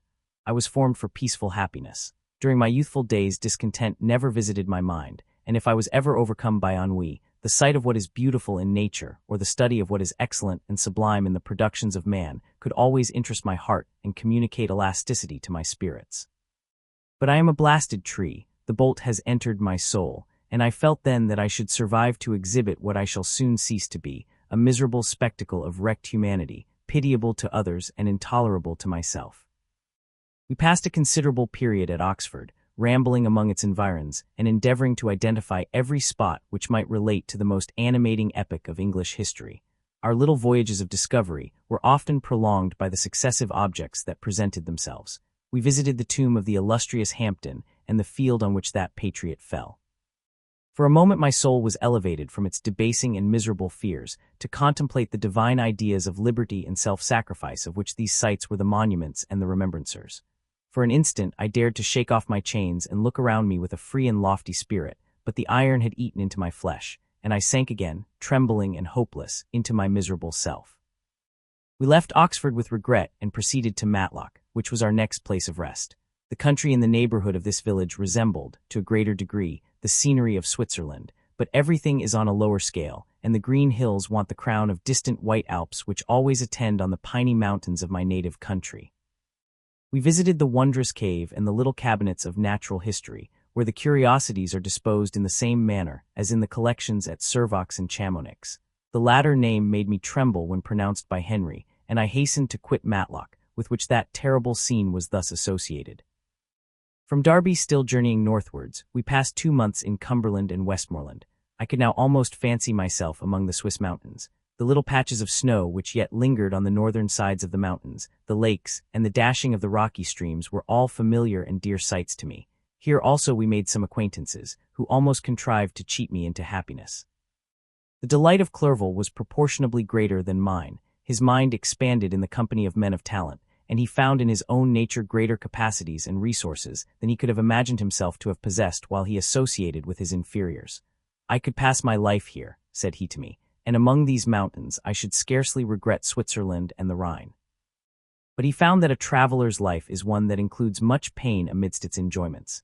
His feelings are forever on the stretch, and when he begins to sink into repose, he finds himself obliged to quit that on which he rests in pleasure for something new, which again engages his attention, and which also he forsakes for other novelties. We had scarcely visited the various lakes of Cumberland and Westmoreland, and conceived an affection for some of the inhabitants when the period of our appointment with our Scotch friend approached, and we left them to travel on. For my own part, I was not sorry. I had now neglected my promise for some time, and I feared the effects of the demon's disappointment. He might remain in Switzerland and wreak his vengeance on my relatives. This idea pursued me, and tormented me at every moment from which I might otherwise have snatched repose and peace. I waited for my letters with feverish impatience. If they were delayed, I was miserable and overcome by 1,000 fears, and when they arrived and I saw the superscription of Elizabeth or my father, I hardly dared to read and ascertain my fate. Sometimes I thought that the fiend followed me and might expedite my remissness by murdering my companion. When these thoughts possessed me, I would not quit Henry for a moment, but followed him as his shadow, to protect him from the fancied rage of his destroyer. I felt as if I had committed some great crime, the consciousness of which haunted me. I was guiltless, but I had indeed drawn down a horrible curse upon my head, as mortal as that of crime. I visited Edinburgh with languid eyes and mind, and yet that city might have interested the most unfortunate being. Clerval did not like it so well as Oxford, for the antiquity of the latter city was more pleasing to him. But the beauty and regularity of the new town of Edinburgh, its romantic castle and its environs, the most delightful in the world, Arthur's Seat, St. Bernard's Well, and the Pentland Hills, compensated him for the change and filled him with cheerfulness and admiration. But I was impatient to arrive at the termination of my journey. We left Edinburgh in a week, passing through Cupar, St. Andrews, and along the banks of the Tay to Perth, where our friend expected us. But I was in no mood to laugh and talk with strangers or enter into their feelings or plans with the good humor expected from a guest, and accordingly I told Clerval that I wished to make the tour of Scotland alone. "Do you," said I, "enjoy yourself, and let this be our rendezvous. I may be absent a month or two, but do not interfere with my motions, I entreat you. Leave me to peace and solitude for a short time, and when I return I hope it will be with a lighter heart, more congenial to your own temper." Henry wished to dissuade me, but seeing me bent on this plan, ceased to remonstrate. He entreated me to write often. "I had rather be with you," he said, "in your solitary rambles, than with these Scotch people, whom I do not know. Hasten then, my dear friend, to return, that I may again feel myself somewhat at home, which I cannot do in your absence." Having parted from my friend, I determined to visit some remote spot of Scotland, and finish my work in solitude. I did not doubt but that the monster followed me, and would discover himself to me when I should have finished, that he might receive his companion. With this resolution I traversed the northern highlands, and fixed on one of the remotest of the Orkneys as the scene of my labors. It was a place fitted for such a work, being hardly more than a rock whose high sides were continually beaten upon by the waves. The soil was barren, scarcely affording pasture for a few miserable cows, and oatmeal for its inhabitants, which consisted of 5 persons, whose gaunt and scraggy limbs gave tokens of their miserable fare. Vegetables and bread, when they indulged in such luxuries, and even fresh water, was to be procured from the mainland, which was about 5 miles distant. On the whole island there were but 3 miserable huts, and one of these was vacant when I arrived. This I hired. It contained but 2 rooms, and these exhibited all the squalidness of the most miserable penury. The thatch had fallen in, the walls were unplastered, and the door was off its hinges. I ordered it to be repaired, bought some furniture, and took possession, an incident which would doubtless have occasioned some surprise, had not all the senses of the cottagers been benumbed by want and squalid poverty. As it was, I lived ungazed at and unmolested, hardly thanked for the pittance of food and clothes which I gave, so much does suffering blunt even the coarsest sensations of men. In this retreat I devoted the morning to labor, but in the evening, when the weather permitted, I walked on the stony beach of the sea to listen to the waves as they roared and dashed at my feet. It was a monotonous yet ever-changing scene. I thought of Switzerland. It was far different from this desolate and appalling landscape. Its hills are covered with vines, and its cottages are scattered thickly in the plains. Its fair lakes reflect a blue and gentle sky, and when troubled by the winds, their tumult is but as the play of a lively infant when compared to the roarings of the giant ocean. In this manner I distributed my occupations when I first arrived, but as I proceeded in my labor, it became every day more horrible and irksome to me. Sometimes I could not prevail on myself to enter my laboratory for several days, and at other times I toiled day and night in order to complete my work. It was, indeed, a filthy process in which I was engaged.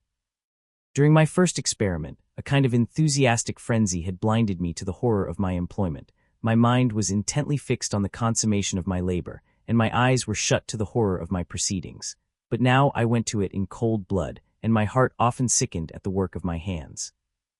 Thus situated, employed in the most detestable occupation, immersed in a solitude where nothing could for an instant call my attention from the actual scene in which I was engaged, my spirits became unequal. I grew restless and nervous. Every moment I feared to meet my persecutor. Sometimes I sat with my eyes fixed on the ground, fearing to raise them lest they should encounter the object which I so much dreaded to behold. I feared to wander from the sight of my fellow creatures, lest, when alone, he should come to claim his companion. In the meantime I worked on, and my labor was already considerably advanced. I looked towards its completion with a tremulous and eager hope, which I dared not trust myself to question, but which was intermixed with obscure forebodings of evil that made my heart sicken in my bosom. I sat one evening in my laboratory. The sun had set, and the moon was just rising from the sea. I had not sufficient light for my employment, and I remained idle, in a pause of consideration of whether I should leave my labor for the night or hasten its conclusion by an unremitting attention to it. As I sat, a train of reflection occurred to me which led me to consider the effects of what I was now doing. 3 years before I was engaged in the same manner, and had created a fiend whose unparalleled barbarity had desolated my heart and filled it forever with the bitterest remorse. I was now about to form another being of whose dispositions I was alike ignorant. She might become 10,000 times more malignant than her mate and delight, for its own sake, in murder and wretchedness. He had sworn to quit the neighborhood of man and hide himself in deserts, but she had not, and she, who in all probability was to become a thinking and reasoning animal, might refuse to comply with a compact made before her creation. They might even hate each other. The creature who already lived loathed his own deformity, and might he not conceive a greater abhorrence for it when it came before his eyes in the female form? She also might turn with disgust from him to the superior beauty of man. She might quit him, and he be again alone, exasperated by the fresh provocation of being deserted by one of his own species. Even if they were to leave Europe and inhabit the deserts of the New World, yet one of the first results of those sympathies for which the demon thirsted would be children, and a race of devils would be propagated upon the earth who might make the very existence of the species of man a condition precarious and full of terror. Had I right, for my own benefit, to inflict this curse upon everlasting generations? I had before been moved by the sophisms of the being I had created. I had been struck senseless by his fiendish threats. But now, for the first time, the wickedness of my promise burst upon me. I shuddered to think that future ages might curse me as their pest, whose selfishness had not hesitated to buy its own peace at the price, perhaps, of the existence of the whole human race. I trembled and my heart failed within me, when on looking up I saw by the light of the moon the demon at the casement. A ghastly grin wrinkled his lips as he gazed on me, where I sat fulfilling the task which he had allotted to me.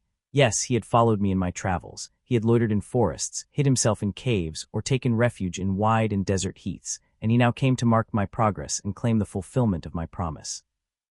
As I looked on him, his countenance expressed the utmost extent of malice and treachery.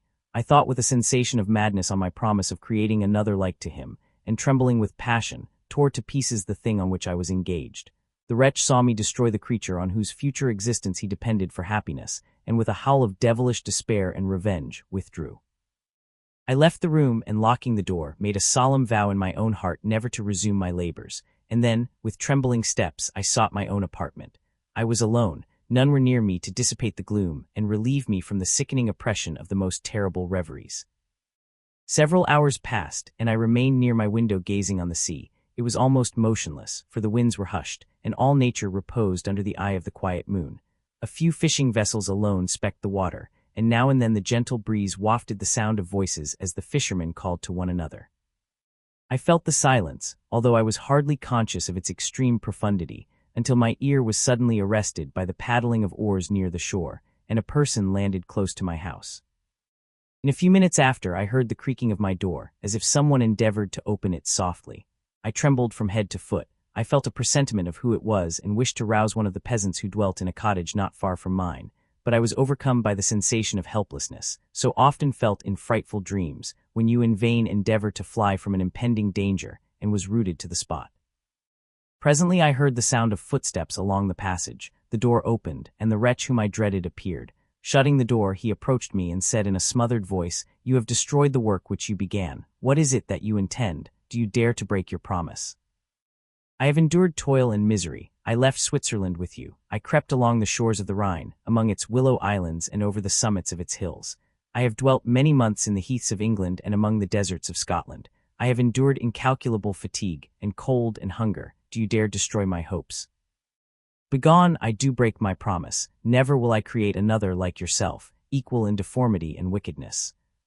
Slave, I before reasoned with you, but you have proved yourself unworthy of my condescension. Remember that I have power. You believe yourself miserable, but I can make you so wretched that the light of day will be hateful to you. You are my creator, but I am your master. Obey. The hour of my irresolution is past, and the period of your power is arrived. Your threats cannot move me to do an act of wickedness, but they confirm me in a determination of not creating you a companion in vice. Shall I in cool blood set loose upon the earth a demon whose delight is in death and wretchedness? Begone, I am firm, and your words will only exasperate my rage." The monster saw my determination in my face and gnashed his teeth in the impotence of anger. "Shall each man," cried he, "find a wife for his bosom, and each beast have his mate, and I be alone? I had feelings of affection, and they were requited by detestation and scorn. Man, you may hate, but beware. Your hours will pass in dread and misery, and soon the bolt will fall which must ravish from you your happiness forever. Are you to be happy while I grovel in the intensity of my wretchedness? You can blast my other passions, but revenge remains, revenge, henceforth dearer than light or food. I may die, but first you, my tyrant and tormentor, shall curse the sun that gazes on your misery. Beware, for I am fearless and therefore powerful. I will watch with the wiliness of a snake, that I may sting with its venom. Man, you shall repent of the injuries you inflict. Devil, cease, and do not poison the air with these sounds of malice. I have declared my resolution to you, and I am no coward to bend beneath words. Leave me, I am inexorable. It is well, I go, but remember, I shall be with you on your wedding night." I started forward and exclaimed, "Villain, before you sign my death warrant, be sure that you are yourself safe." I would have seized him, but he eluded me and quitted the house with precipitation. In a few moments I saw him in his boat, which shot across the waters with an arrowy swiftness and was soon lost amidst the waves. All was again silent, but his words rang in my ears. I burned with rage to pursue the murderer of my peace and precipitate him into the ocean. I walked up and down my room hastily and perturbed, while my imagination conjured up 1,000 images to torment and sting me. Why had I not followed him and closed with him in mortal strife? But I had suffered him to depart, and he had directed his course towards the mainland. I shuddered to think who might be the next victim sacrificed to his insatiate revenge, and then I thought again of his words, "I will be with you on your wedding night." That then was the period fixed for the fulfillment of my destiny. In that hour I should die, and at once satisfy and extinguish his malice. The prospect did not move me to fear, yet when I thought of my beloved Elizabeth, of her tears and endless sorrow, when she should find her lover so barbarously snatched from her, tears, the first I had shed for many months, streamed from my eyes, and I resolved not to fall before my enemy without a bitter struggle. The night passed away, and the sun rose from the ocean. My feelings became calmer, if it may be called calmness when the violence of rage sinks into the depths of despair. I left the house, the horrid scene of the last night's contention, and walked on the beach of the sea, which I almost regarded as an insuperable barrier between me and my fellow creatures. Nay, a wish that such should prove the fact stole across me. I desired that I might pass my life on that barren rock, wearily, it is true, but uninterrupted by any sudden shock of misery. If I returned, it was to be sacrificed, or to see those whom I most loved die under the grasp of a demon whom I had myself created. I walked about the isle like a restless spectre, separated from all it loved and miserable in the separation. When it became noon and the sun rose higher, I lay down on the grass and was overpowered by a deep sleep. I had been awake the whole of the preceding night, my nerves were agitated, and my eyes inflamed by watching and misery. The sleep into which I now sank refreshed me, and when I awoke, I again felt as if I belonged to a race of human beings like myself, and I began to reflect upon what had passed with greater composure. Yet still the words of the fiend rang in my ears like a death knell. They appeared like a dream, yet distinct and oppressive as a reality. The sun had far descended, and I still sat on the shore, satisfying my appetite, which had become ravenous, with an oaten cake, when I saw a fishing boat land close to me, and one of the men brought me a packet. It contained letters from Geneva, and one from Clerval entreating me to join him. He said that he was wearing away his time fruitlessly where he was, that letters from the friends he had formed in London desired his return to complete the negotiation they had entered into for his Indian enterprise. He could not any longer delay his departure, but as his journey to London might be followed, even sooner than he now conjectured, by his longer voyage, he entreated me to bestow as much of my society on him as I could spare. He besought me, therefore, to leave my solitary isle and to meet him at Perth, that we might proceed southwards together. This letter in a degree recalled me to life, and I determined to quit my island at the expiration of 2 days. Yet before I departed, there was a task to perform, on which I shuddered to reflect.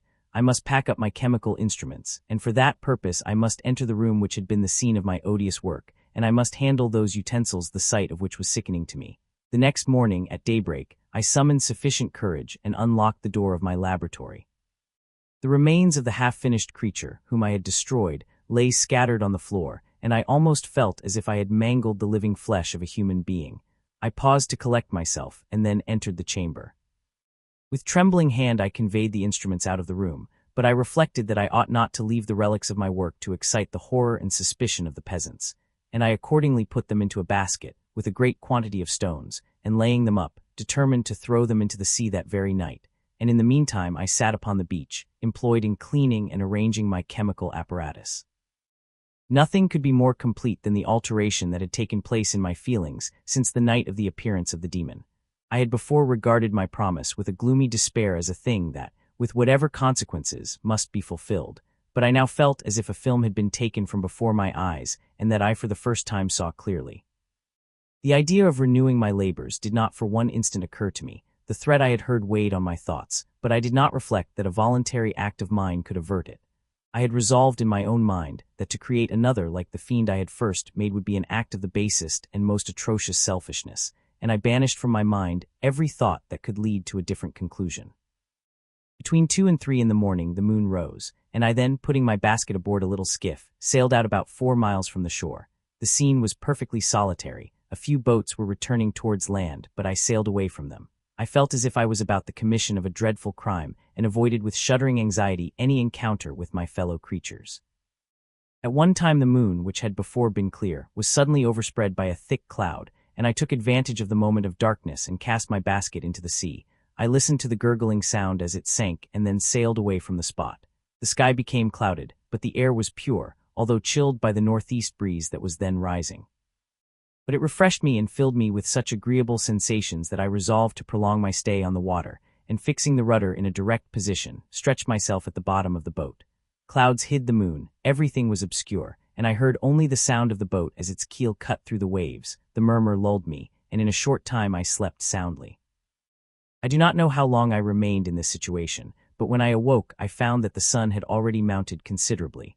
The wind was high, and the waves continually threatened the safety of my little skiff. I found that the wind was northeast, and must have driven me far from the coast from which I had embarked. I endeavored to change my course, but quickly found that if I again made the attempt the boat would be instantly filled with water. Thus situated, my only resource was to drive before the wind. I confess that I felt a few sensations of terror. I had no compass with me, and was so slenderly acquainted with the geography of this part of the world that the sun was of little benefit to me. I might be driven into the wide Atlantic and feel all the tortures of starvation, or be swallowed up in the immeasurable waters that roared and buffeted around me. I had already been out many hours, and felt the torment of a burning thirst, a prelude to my other sufferings. I looked on the heavens, which were covered by clouds that flew before the wind, only to be replaced by others. I looked upon the sea. It was to be my grave. "Fiend," I exclaimed, "your task is already fulfilled." I thought of Elizabeth, of my father, and of Clerval left behind, on whom the monster might satisfy his sanguinary and merciless passions. This idea plunged me into a reverie so despairing and frightful that even now, when the scene is on the point of closing before me forever, I shudder to reflect on it. Some hours passed thus, but by degrees, as the sun declined towards the horizon, the wind died away into a gentle breeze and the sea became free from breakers. But these gave place to a heavy swell. I felt sick and hardly able to hold the rudder, when suddenly I saw a line of high land towards the south. Almost spent as I was, by fatigue and the dreadful suspense I endured for several hours, this sudden certainty of life rushed like a flood of warm joy to my heart, and tears gushed from my eyes. How mutable are our feelings, and how strange is that clinging love we have of life even in the excess of misery. I constructed another sail with a part of my dress and eagerly steered my course towards the land. It had a wild and rocky appearance, but as I approached nearer, I easily perceived the traces of cultivation. I saw vessels near the shore, and found myself suddenly transported back to the neighborhood of civilized man. I carefully traced the windings of the land, and hailed a steeple which I at length saw issuing from behind a small promontory. As I was in a state of extreme debility, I resolved to sail directly towards the town, as a place where I could most easily procure nourishment. Fortunately, I had money with me. As I turned the promontory, I perceived a small, neat town and a good harbor, which I entered, my heart bounding with joy at my unexpected escape. As I was occupied in fixing the boat and arranging the sails, several people crowded towards the spot. They seemed much surprised at my appearance, but instead of offering me any assistance, whispered together with gestures that at any other time might have produced in me a slight sensation of alarm. As it was, I merely remarked that they spoke English, and I therefore addressed them in that language. "My good friends," said I, "will you be so kind as to tell me the name of this town and inform me where I am?" "Oh, you will know that soon enough," replied a man with a hoarse voice. "Maybe you are come to a place that will not prove much to your taste, but you will not be consulted as to your quarters, I promise you." I was exceedingly surprised on receiving so rude an answer from a stranger, and I was also disconcerted on perceiving the frowning and angry countenances of his companions. "Why do you answer me so roughly?" I replied. "Surely it is not the custom of Englishmen to receive strangers so inhospitably." "I do not know," said the man, "what the custom of the English may be, but it is the custom of the Irish to hate villains." While this strange dialogue continued, I perceived the crowd rapidly increase. Their faces expressed a mixture of curiosity and anger, which annoyed and in some degree alarmed me. I inquired the way to the inn, but no one replied. I then moved forward, and a murmuring sound arose from the crowd as they followed and surrounded me, when an ill-looking man approaching tapped me on the shoulder and said, "Come, sir, you must follow me to Mr. Kerwin's to give an account of yourself." "Who is Mr. Kerwin? Why am I to give an account of myself? Is not this a free country?" "Aye, sir, free enough for honest folks. Mr. Kerwin is a magistrate, and you are to give an account of the death of a gentleman who was found murdered here last night." This answer startled me, but I presently recovered myself. I was innocent, that could easily be proved. Accordingly, I followed my conductor in silence and was led to one of the best houses in the town. I was ready to sink from fatigue and hunger, but being surrounded by a crowd, I thought it politic to rouse all my strength, that no physical debility might be construed into apprehension or conscious guilt. Little did I then expect the calamity that was in a few moments to overwhelm me and extinguish in horror and despair all fear of ignominy or death. I must pause here, for it requires all my fortitude to recall the memory of the frightful events which I am about to relate, in proper detail, to my recollection. I was soon introduced into the presence of the magistrate, an old benevolent man with calm and mild manners. He looked upon me, however, with some degree of severity, and then, turning towards my conductors, he asked who appeared as witnesses on this occasion. About half a dozen men came forward, and one being selected by the magistrate, he deposed that he had been out fishing the night before with his son and brother-in-law, Daniel Nugent. When about 10 o'clock, they observed a strong northerly blast rising, and they accordingly put in for port. It was a very dark night, as the moon had not yet risen. they did not land at the harbor, but as they had been accustomed, at a creek about 2 miles below. He walked on first, carrying a part of the fishing tackle, and his companions followed him at some distance. As he was proceeding along the sands, he struck his foot against something and fell at his length on the ground. His companions came up to assist him, and by the light of their lantern, they found that he had fallen on the body of a man who was to all appearance dead. Their first supposition was that it was the corpse of some person who had been drowned and was thrown on shore by the waves, but on examination they found that the clothes were not wet, and even that the body was not then cold. They instantly carried it to the cottage of an old woman near the spot, and endeavored, but in vain, to restore it to life. It appeared to be a handsome young man, about 25 years of age. He had apparently been strangled, for there was no sign of any violence except the black mark of fingers on his neck. The first part of this deposition did not in the least interest me, but when the mark of the fingers was mentioned, I remembered the murder of my brother and felt myself extremely agitated. My limbs trembled, and a mist came over my eyes, which obliged me to lean on a chair for support. The magistrate observed me with a keen eye and of course drew an unfavorable augury from my manner. The son confirmed his father's account, but when Daniel Nugent was called he swore positively that just before the fall of his companion, he saw a boat, with a single man in it, at a short distance from the shore, and as far as he could judge by the light of a few stars, it was the same boat in which I had just landed. A woman deposed that she lived near the beach and was standing at the door of her cottage, waiting for the return of the fishermen, about an hour before she heard of the discovery of the body, when she saw a boat with only one man in it push off from that part of the shore where the corpse was afterwards found. Another woman confirmed the account of the fishermen having brought the body into her house. It was not cold. They put it into a bed and rubbed it, and Daniel went to the town for an apothecary, but life was quite gone. Several other men were examined concerning my landing, and they agreed that, with the strong north wind that had arisen during the night, it was very probable that I had beaten about for many hours, and had been obliged to return nearly to the same spot from which I had departed. Besides, they observed that it appeared that I had brought the body from another place, and it was likely that, as I did not appear to know the shore, I might have put into the harbor, ignorant of the distance of the town from the place where I had deposited the corpse. Mr. Kerwin, on hearing this evidence, desired that I should be taken into the room where the body lay for interment, that it might be observed what effect the sight of it would produce upon me. This idea was probably suggested by the extreme agitation I had exhibited when the mode of the murder had been described. I was accordingly conducted, by the magistrate and several other persons, to the inn. I could not help being struck by the strange coincidences that had taken place during this eventful night, but knowing that I had been conversing with several persons in the island I had inhabited about the time that the body had been found, I was perfectly tranquil as to the consequences of the affair. I entered the room where the corpse lay and was led up to the coffin. How can I describe my sensations on beholding it? I feel yet parched with horror, nor can I reflect on that terrible moment without shuddering in agony. The examination, the presence of the magistrate and witnesses, passed like a dream from my memory when I saw the lifeless form of Henry Clerval stretched before me. I gasped for breath, and throwing myself on the body, I exclaimed, "Have my murderous machinations deprived you also, my dearest Henry, of life? 2 I have already destroyed, other victims await their destiny, but you, Clerval, my friend, my benefactor, the human frame could no longer support the agonies that I endured, and I was carried out of the room in strong convulsions.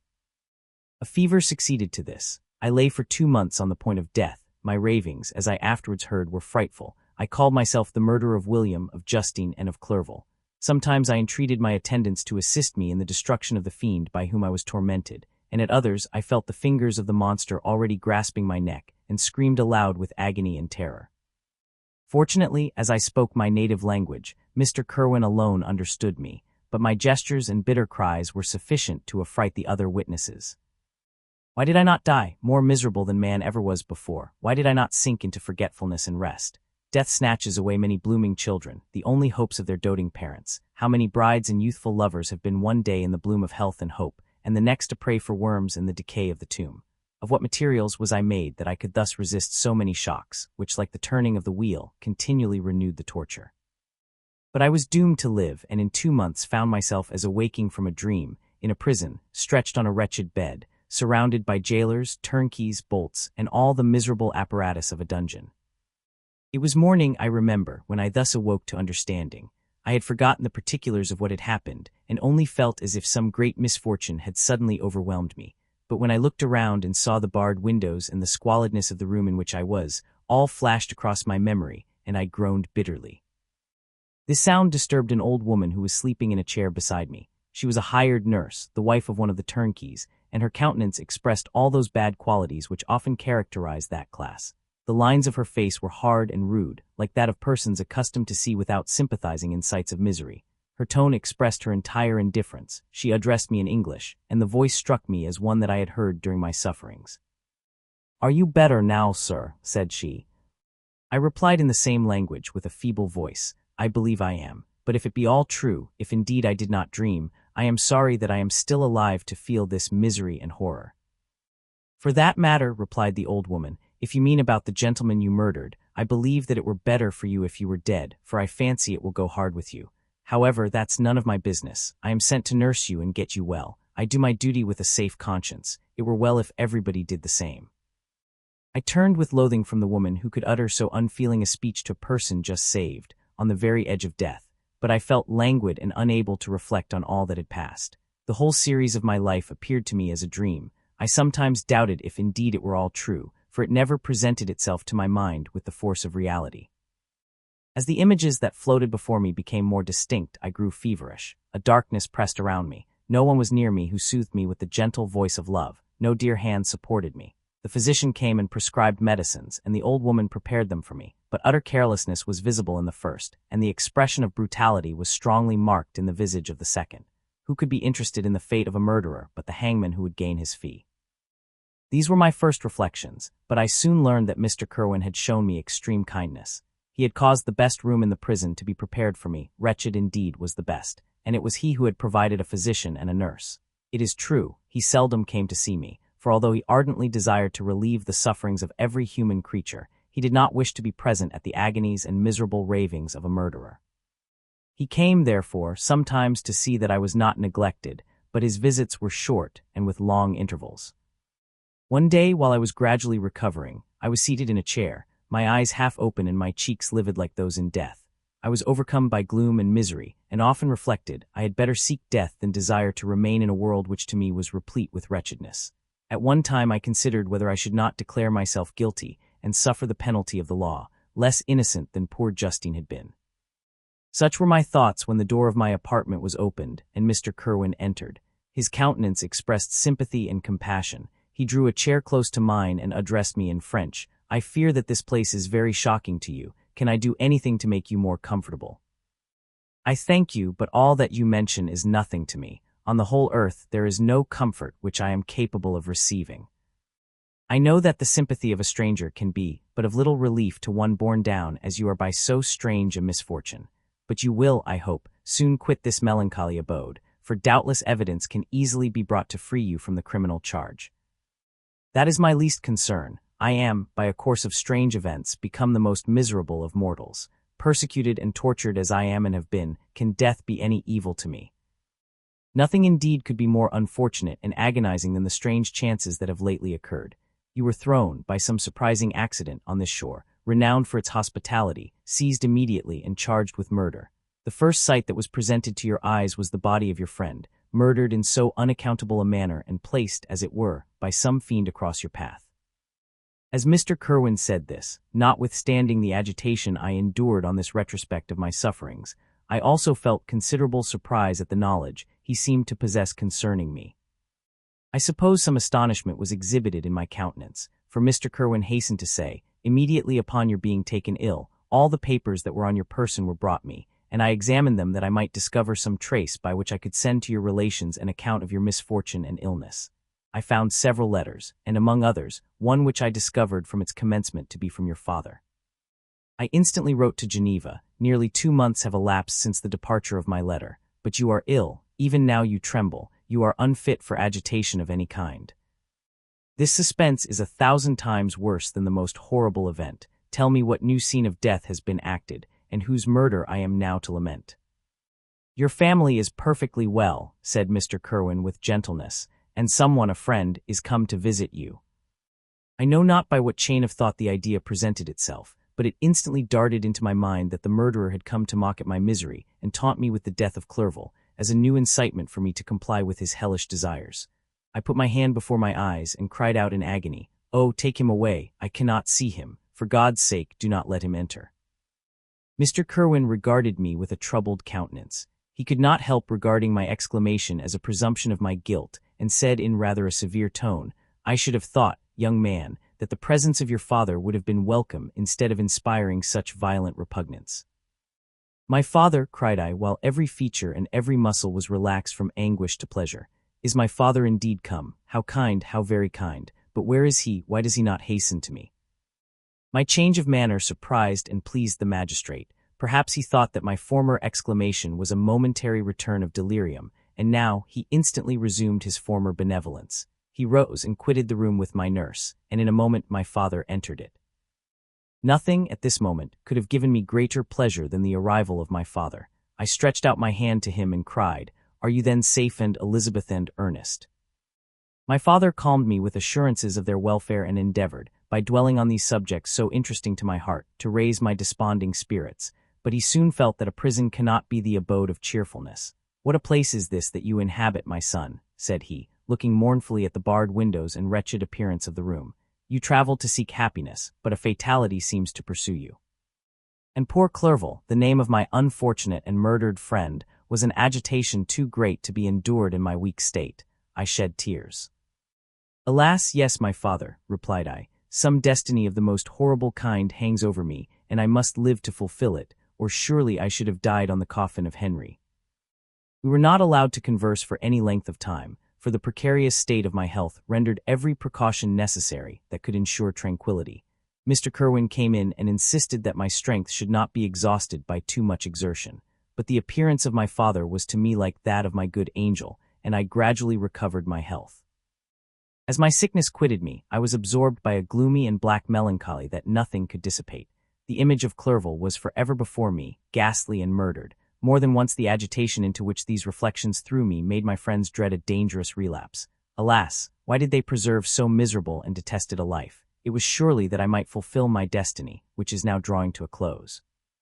Soon, oh very soon, will death extinguish these throbbings and relieve me from the mighty weight of anguish that bears me to the dust, and in executing the award of justice, I shall also sink to rest. Then the appearance of death was distant, although the wish was ever present to my thoughts, and I often sat for hours motionless and speechless, wishing for some mighty revolution that might bury me and my destroyer in its ruins. The season of the assizes approached. I had already been 3 months in prison, and although I was still weak and in continual danger of a relapse, I was obliged to travel nearly 100 miles to the country town where the court was held. Mr. Kerwin charged himself with every care of collecting witnesses and arranging my defense. I was spared the disgrace of appearing publicly as a criminal, as the case was not brought before the court that decides on life and death.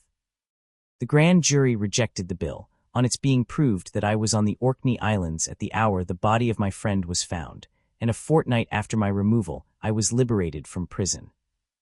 My father was enraptured on finding me freed from the vexations of a criminal charge, that I was again allowed to breathe the fresh atmosphere and permitted to return to my native country. I did not participate in these feelings, for to me, the walls of a dungeon or a palace were alike hateful. The cup of life was poisoned forever, and although the sun shone upon me, as upon the happy and gay of heart, I saw around me nothing but a dense and frightful darkness, penetrated by no light but the glimmer of 2 eyes that glared upon me.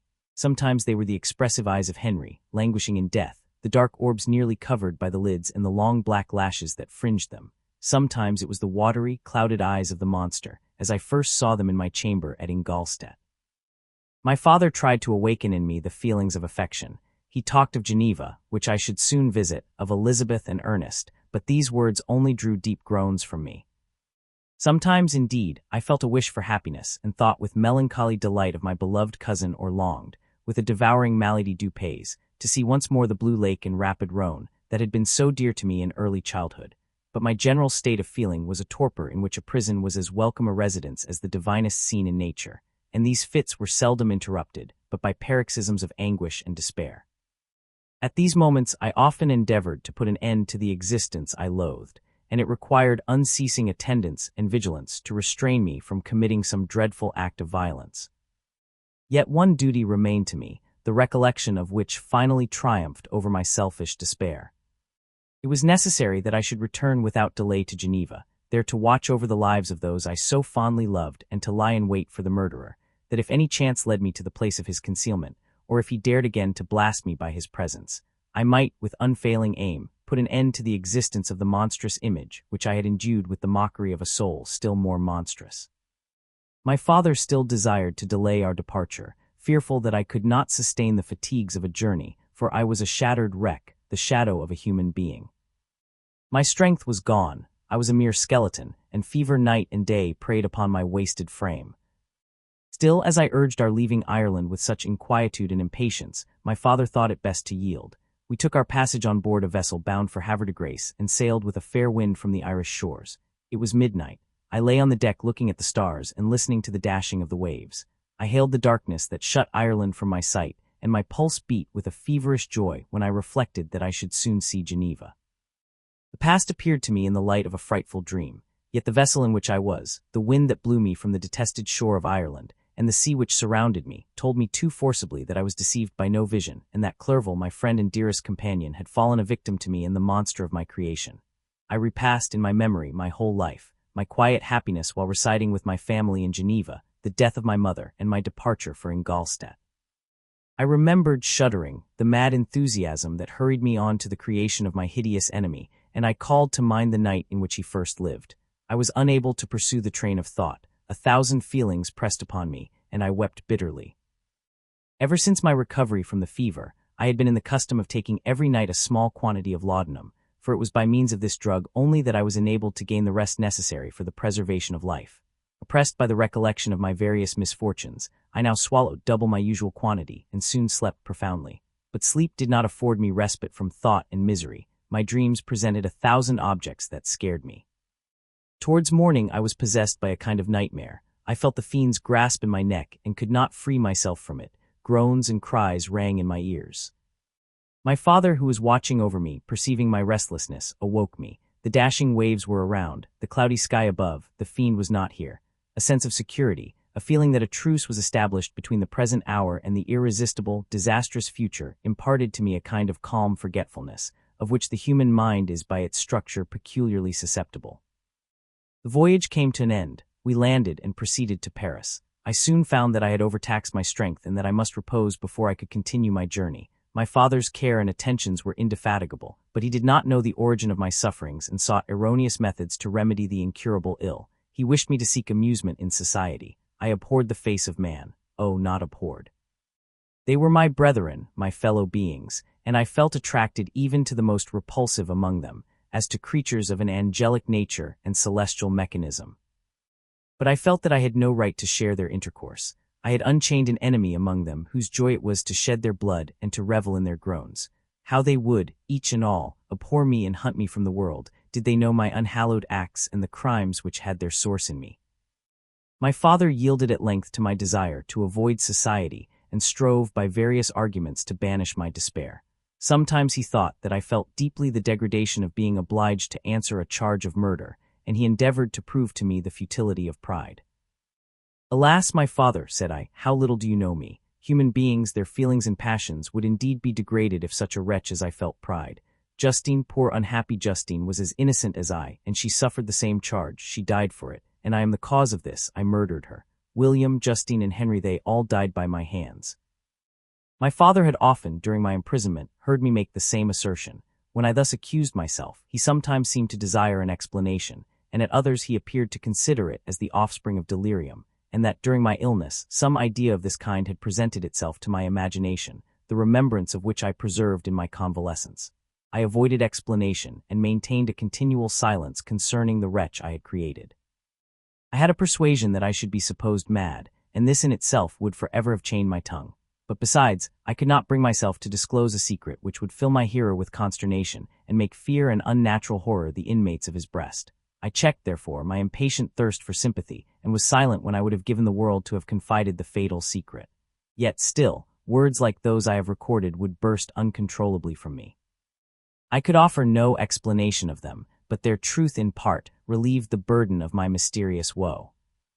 Upon this occasion my father said, with an expression of unbounded wonder, "My dearest Victor, what infatuation is this? My dear son, I entreat you never to make such an assertion again. I am not mad, I cried energetically. The sun in the heavens, who have viewed my operations, can bear witness of my truth. I am the assassin of those most innocent victims. They died by my machinations. 1,000 times would I have shed my own blood, drop by drop, to have saved their lives. But I could not, my father. Indeed, I could not sacrifice the whole human race. The conclusion of this speech convinced my father that my ideas were deranged, and he instantly changed the subject of our conversation and endeavored to alter the course of my thoughts. He wished as much as possible to obliterate the memory of the scenes that had taken place in Ireland and never alluded to them or suffered me to speak of my misfortunes. As time passed away, I became more calm. Misery had her dwelling in my heart, but I no longer talked in the same incoherent manner of my own crimes. Sufficient for me was the consciousness of them. By the utmost self-violence, I curbed the imperious voice of wretchedness, which sometimes desired to declare itself to the whole world, and my manners were calmer and more composed than they had ever been since my journey to the Sea of Ice. A few days before we left Paris on our way to Switzerland, I received the following letter from Elizabeth. My dear friend, it gave me the greatest pleasure to receive a letter from my uncle dated at Paris. You are no longer at a formidable distance, and I may hope to see you in less than a fortnight. My poor cousin, how much you must have suffered. I expect to see you looking even more ill than when you quitted Geneva. This winter has been passed most miserably, tortured as I have been by anxious suspense. Yet I hope to see peace in your countenance, and to find that your heart is not totally void of comfort and tranquility. Yet I fear that the same feelings now exist that made you so miserable a year ago, even perhaps augmented by time. I would not disturb you at this period, when so many misfortunes weigh upon you, but a conversation that I had with my uncle previous to his departure renders some explanation necessary before we meet. Explanation, you may possibly say. What can Elizabeth have to explain? If you really say this, my questions are answered and all my doubts satisfied. But you are distant from me, and it is possible that you may dread and yet be pleased with this explanation. And in a probability of this being the case, I dare not any longer postpone writing what, during your absence, I have often wished to express to you but have never had the courage to begin. You well know, Victor, that our union had been the favorite plan of your parents ever since our infancy. We were told this when young, and taught to look forward to it as an event that would certainly take place. We were affectionate playfellows during childhood, and, I believe, dear and valued friends to one another as we grew older. But as brother and sister often entertain a lively affection towards each other without desiring a more intimate union, may not such also be our case? Tell me, dearest Victor. Answer me, I conjure you by our mutual happiness, with simple truth, do you not love another? You have traveled, you have spent several years of your life at Ingolstadt, and I confess to you, my friend, that when I saw you last autumn so unhappy, flying to solitude from the society of every creature, I could not help supposing that you might regret our connection and believe yourself bound in honor to fulfill the wishes of your parents, although they opposed themselves to your inclinations. But this is false reasoning. I confess to you, my friend, that I love you, and that in my airy dreams of futurity you have been my constant friend and companion. But it is your happiness I desire as well as my own, when I declare to you that our marriage would render me eternally miserable unless it were the dictate of your own free choice. Even now I weep to think that, borne down as you are by the cruelest misfortunes, you may stifle, by the word honor, all hope of that love and happiness which would alone restore you to yourself. I who have so disinterested an affection for you, may increase your miseries tenfold by being an obstacle to your wishes. Victor, be assured that your cousin and playmate has too sincere a love for you not to be made miserable by this supposition. Be happy, my friend, and if you obey me in this one request, remain satisfied that nothing on earth will have the power to interrupt my tranquility. Do not let this letter disturb you. Do not answer tomorrow, or the next day, or even until you come, if it will give you pain. My uncle will send me news of your health, and if I see but one smile on your lips when we meet, occasioned by this or any other exertion of mine, I shall need no other happiness. Elizabeth Lavenza. This letter revived in my memory what I had before forgotten, the threat of the fiend, I will be with you on your wedding night. Such was my sentence, and on that night would the demon employ every art to destroy me and tear me from the glimpse of happiness, which promised partly to console my sufferings. On that night he had determined to consummate his crimes by my death. Well, be it so, a deadly struggle would then assuredly take place, in which if he were victorious I should be at peace and his power over me be at an end. If he were vanquished, I should be a free man. Alas, what freedom! Such as the peasant enjoys when his family have been massacred before his eyes, his cottage burnt, his lands laid waste, and he is turned adrift, homeless, penniless, and alone, but free. Such would be my liberty, except that in my Elizabeth I possessed a treasure, alas, balanced by those horrors of remorse and guilt which would pursue me until death. Sweet and beloved Elizabeth, I read and reread her letter, and some softened feelings stole into my heart and dared to whisper paradisiacal dreams of love and joy. But the apple was already eaten, and the angel's arm bared to drive me from all hope. Yet I would die to make her happy. If the monster executed his threat, death was inevitable. Yet again I considered whether my marriage would hasten my fate. My destruction might indeed arrive a few months sooner, but if my torturer should suspect that I postponed it, influenced by his menaces, he would surely find other, and perhaps more dreadful means of revenge. He had vowed to be with me on my wedding night, yet he did not consider that threat as binding him to peace in the meantime, for as if to show me that he was not yet satiated with blood, he had murdered Clerval immediately after the enunciation of his threats. I resolved, therefore, that if my immediate union with my cousin would conduce either to hers or my father's happiness, my adversary's designs against my life should not retard it a single hour. In this state of mind I wrote to Elizabeth. My letter was calm and affectionate. I fear, my beloved girl, I said, little happiness remains for us on earth, yet all that I may one day enjoy is scented in you. Chase away your idle fears. To you alone do I consecrate my life and my endeavors for contentment. I have one secret, Elizabeth, a dreadful one. When revealed to you, it will chill your frame with horror, and then, far from being surprised at my misery, you will only wonder that I survive what I have endured.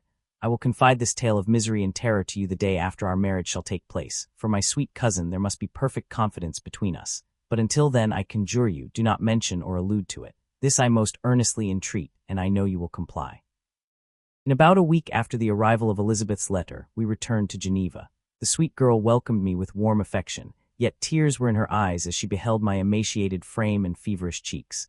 I saw a change in her also. She was thinner and had lost much of that heavenly vivacity that had before charmed me, but her gentleness and soft looks of compassion made her a more fit companion for one blasted and miserable as I was.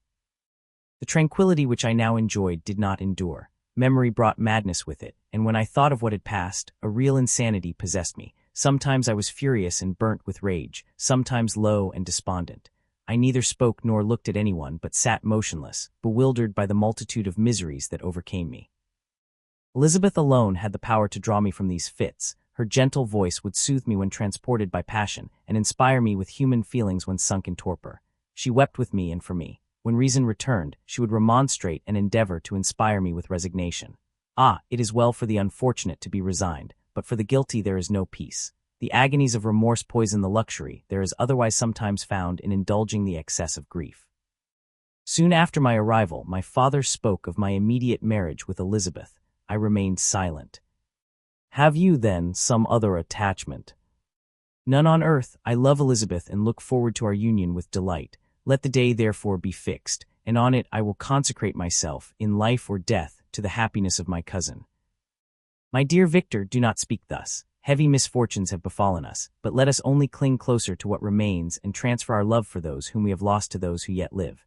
Our circle will be small but bound close by the ties of affection and mutual misfortune.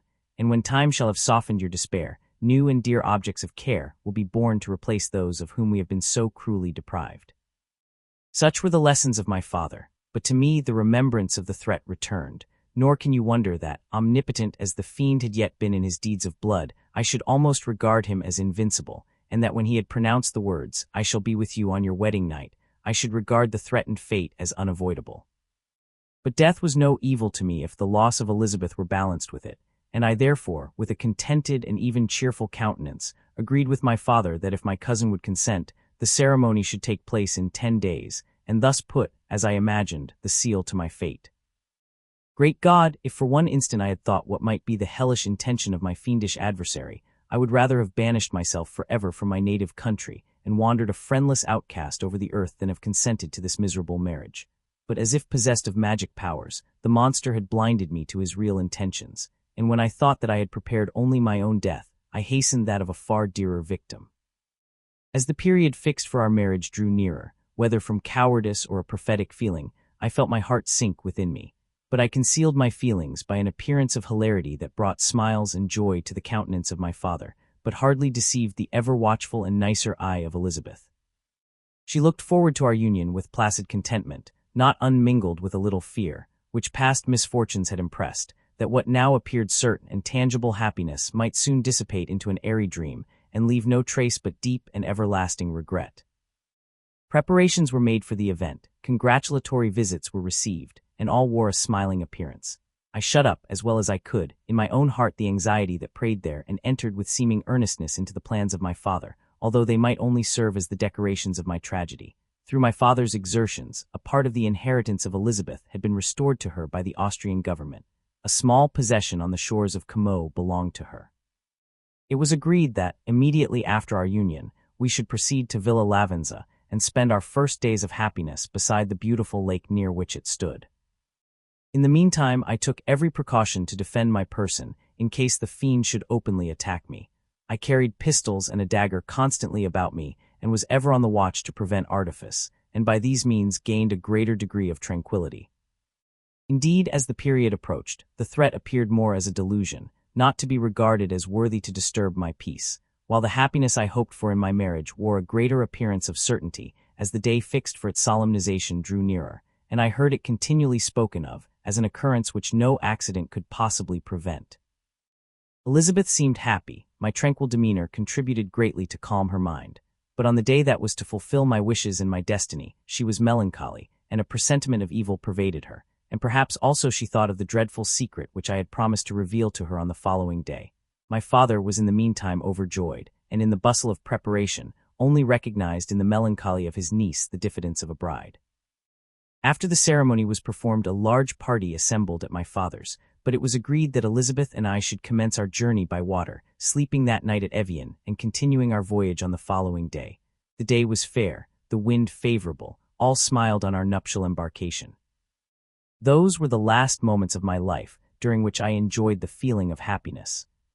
We passed rapidly along. The sun was hot, but we were sheltered from its rays by a kind of canopy while we enjoyed the beauty of the scene, sometimes on one side of the lake where we saw Mont Salve, the pleasant banks of Montélimar, and at a distance, surmounting all, the beautiful Mont Blanc, and the assemblage of snowy mountains that in vain endeavor to emulate her. Sometimes coasting the opposite banks, we saw the mighty Jura opposing its dark side to the ambition that would quit its native country, and an almost insurmountable barrier to the invader who should wish to enslave it. I took the hand of Elizabeth. "You are sorrowful, my love. Ah, if you knew what I have suffered and what I may yet endure, you would endeavor to let me taste the quiet and freedom from despair that this one day at least permits me to enjoy." "Be happy, my dear Victor," replied Elizabeth. "There is, I hope, nothing to distress you, and be assured that if a lively joy is not painted in my face, my heart is contented. Something whispers to me not to depend too much on the prospect that is open before us, but I will not listen to such a sinister voice. Observe how fast we move along, and how the clouds, which sometimes obscure and sometimes rise above the dome of Mont Blanc, render this scene of beauty still more interesting. Look also at the innumerable fish that are swimming in the clear waters, where we can distinguish every pebble that lies at the bottom. What a divine day, how happy and serene all nature appears." Thus Elizabeth endeavored to divert her thoughts and mine from all reflection upon melancholy subjects, but her temper was fluctuating. Joy for a few instants shone in her eyes, but it continually gave place to distraction and reverie. The sun sank lower in the heavens. We passed the river Drance and observed its path through the chasms of the higher and the glens of the lower hills. The Alps here come closer to the lake, and we approached the amphitheater of mountains, which forms its eastern boundary. The spire of Evian shone under the woods that surrounded it, and the range of mountain above mountain by which it was overhung. The wind, which had hitherto carried us along with amazing rapidity, sank at sunset to a light breeze. The soft air just ruffled the water and caused a pleasant motion among the trees as we approached the shore, from which it wafted the most delightful scent of flowers and hay. The sun sank beneath the horizon as we landed, and as I touched the shore I felt those cares and fears revive which soon were to clasp me and cling to me forever. It was 8 o'clock when we landed. We walked for a short time on the shore, enjoying the transitory light, and then retired to the inn and contemplated the lovely scene of waters, woods, and mountains, obscured in darkness, yet still displaying their black outlines. The wind, which had fallen in the south, now rose with great violence in the west. The moon had reached her summit in the heavens and was beginning to descend. The clouds swept across it swifter than the flight of the vulture and dimmed her rays, while the lake reflected the scene of the busy heavens, rendered still busier by the restless waves that were beginning to rise. Suddenly, a heavy storm of rain descended. I had been calm during the day, but so soon as night obscured the shapes of objects, 1,000 fears arose in my mind. I was anxious and watchful, while my right hand grasped a pistol which was hidden in my bosom. Every sound terrified me, but I resolved that I would sell my life dearly and not shrink from the conflict until my own life or that of my adversary was extinguished. Elizabeth observed my agitation for some time in timid and fearful silence, but there was something in my glance which communicated terror to her, and trembling she asked, "What is it that agitates you, my dear Victor? What is it you fear?" "Oh, peace, peace, my love," replied I. "This night and all will be safe, but this night is dreadful, very dreadful." I passed an hour in this state of mind, when suddenly I reflected how fearful the combat which I momentarily expected would be to my wife, and I earnestly entreated her to retire, resolving not to join her until I had obtained some knowledge as to the situation of my enemy. She left me, and I continued some time walking up and down the passages of the house, and inspecting every corner that might afford a retreat to my adversary. But I discovered no trace of him, and was beginning to conjecture that some fortunate chance had intervened to prevent the execution of his menaces, when suddenly I heard a shrill and dreadful scream. It came from the room into which Elizabeth had retired. As I heard it, the whole truth rushed into my mind. My arms dropped, the motion of every muscle and fiber was suspended. I could feel the blood trickling in my veins and tingling in the extremities of my limbs. This state lasted but for an instant. The scream was repeated, and I rushed into the room. Great God, why did I not then expire? Why am I here to relate the destruction of the best hope in the purest creature on earth? She was there, lifeless and inanimate, thrown across the bed, her head hanging down and her pale and distorted features half covered by her hair. Everywhere I turn I see the same figure, her bloodless arms and relaxed form flung by the murderer on its bridal bier. Could I behold this in life? Alas, life is obstinate and clings closest where it is most hated. For a moment only did I lose recollection. I fell senseless on the ground. When I recovered, I found myself surrounded by the people of the inn. Their countenances expressed a breathless terror, but the horror of others appeared only as a mockery, a shadow of the feelings that oppressed me. I escaped from them to the room where lay the body of Elizabeth, my love, my wife, so lately living, so dear, so worthy. She had been moved from the posture in which I had first beheld her, and now, as she lay, her head upon her arm and a handkerchief thrown across her face and neck, I might have supposed her asleep. I rushed towards her and embraced her with ardor, but the deadly languor and coldness of the limbs told me that what I now held in my arms had ceased to be the Elizabeth whom I had loved and cherished. The murderous mark of the fiend's grasp was on her neck, and the breath had ceased to issue from her lips. While I still hung over her in the agony of despair, I happened to look up. The windows of the room had before been darkened, and I felt a kind of panic on seeing the pale yellow light of the moon illuminate the chamber. The shutters had been thrown back, and with a sensation of horror not to be described, I saw at the open window a figure the most hideous and abhorred. A grin was on the face of the monster. He seemed to jeer, as with his fiendish finger he pointed towards the corpse of my wife. I rushed towards the window and, drawing a pistol from my bosom, fired, but he eluded me, leaped from his station, and running with the swiftness of lightning, plunged into the lake. The report of the pistol brought a crowd into the room. I pointed to the spot where he had disappeared, and we followed the track with boats. Nets were cast, but in vain. After passing several hours, we returned hopeless, most of my companions believing it to have been a form conjured up by my fancy. After having landed, they proceeded to search the country, parties going in different directions among the woods and vines. I attempted to accompany them and proceeded a short distance from the house, but my head whirled round, my steps were like those of a drunken man. I fell at last in a state of utter exhaustion. A film covered my eyes, and my skin was parched with the heat of fever. In this state I was carried back and placed on a bed, hardly conscious of what had happened. My eyes wandered round the room as if to seek something that I had lost.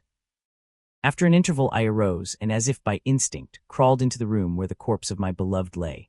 There were women weeping around. I hung over it and joined my sad tears to theirs. All this time no distinct idea presented itself to my mind, but my thoughts rambled to various subjects, reflecting confusedly on my misfortunes and their cause. I was bewildered in a cloud of wonder and horror. The death of William, the execution of Justine, the murder of Clerval, and lastly of my wife. Even at that moment I knew not that my only remaining friends were safe from the malignity of the fiend. My father even now might be writing under his grasp, and Ernest might be dead at his feet. This idea made me shudder and recalled me to action. I started up and resolved to return to Geneva with all possible speed. There were no horses to be procured, and I must return by the lake, but the wind was unfavorable, and the rain fell in torrents. However, it was hardly morning, and I might reasonably hope to arrive by night. I hired men to row and took an oar myself, for I had always experienced relief from mental torment in bodily exercise, but the overflowing misery I now felt, and the excessive agitation that I endured rendered me incapable of any exertion. I threw down the oar, and leaning my head upon my hands, gave way to every gloomy idea that arose. If I looked up, I saw scenes which were familiar to me in my happier time, and which I had contemplated but the day before in the company of her who was now but a shadow and a recollection. Tears streamed from my eyes. The rain had ceased for a moment, and I saw the fish play in the waters as they had done a few hours before. They had then been observed by Elizabeth. Nothing is so painful to the human mind as a great and sudden change. The sun might shine or the clouds might lower, but nothing could appear to me as it had done the day before. A fiend had snatched from me every hope of future happiness. No creature had ever been so miserable as I was. So frightful an event is single in the history of man. But why should I dwell upon the incidents that followed this last overwhelming event? Mine has been a tale of horrors. I have reached their acme, and what I must now relate can but be tedious to you. Know that, one by one, my friends were snatched away. I was left desolate. My own strength is exhausted, and I must tell in a few words what remains of my hideous narration. I arrived at Geneva. My father and Ernest yet lived, but the former sunk under the tidings that I bore. I see him now, excellent and venerable old man. His eyes wandered in vacancy, for they had lost their charm and their delight. His Elizabeth, his more than daughter, whom he doted on with all that affection which a man feels, who in the decline of life, having few affections, clings more earnestly to those that remain. Cursed be the fiend that brought misery on his gray hairs and doomed him to waste in wretchedness. He could not live under the horrors that were accumulated around him. The springs of existence suddenly gave way. He was unable to rise from his bed, and in a few days he died in my arms. What then became of me, I know not. I lost sensation, and chains and darkness were the only objects that pressed upon me. Sometimes, indeed, I dreamt that I wandered in flowery meadows and pleasant vales with the friends of my youth, but I awoke and found myself in a dungeon. Melancholy followed, but by degrees I gained a clear conception of my miseries and situation, and was then released from my prison. For they had called me mad, and during many months, as I understood, a solitary cell had been my habitation. Liberty, however, had been a useless gift to me, had I not, as I awakened to reason, at the same time awakened to revenge. As the memory of past misfortunes pressed upon me, I began to reflect on their cause, the monster whom I had created, the miserable demon whom I had sent abroad into the world for my destruction. I was possessed by a maddening rage when I thought of him, and desired and ardently prayed that I might have him within my grasp to wreak a great and signal revenge on his cursed head. Nor did my hate long confine itself to useless wishes. I began to reflect on the best means of securing him, and for this purpose, about a month after my release, I repaired to a criminal judge in the town and told him that I had an accusation to make, that I knew the destroyer of my family, and that I required him to exert his whole authority for the apprehension of the murderer. The magistrate listened to me with attention and kindness. "Be assured, sir," said he, "no pains or exertions on my part shall be spared to discover the villain." "I thank you," replied I. "Listen, therefore, to the deposition that I have to make. It is indeed a tale so strange that I should fear you would not credit it were there not something in truth which, however wonderful, forces conviction. The story is too connected to be mistaken for a dream, and I have no motive for falsehood." My manner as I thus addressed him was impressive but calm. I had formed in my own heart a resolution to pursue my destroyer to death, and this purpose quieted my agony, and for an interval reconciled me to life. I now related my history briefly but with firmness and precision, marking the dates with accuracy, and never deviating into invective or exclamation. The magistrate appeared at first perfectly incredulous, but as I continued he became more attentive and interested. I saw him sometimes shudder with horror. At others a lively surprise, unmingled with disbelief, was painted on his countenance. When I had concluded my narration, I said, "This is the being whom I accuse, and for whose seizure and punishment I call upon you to exert your whole power. It is your duty as a magistrate, and I believe and hope that your feelings as a man will not revolt from the execution of those functions on this occasion." This address caused a considerable change in the physiognomy of my own auditor. He had heard my story with that half kind of belief that is given to a tale of spirits and supernatural events, but when he was called upon to act officially in consequence, the whole tide of his incredulity returned. He, however, answered mildly, "I would willingly afford you every aid in your pursuit, but the creature of whom you speak appears to have powers which would put all my exertions to defiance.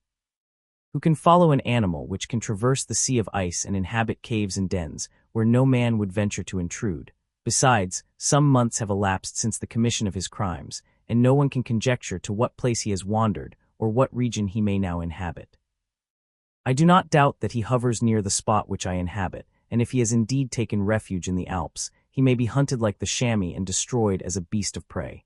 But I perceive your thoughts. You do not credit my narrative, and do not intend to pursue my enemy with the punishment which is his desert. As I spoke, rage sparkled in my eyes. The magistrate was intimidated. You are mistaken, said he. I will exert myself, and if it is in my power to seize the monster, be assured that he shall suffer punishment proportionate to his crimes. But I fear, from what you have yourself described to be his properties, that this will prove impracticable, and thus, while every proper measure is pursued, you should make up your mind to disappointment. That cannot be, but all that I can say will be of little avail. My revenge is of no moment to you, yet while I allow it to be a vice, I confess that it is the devouring and only passion of my soul. My rage is unspeakable when I reflect that the murderer, whom I have turned loose upon society, still exists. You refuse my just demand. I have but one resource, and I devote myself, either in my life or death, to his destruction. I trembled with excessive agitation as I said this. There was a frenzy in my manner, and something, I doubt not, of that haughty fierceness which the martyrs of old are said to have possessed. But to a Genevan magistrate, whose mind was occupied by far other ideas than those of devotion and heroism, this elevation of mind had much the appearance of madness. He endeavored to soothe me as a nurse does a child, and reverted to my tale as the effects of delirium. Man, I cried, how ignorant art thou in thy pride of wisdom! Caesar, you know not what it is you say. I broke from the house angry and disturbed, and retired to meditate on some other mode of action. My present situation was one in which all voluntary thought was swallowed up and lost. I was hurried away by fury. Revenge alone endowed me with strength and composure. It molded my feelings, and allowed me to be calculating and calm at periods when otherwise delirium or death would have been my portion. My first resolution was to quit Geneva forever, my country, which when I was happy and beloved was dear to me, now in my adversity became hateful. I provided myself with a sum of money, together with a few jewels which had belonged to my mother, and departed. And now my wanderings began which are to cease but with life. I have traversed a vast portion of the earth and have endured all the hardships which travelers in deserts and barbarous countries are wont to meet. How I have lived I hardly know. Many times have I stretched my failing limbs upon the sandy plain and prayed for death. But revenge kept me alive. I dared not die and leave my adversary in being. When I quitted Geneva, my first labor was to gain some clue by which I might trace the steps of my fiendish enemy. But my plan was unsettled, and I wandered many hours round the confines of the town, uncertain what path I should pursue. As night approached, I found myself at the entrance of the cemetery, where William, Elizabeth, and my father reposed.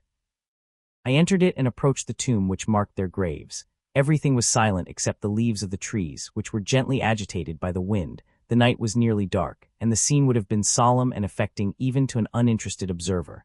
The spirits of the departed seemed to flit around and to cast a shadow, which was felt but not seen, around the head of the mourner. The deep grief which this scene had at first excited quickly gave way to rage and despair. They were dead, and I lived. Their murderer also lived, and to destroy him I must drag out my weary existence. I knelt on the grass and kissed the earth, and with quivering lips exclaimed, "By the sacred earth on which I kneel, by the shades that wander near me, by the deep and eternal grief that I feel, I swear, and by thee, O night, and the spirits that preside over thee, to pursue the demon who caused this misery, until he or I shall perish in mortal conflict. For this purpose I will preserve my life. To execute this dear revenge will I again behold the sun and tread the green herbage of earth, which otherwise should vanish from my eyes forever. And I call on you, spirits of the dead, and on you, wandering ministers of vengeance, to aid and conduct me in my work. Let the cursed and hellish monster drink deep of agony. Let him feel the despair that now torments me." I had begun my adjuration with solemnity, and an awe which almost assured me that the shades of my murdered friends heard and approved my devotion. But the furies possessed me as I concluded, and rage choked my utterance. I was answered through the stillness of night by a loud and fiendish laugh. It rang on my ears long and heavily, the mountains re-echoed it, and I felt as if all hell surrounded me with mockery and laughter. Surely in that moment I should have been possessed by frenzy and have destroyed my miserable existence, but that my vow was heard, and that I was reserved for vengeance. The laughter died away when a well-known and abhorred voice, apparently close to my ear, addressed me in an audible whisper. "I am satisfied, miserable wretch. You have determined to live, and I am satisfied." I darted towards the spot from which the sound proceeded, but the devil eluded my grasp. Suddenly, the broad disk of the moon arose and shone full upon his ghastly and distorted shape as he fled with more than mortal speed. I pursued him, and for many months this has been my task. Guided by a slight clue, I followed the windings of the Rhone, but vainly. The blue Mediterranean appeared, and by a strange chance, I saw the fiend enter by night and hide himself in a vessel bound for the Black Sea. I took my passage in the same ship, but he escaped, I know not how. Amidst the wilds of Tartary and Russia, although he still evaded me, I have ever followed in his track. Sometimes the peasants, scared by this horrid apparition, informed me of his path. Sometimes he himself, who feared that if I lost all trace of him I should despair and die, left some mark to guide me. The snows descended on my head, and I saw the print of his huge step on the white plain. To you first entering on life, to whom care is new and agony unknown, how can you understand what I have felt and still feel? Cold, want, and fatigue were the least pains which I was destined to endure. I was cursed by some devil and carried about with me my eternal hell, yet still a spirit of good followed and directed my steps, and when I most murmured would suddenly extricate me from seemingly insurmountable difficulties. Sometimes, when nature, overcome by hunger, sank under the exhaustion, a repast was prepared for me in the desert that restored and inspirited me. The fare was indeed coarse, such as the peasants of the country ate, but I will not doubt that it was set there by the spirits that I had invoked to aid me. Often, when all was dry, the heavens cloudless, and I was parched by thirst, a slight cloud would bedim the sky, shed the few drops that revived me, and vanish. I followed when I could the courses of the rivers, but the demon generally avoided these, as it was here that the population of the country chiefly collected. In other places human beings were seldom seen, and I generally subsisted on the wild animals that crossed my path. I had money with me and gained the friendship of the villagers by distributing it, or I brought with me some food that I had killed, which, after taking a small part, I always presented to those who had provided me with fire and utensils for cooking. My life as it passed thus was indeed hateful to me, and it was during sleep alone that I could taste joy. O blessed sleep! Often when most miserable I sank to repose, and my dreams lulled me even to rapture. The spirits that guarded me had provided these moments, or rather hours, of happiness that I might retain strength to fulfill my pilgrimage. Deprived of this respite, I should have sunk under my hardships. During the day I was sustained and inspirited by the hope of night, for in sleep I saw my friends, my wife, and my beloved country. Again I saw the benevolent countenance of my father, heard the silver tones of my Elizabeth's voice, and beheld Clerval enjoying health and youth. Often, when wearied by a toilsome march, I persuaded myself that I was dreaming until night should come, and that I should then enjoy reality in the arms of my dearest friends. What agonizing fondness did I feel for them! How did I cling to their dear forms, as sometimes they haunted even my waking hours, and persuade myself that they still lived. At such moments vengeance, that burned within me, died in my heart, and I pursued my path towards the destruction of the demon more as a task enjoined by heaven, as the mechanical impulse of some power of which I was unconscious, than as the ardent desire of my soul. What his feelings were whom I pursued I cannot know. Sometimes, indeed, he left marks in writing on the barks of the trees or cut in stone that guided me and instigated my fury. My reign is not yet over. These words were legible in one of these inscriptions: you live, and my power is complete. Follow me. I seek the everlasting ices of the north, where you will feel the misery of cold and frost, to which I am impassive. You will find near this place, if you follow not too tardily, a dead hare. Eat and be refreshed. Come on, my enemy. We have yet to wrestle for our lives, but many hard and miserable hours must you endure until that period shall arrive. Scoffing devil, again do I vow vengeance. Again do I devote thee, miserable field, to torture and death. Never will I give up my search until he or I perish. And then with what ecstasy shall I join my Elizabeth and my departed friends, who even now prepare for me the reward of my tedious toil and horrible pilgrimage. As I still pursued my journey to the northward, the snows thickened and the cold increased in a degree almost too severe to support. The peasants were shut up in their hovels, and only a few of the most hardy ventured forth to seize the animals whom starvation had forced from their hiding places to seek for prey. The rivers were covered with ice, and no fish could be procured, and thus I was cut off from my chief article of maintenance. The triumph of my enemy increased with the difficulty of my labors. One inscription that he left was in these words: "Prepare, your toils only begin. Wrap yourself in furs and provide food, for we shall soon enter upon a journey where your sufferings will satisfy my everlasting hatred." My courage and perseverance were invigorated by these scoffing words. I resolved not to fail in my purpose, and calling on heaven to support me, I continued with unabated fervor to traverse immense deserts, until the ocean appeared at a distance and formed the utmost boundary of the horizon. Oh, how unlike it was to the blue seasons of the south! Covered with ice, it was only to be distinguished from land by its superior wildness and ruggedness. The Greeks wept for joy when they beheld the Mediterranean from the hills of Asia, and hailed with rapture the boundary of their toils. I did not weep, but I knelt down, and with a full heart thanked my guiding spirit for conducting me in safety to the place where I hoped, notwithstanding my adversary's jibe, to meet and grapple with him. Some weeks before this period I had procured a sledge and dogs, and thus traversed the snows with inconceivable speed. I know not whether the fiend possessed the same advantages, but I found that, as before I had daily lost ground in the pursuit, I now gained on him, so much so that when I first saw the ocean he was but 1 day's journey in advance, and I hoped to intercept him before he should reach the beach. With new courage, therefore, I pressed on, and in 2 days arrived at a wretched hamlet on the seashore. I inquired of the inhabitants concerning the fiend and gained accurate information. A gigantic monster, they said, had arrived the night before, armed with a gun and many pistols, putting to flight the inhabitants of a solitary cottage through fear of his terrific appearance.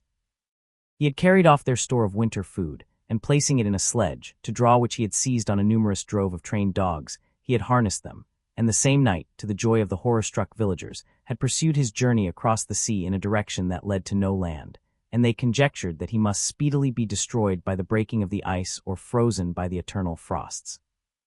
On hearing this information, I suffered a temporary access of despair. He had escaped me, and I must commence a destructive and almost endless journey across the mountainous ices of the ocean, amidst cold that few of the inhabitants could long endure and which I, the native of a genial and sunny climate, could not hope to survive. Yet at the idea that the fiend should live and be triumphant, my rage and vengeance returned, and like a mighty tide, overwhelmed every other feeling. After a slight repose, during which the spirits of the dead hovered round and instigated me to toil and revenge, I prepared for my journey. I exchanged my land sledge for one fashioned for the inequalities of the frozen ocean, and purchasing a plentiful stock of provisions, I departed from land. I cannot guess how many days have passed since then, but I have endured misery which nothing but the eternal sentiment of a just retribution burning within my heart could have enabled me to support. Immense and rugged mountains of ice often barred up my passage, and I often heard the thunder of the ground sea, which threatened my destruction. But again the frost came and made the paths of the sea secure. By the quantity of provision which I had consumed, I should guess that I had passed 3 weeks in this journey, and the continual protraction of hope, returning back upon the heart, often wrung bitter drops of despondency and grief from my eyes. Despair had indeed almost secured her prey, and I should soon have sunk beneath this misery. Once after the poor animals that conveyed me had with incredible toil gained the summit of a sloping ice mountain, and one, sinking under his fatigue, died, I viewed the expanse before me with anguish, when suddenly my eye caught a dark speck upon the dusky plain. I strained my sight to discover what it could be, and uttered a wild cry of ecstasy when I distinguished a sledge, and the distorted proportions of a well-known form within. Oh, with what a burning gush did hope revisit my heart! Warm tears filled my eyes, which I hastily wiped away, that they might not intercept the view I had of the demon, but still my sight was dimmed by the burning drops, until, giving way to the emotions that oppressed me, I wept aloud. But this was not the time for delay. I disencumbered the dogs of their dead companion, gave them a plentiful portion of food, and after an hour's rest, which was absolutely necessary, and yet which was bitterly irksome to me, I continued my route. The sledge was still visible, nor did I again lose sight of it except at the moments when for a short time some ice rock concealed it with its intervening crags. I indeed perceptibly gained on it, and when, after nearly 2 days' journey, I beheld my enemy at no more than a mile distant, my heart bounded within me. But now when I appeared almost within grasp of my foe, my hopes were suddenly extinguished, and I lost all trace of him more utterly than I had ever done before. The ground sea was heard, the thunder of its progress, as the waters rolled and swelled beneath me, became every moment more ominous and terrific. I pressed on, but in vain. The wind arose, the sea roared, and as with the mighty shock of an earthquake, it split and cracked with a tremendous and overwhelming sound. The work was soon finished. In a few minutes a tumultuous sea rolled between me and my enemy, and I was left drifting on a scattered piece of ice that was continually lessening, and thus preparing for me a hideous death. In this manner many appalling hours passed. Several of my dogs died, and I myself was about to sink under the accumulation of distress when I saw your vessel riding at anchor and holding forth to me hopes of succor and life. I had no conception that vessels ever came so far north and was astounded at the sight. I quickly destroyed part of my sledge to construct oars, and by these means was enabled, with infinite fatigue, to move my ice raft in the direction of your ship. I had determined, if you were going southwards, still to trust myself to the mercy of the seas rather than abandon my purpose. I hoped to induce you to grant me a boat with which I could pursue my enemy, but your direction was northwards. You took me on board when my vigor was exhausted, and I should soon have sunk under my multiplied hardships into a death which I still dread, for my task is unfulfilled.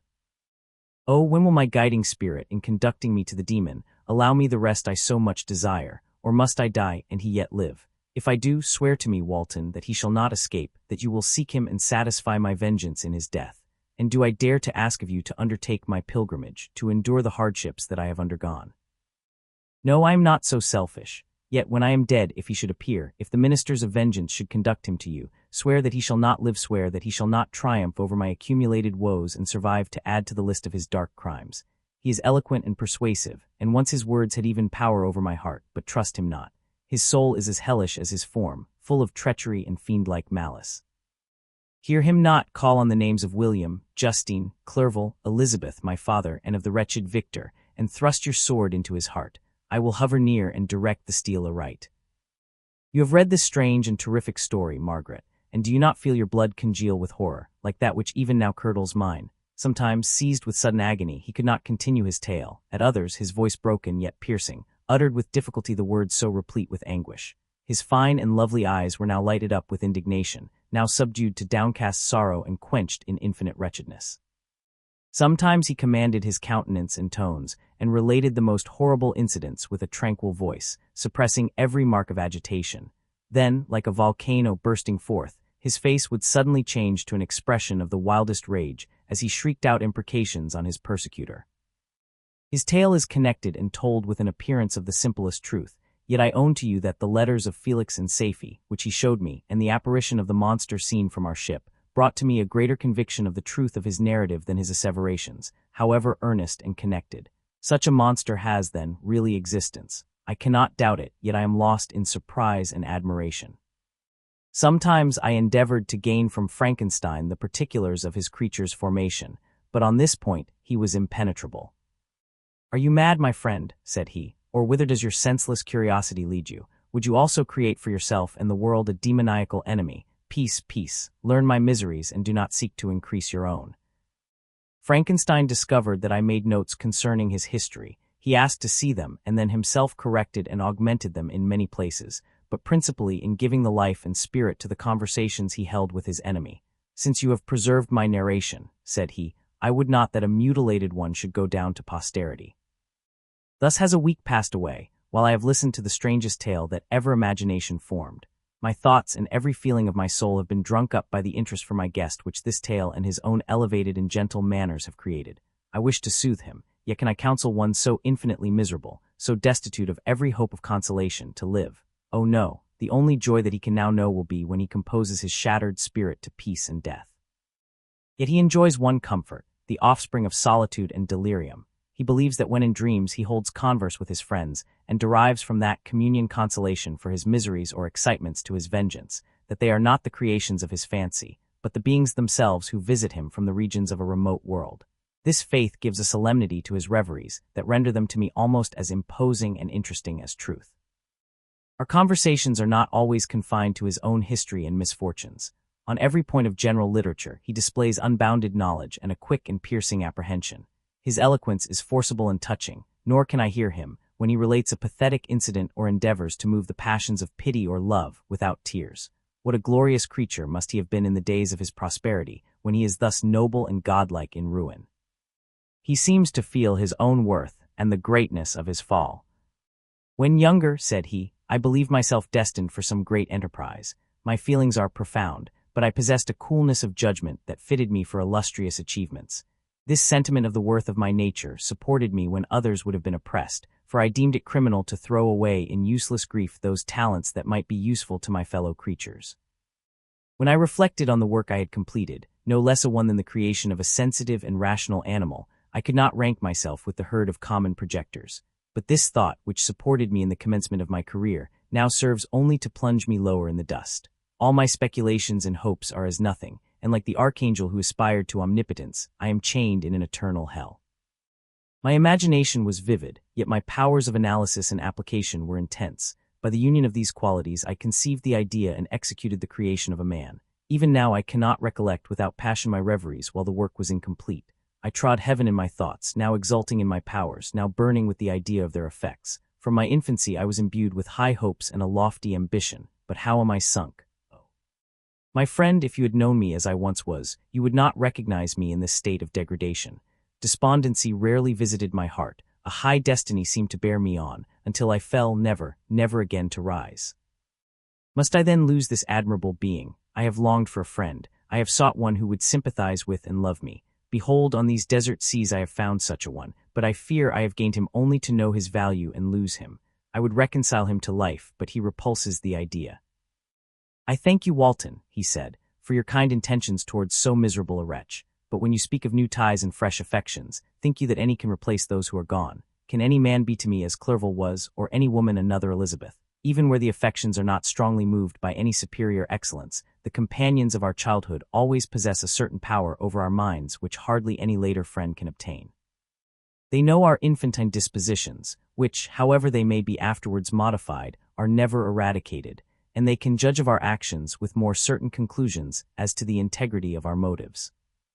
A sister or a brother can never, unless indeed such symptoms have been shown early, suspect the other of fraud or false dealing, when another friend, however strongly he may be attached, may in spite of himself be contemplated with suspicion. But I enjoyed friends, dear not only through habit and association, but from their own merits, and wherever I am, the soothing voice of my Elizabeth and the conversation of Clerval will be ever whispered in my ear. They are dead, and but one feeling in such a solitude can persuade me to preserve my life. If I were engaged in any high undertaking or design, fraught with extensive utility to my fellow creatures, then could I live to fulfill it. But such is not my destiny. I must pursue and destroy the being to whom I gave existence. Then my lot on earth will be fulfilled, and I may die. My beloved sister, I write to you, encompassed by peril and ignorant whether I am ever doomed to see again dear England and the dearer friends that inhabit it. I am surrounded by mountains of ice which admit of no escape and threaten every moment to crush my vessel. The brave fellows whom I have persuaded to be my companions look towards me for aid, but I have none to bestow. There is something terribly appalling in our situation, yet my courage and hopes do not desert me. Yet it is terrible to reflect that the lives of all these men are endangered through me. If we are lost, my mad schemes are the cause. And what, Margaret, will be the state of your mind? You will not hear of my destruction, and you will anxiously await my return. Years will pass, and you will have visitings of despair and yet be tortured by hope. Oh, my beloved sister, the sickening failing of your heartfelt expectations is in prospect more terrible to me than my own death. But you have a husband and lovely children. You may be happy. Heaven bless you and make you so. My unfortunate guest regards me with the tenderest compassion. He endeavors to fill me with hope and talks as if life were a possession which he valued. He reminds me how often the same accidents have happened to other navigators who have attempted this sea, and in spite of myself, he fills me with cheerful auguries. Even the sailors feel the power of his eloquence. When he speaks, they no longer despair. He rouses their energies, and while they hear his voice they believe these vast mountains of ice are molehills which will vanish before the resolutions of man.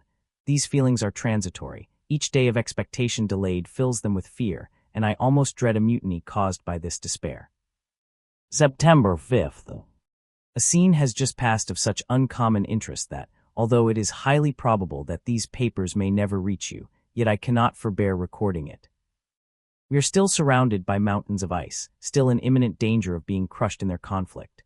The cold is excessive, and many of my unfortunate comrades have already found a grave amidst this scene of desolation. Frankenstein has daily declined in health. A feverish fire still glimmers in his eyes, but he is exhausted, and when suddenly roused to any exertion, he speedily sinks again into apparent lifelessness. I mentioned in my last letter the fears I entertained of a mutiny. This morning, as I sat watching the war countenance of my friend, his eyes half closed and his limbs hanging listlessly, I was roused by half a dozen of the sailors, who demanded admission into the cabin. They entered, and their leader addressed me. He told me that he and his companions had been chosen by the other sailors to come in deputation to me to make me a requisition which, in justice, I could not refuse. We were immured in ice and should probably never escape, but they feared that if, as was possible, the ice should dissipate and a free passage be opened, I should be rash enough to continue my voyage and lead them into fresh dangers, after they might happily have surmounted this. They insisted, therefore, that I should engage with a solemn promise that if the vessel should be freed, I would instantly direct my course southwards. This speech troubled me. I had not despaired, nor had I yet conceived the idea of returning if set free. Yet could I in justice or even in possibility refuse this demand? I hesitated before I answered when Frankenstein, who had at first been silent, and indeed appeared hardly to have force enough to attend, now roused himself. his eyes sparkled, and his cheeks flushed with momentary vigor. Turning towards the men, he said, "What do you mean? What do you demand of your captain? Are you, then, so easily turned from your design? Did you not call this a glorious expedition? And wherefore was it glorious? Not because the way was smooth and placid as a southern sea, but because it was full of dangers and terror, because at every new incident your fortitude was to be called forth and your courage exhibited, because danger and death surrounded it, and these you were to brave and overcome. For this was it a glorious, for this was it an honorable undertaking. You were hereafter to be hailed as the benefactors of your species, your names adored as belonging to brave men who encountered death for honor and the benefit of mankind. And now, behold, with the first imagination of danger, or, if you will, the first mighty and terrific trial of your courage, you shrink away and are content to be handed down as men who had not strength enough to endure cold and peril. And so, poor souls, they were chilly and returned to their warm firesides. Why, that requires not this preparation. Ye need not have come thus far and dragged your captain to the shame of a defeat merely to prove yourselves cowards. Oh, be men, or be more than men. Be steady to your purposes and firm as a rock. This ice is not made of such stuff as your hearts may be. It is mutable and cannot withstand you if you say that it shall not. Do not return to your families with the stigma of disgrace marked on your brows. Return as heroes who have fought and conquered, and who know not what it is to turn their backs on the foe." He spoke this with a voice so modulated to the different feelings expressed in his speech, with an eye so full of lofty design and heroism, that can you wonder that these men were moved? They looked at one another and were unable to reply. I spoke. I told them to retire and consider of what had been said, that I would not lead them farther north if they strenuously desired the contrary, but that I hoped that, with reflection, their courage would return. They retired, and I turned towards my friend, but he was sunk in languor and almost deprived of life. How all this will terminate, I know not, but I had rather die than return shamefully, my purpose unfulfilled. Yet I fear such will be my fate. The men, unsupported by ideas of glory and honor, can never willingly continue to endure their present hardships. The die is cast. I have consented to return if we are not destroyed. Thus are my hopes blasted by cowardice and indecision. I come back ignorant and disappointed. It requires more philosophy than I possess to bear this injustice with patience. It is past. I am returning to England. I have lost my hopes of utility and glory. I have lost my friend. But I will endeavor to detail these bitter circumstances to you, my dear sister, and while I am wafted towards England and towards you, I will not despond. September 9th, the ice began to move, and roarings like thunder were heard at a distance as the island split and cracked in every direction. We were in the most imminent peril, but as we could only remain passive, my chief attention was occupied by my unfortunate guest, whose illness increased in such a degree that he was entirely confined to his bed. The ice cracked behind us and was driven with force towards the north. A breeze sprang from the west, and on the 11th the passage towards the south became perfectly free. When the sailors saw this and that their return to their native country was apparently assured, a shout of tumultuous joy broke from them, loud and long-continued. Frankenstein, who was dozing, awoke and asked the cause of the tumult. "They shout," I said, "because they will soon return to England." "Do you, then, really return?" "Alas, yes, I cannot withstand their demands. I cannot lead them unwillingly to danger, and I must return." "Do so if you will, but I will not. You may give up your purpose, but mine is assigned to me by heaven, and I dare not. I am weak, but surely the spirits who assist my vengeance will endow me with sufficient strength." Saying this, he endeavored to spring from the bed, but the exertion was too great for him. He fell back and fainted. It was long before he was restored, and I often thought that life was entirely extinct. At length he opened his eyes. He breathed with difficulty and was unable to speak. The surgeon gave him a composing draught and ordered us to leave him undisturbed. In the meantime, he told me that my friend had certainly not many hours to live. His sentence was pronounced, and I could only grieve and be patient. I sat by his bed, watching him. His eyes were closed, and I thought he slept. But presently he called to me in a feeble voice, and bidding me come near, said, "Alas, the strength I relied on is gone. I feel that I shall soon die, and he, my enemy and persecutor, may still be in being. Think not, Walton, that in the last moments of my existence I feel that burning hatred and ardent desire of revenge I once expressed, but I feel myself justified in desiring the death of my adversary. During these last days I have been occupied in examining my past conduct, nor do I find it blamable. In a fit of enthusiastic madness I created a rational creature, and was bound towards him to assure, as far as was in my power, his happiness and well-being. This was my duty, but there was another still paramount to that. My duties towards the beings of my own species had greater claims to my attention because they included a greater proportion of happiness or misery. Urged by this view, I refused, and I did right in refusing, to create a companion for the first creature. He showed unparalleled malignity and selfishness in evil. He destroyed my friends. He devoted to destruction beings who possessed exquisite sensations, happiness, and wisdom, nor do I know where this thirst for vengeance may end. Miserable himself that he may render no other wretched, he ought to die. The task of his destruction was mine, but I have failed. When actuated by selfish and vicious motives, I asked you to undertake my unfinished work, and I renew this request now, when I am only induced by reason and virtue. Yet I cannot ask you to renounce your country and friends to fulfill this task, and now that you are returning to England, you will have little chance of meeting with him. But the consideration of these points, and the well-balancing of what you may esteem your duties, I leave to you. My judgment and ideas are already disturbed by the near approach of death. I dare not ask you to do what I think right, for I may still be misled by passion. That he should live to be an instrument of mischief disturbs me. In other respects, this hour, when I momentarily expect my release, is the only happy one which I have enjoyed for several years. The forms of the beloved dead flit before me, and I hasten to their arms. Farewell, Walton. Seek happiness in tranquility and avoid ambition, even if it be only the apparently innocent one of distinguishing yourself in science and discoveries. Yet why do I say this? I have myself been blasted in these hopes, yet another may succeed. His voice became fainter as he spoke, and at length, exhausted by his effort, he sank into silence.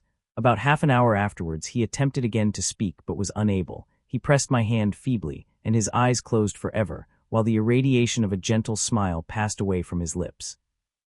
Margaret, what comment can I make on the untimely extinction of this glorious spirit? What can I say that will enable you to understand the depth of my sorrow? All that I should express would be inadequate and feeble. My tears flow. My mind is overshadowed by a cloud of disappointment, but I journey towards England, and I may there find consolation. I am interrupted. What do these sounds portend? It is midnight, the breeze blows fairly, and the watch on deck scarcely stir. Again there is a sound as of a human voice, but hoarser. It comes from the cabin where the remains of Frankenstein still lie. I must arise and examine. Good night, my sister. Great God, what a scene has just taken place. I am yet dizzy with the remembrance of it. I hardly know whether I shall have the power to detail it, yet the tale which I have recorded would be incomplete without this final and wonderful catastrophe. I entered the cabin where lay the remains of my ill-fated and admirable friend. Over him hung a form which I cannot find words to describe, gigantic in stature, yet uncouth and distorted in its proportions. As he hung over the coffin, his face was concealed by long locks of ragged hair, but one vast hand was extended, in color and apparent texture like that of a mummy. When he heard the sound of my approach, he ceased to utter exclamations of grief and horror, and sprung towards the window.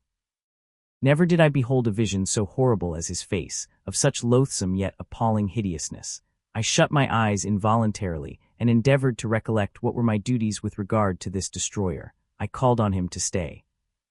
He paused, looking on me with wonder, and again turning towards the lifeless form of his creator, he seemed to forget my presence, and every feature and gesture seemed instigated by the wildest rage of some uncontrollable passion.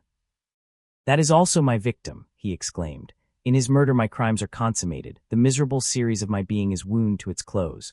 O Frankenstein, generous and self-devoted being, what does it avail that I now ask thee to pardon me, I who irretrievably destroyed thee by destroying all thou lovedst? Alas, he is cold, he cannot answer me.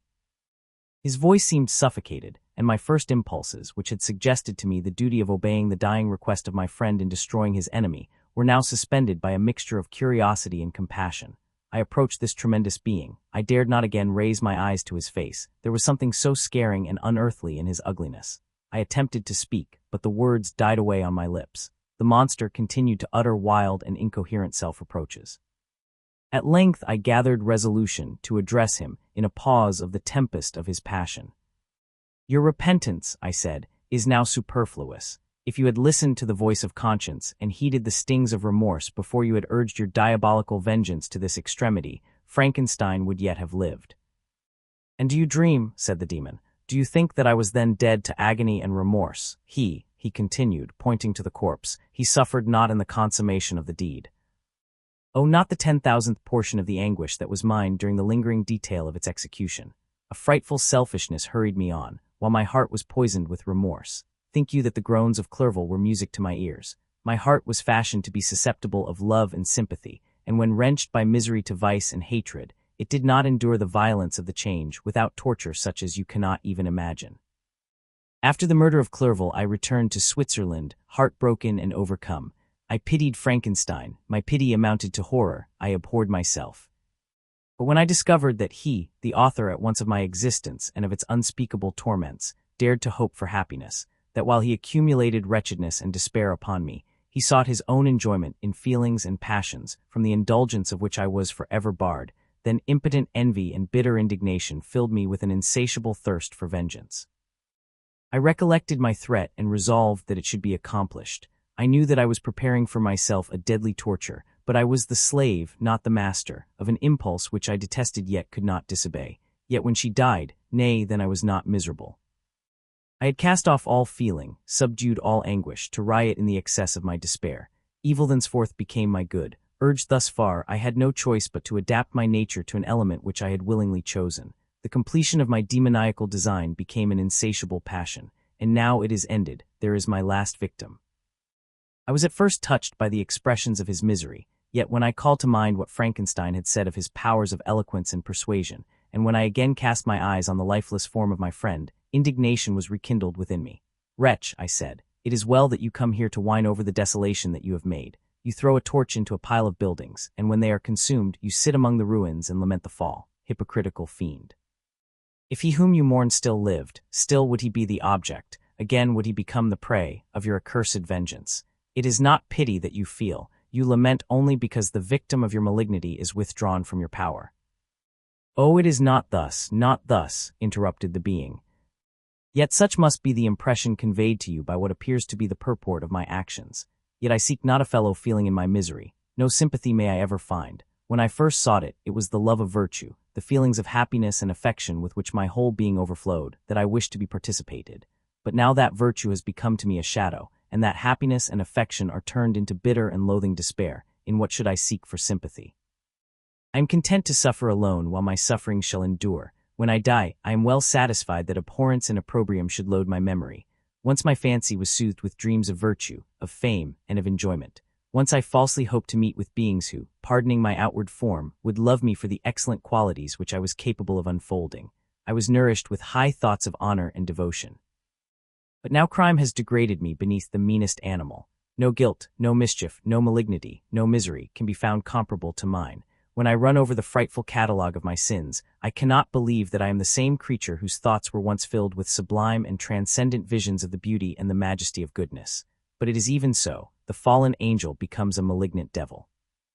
Yet even that enemy of God and man had friends and associates in his desolation. I am alone.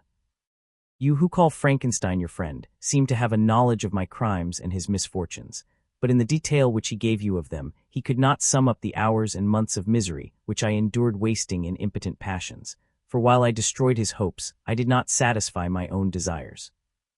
They were forever ardent and craving. Still I desired love and fellowship, and I was still spurned.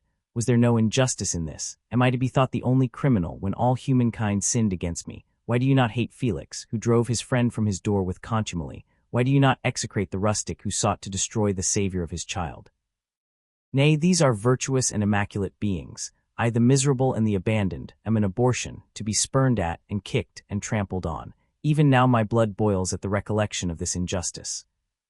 But it is true that I am a wretch. I have murdered the lovely and the helpless. I have strangled the innocent as they slept and grasped to death his throat who never injured me or any other living thing. I have devoted my Creator, the select specimen of all that is worthy of love and admiration among men, to misery. I have pursued him even to that irremediable ruin. There he lies, white and cold in death. You hate me, but your abhorrence cannot equal that with which I regard myself.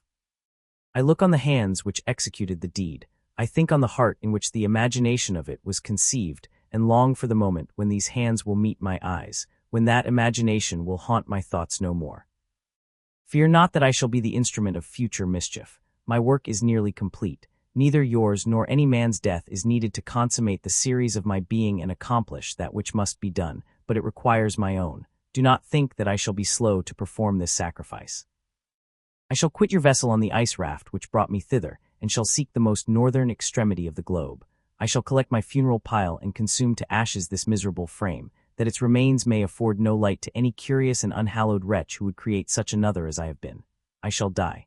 I shall no longer feel the agonies which now consume me, or be the prey of feelings unsatisfied, yet unquenched.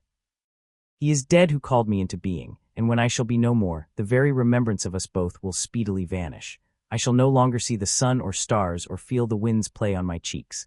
Light, feeling, and sense will pass away, and in this condition must I find my happiness.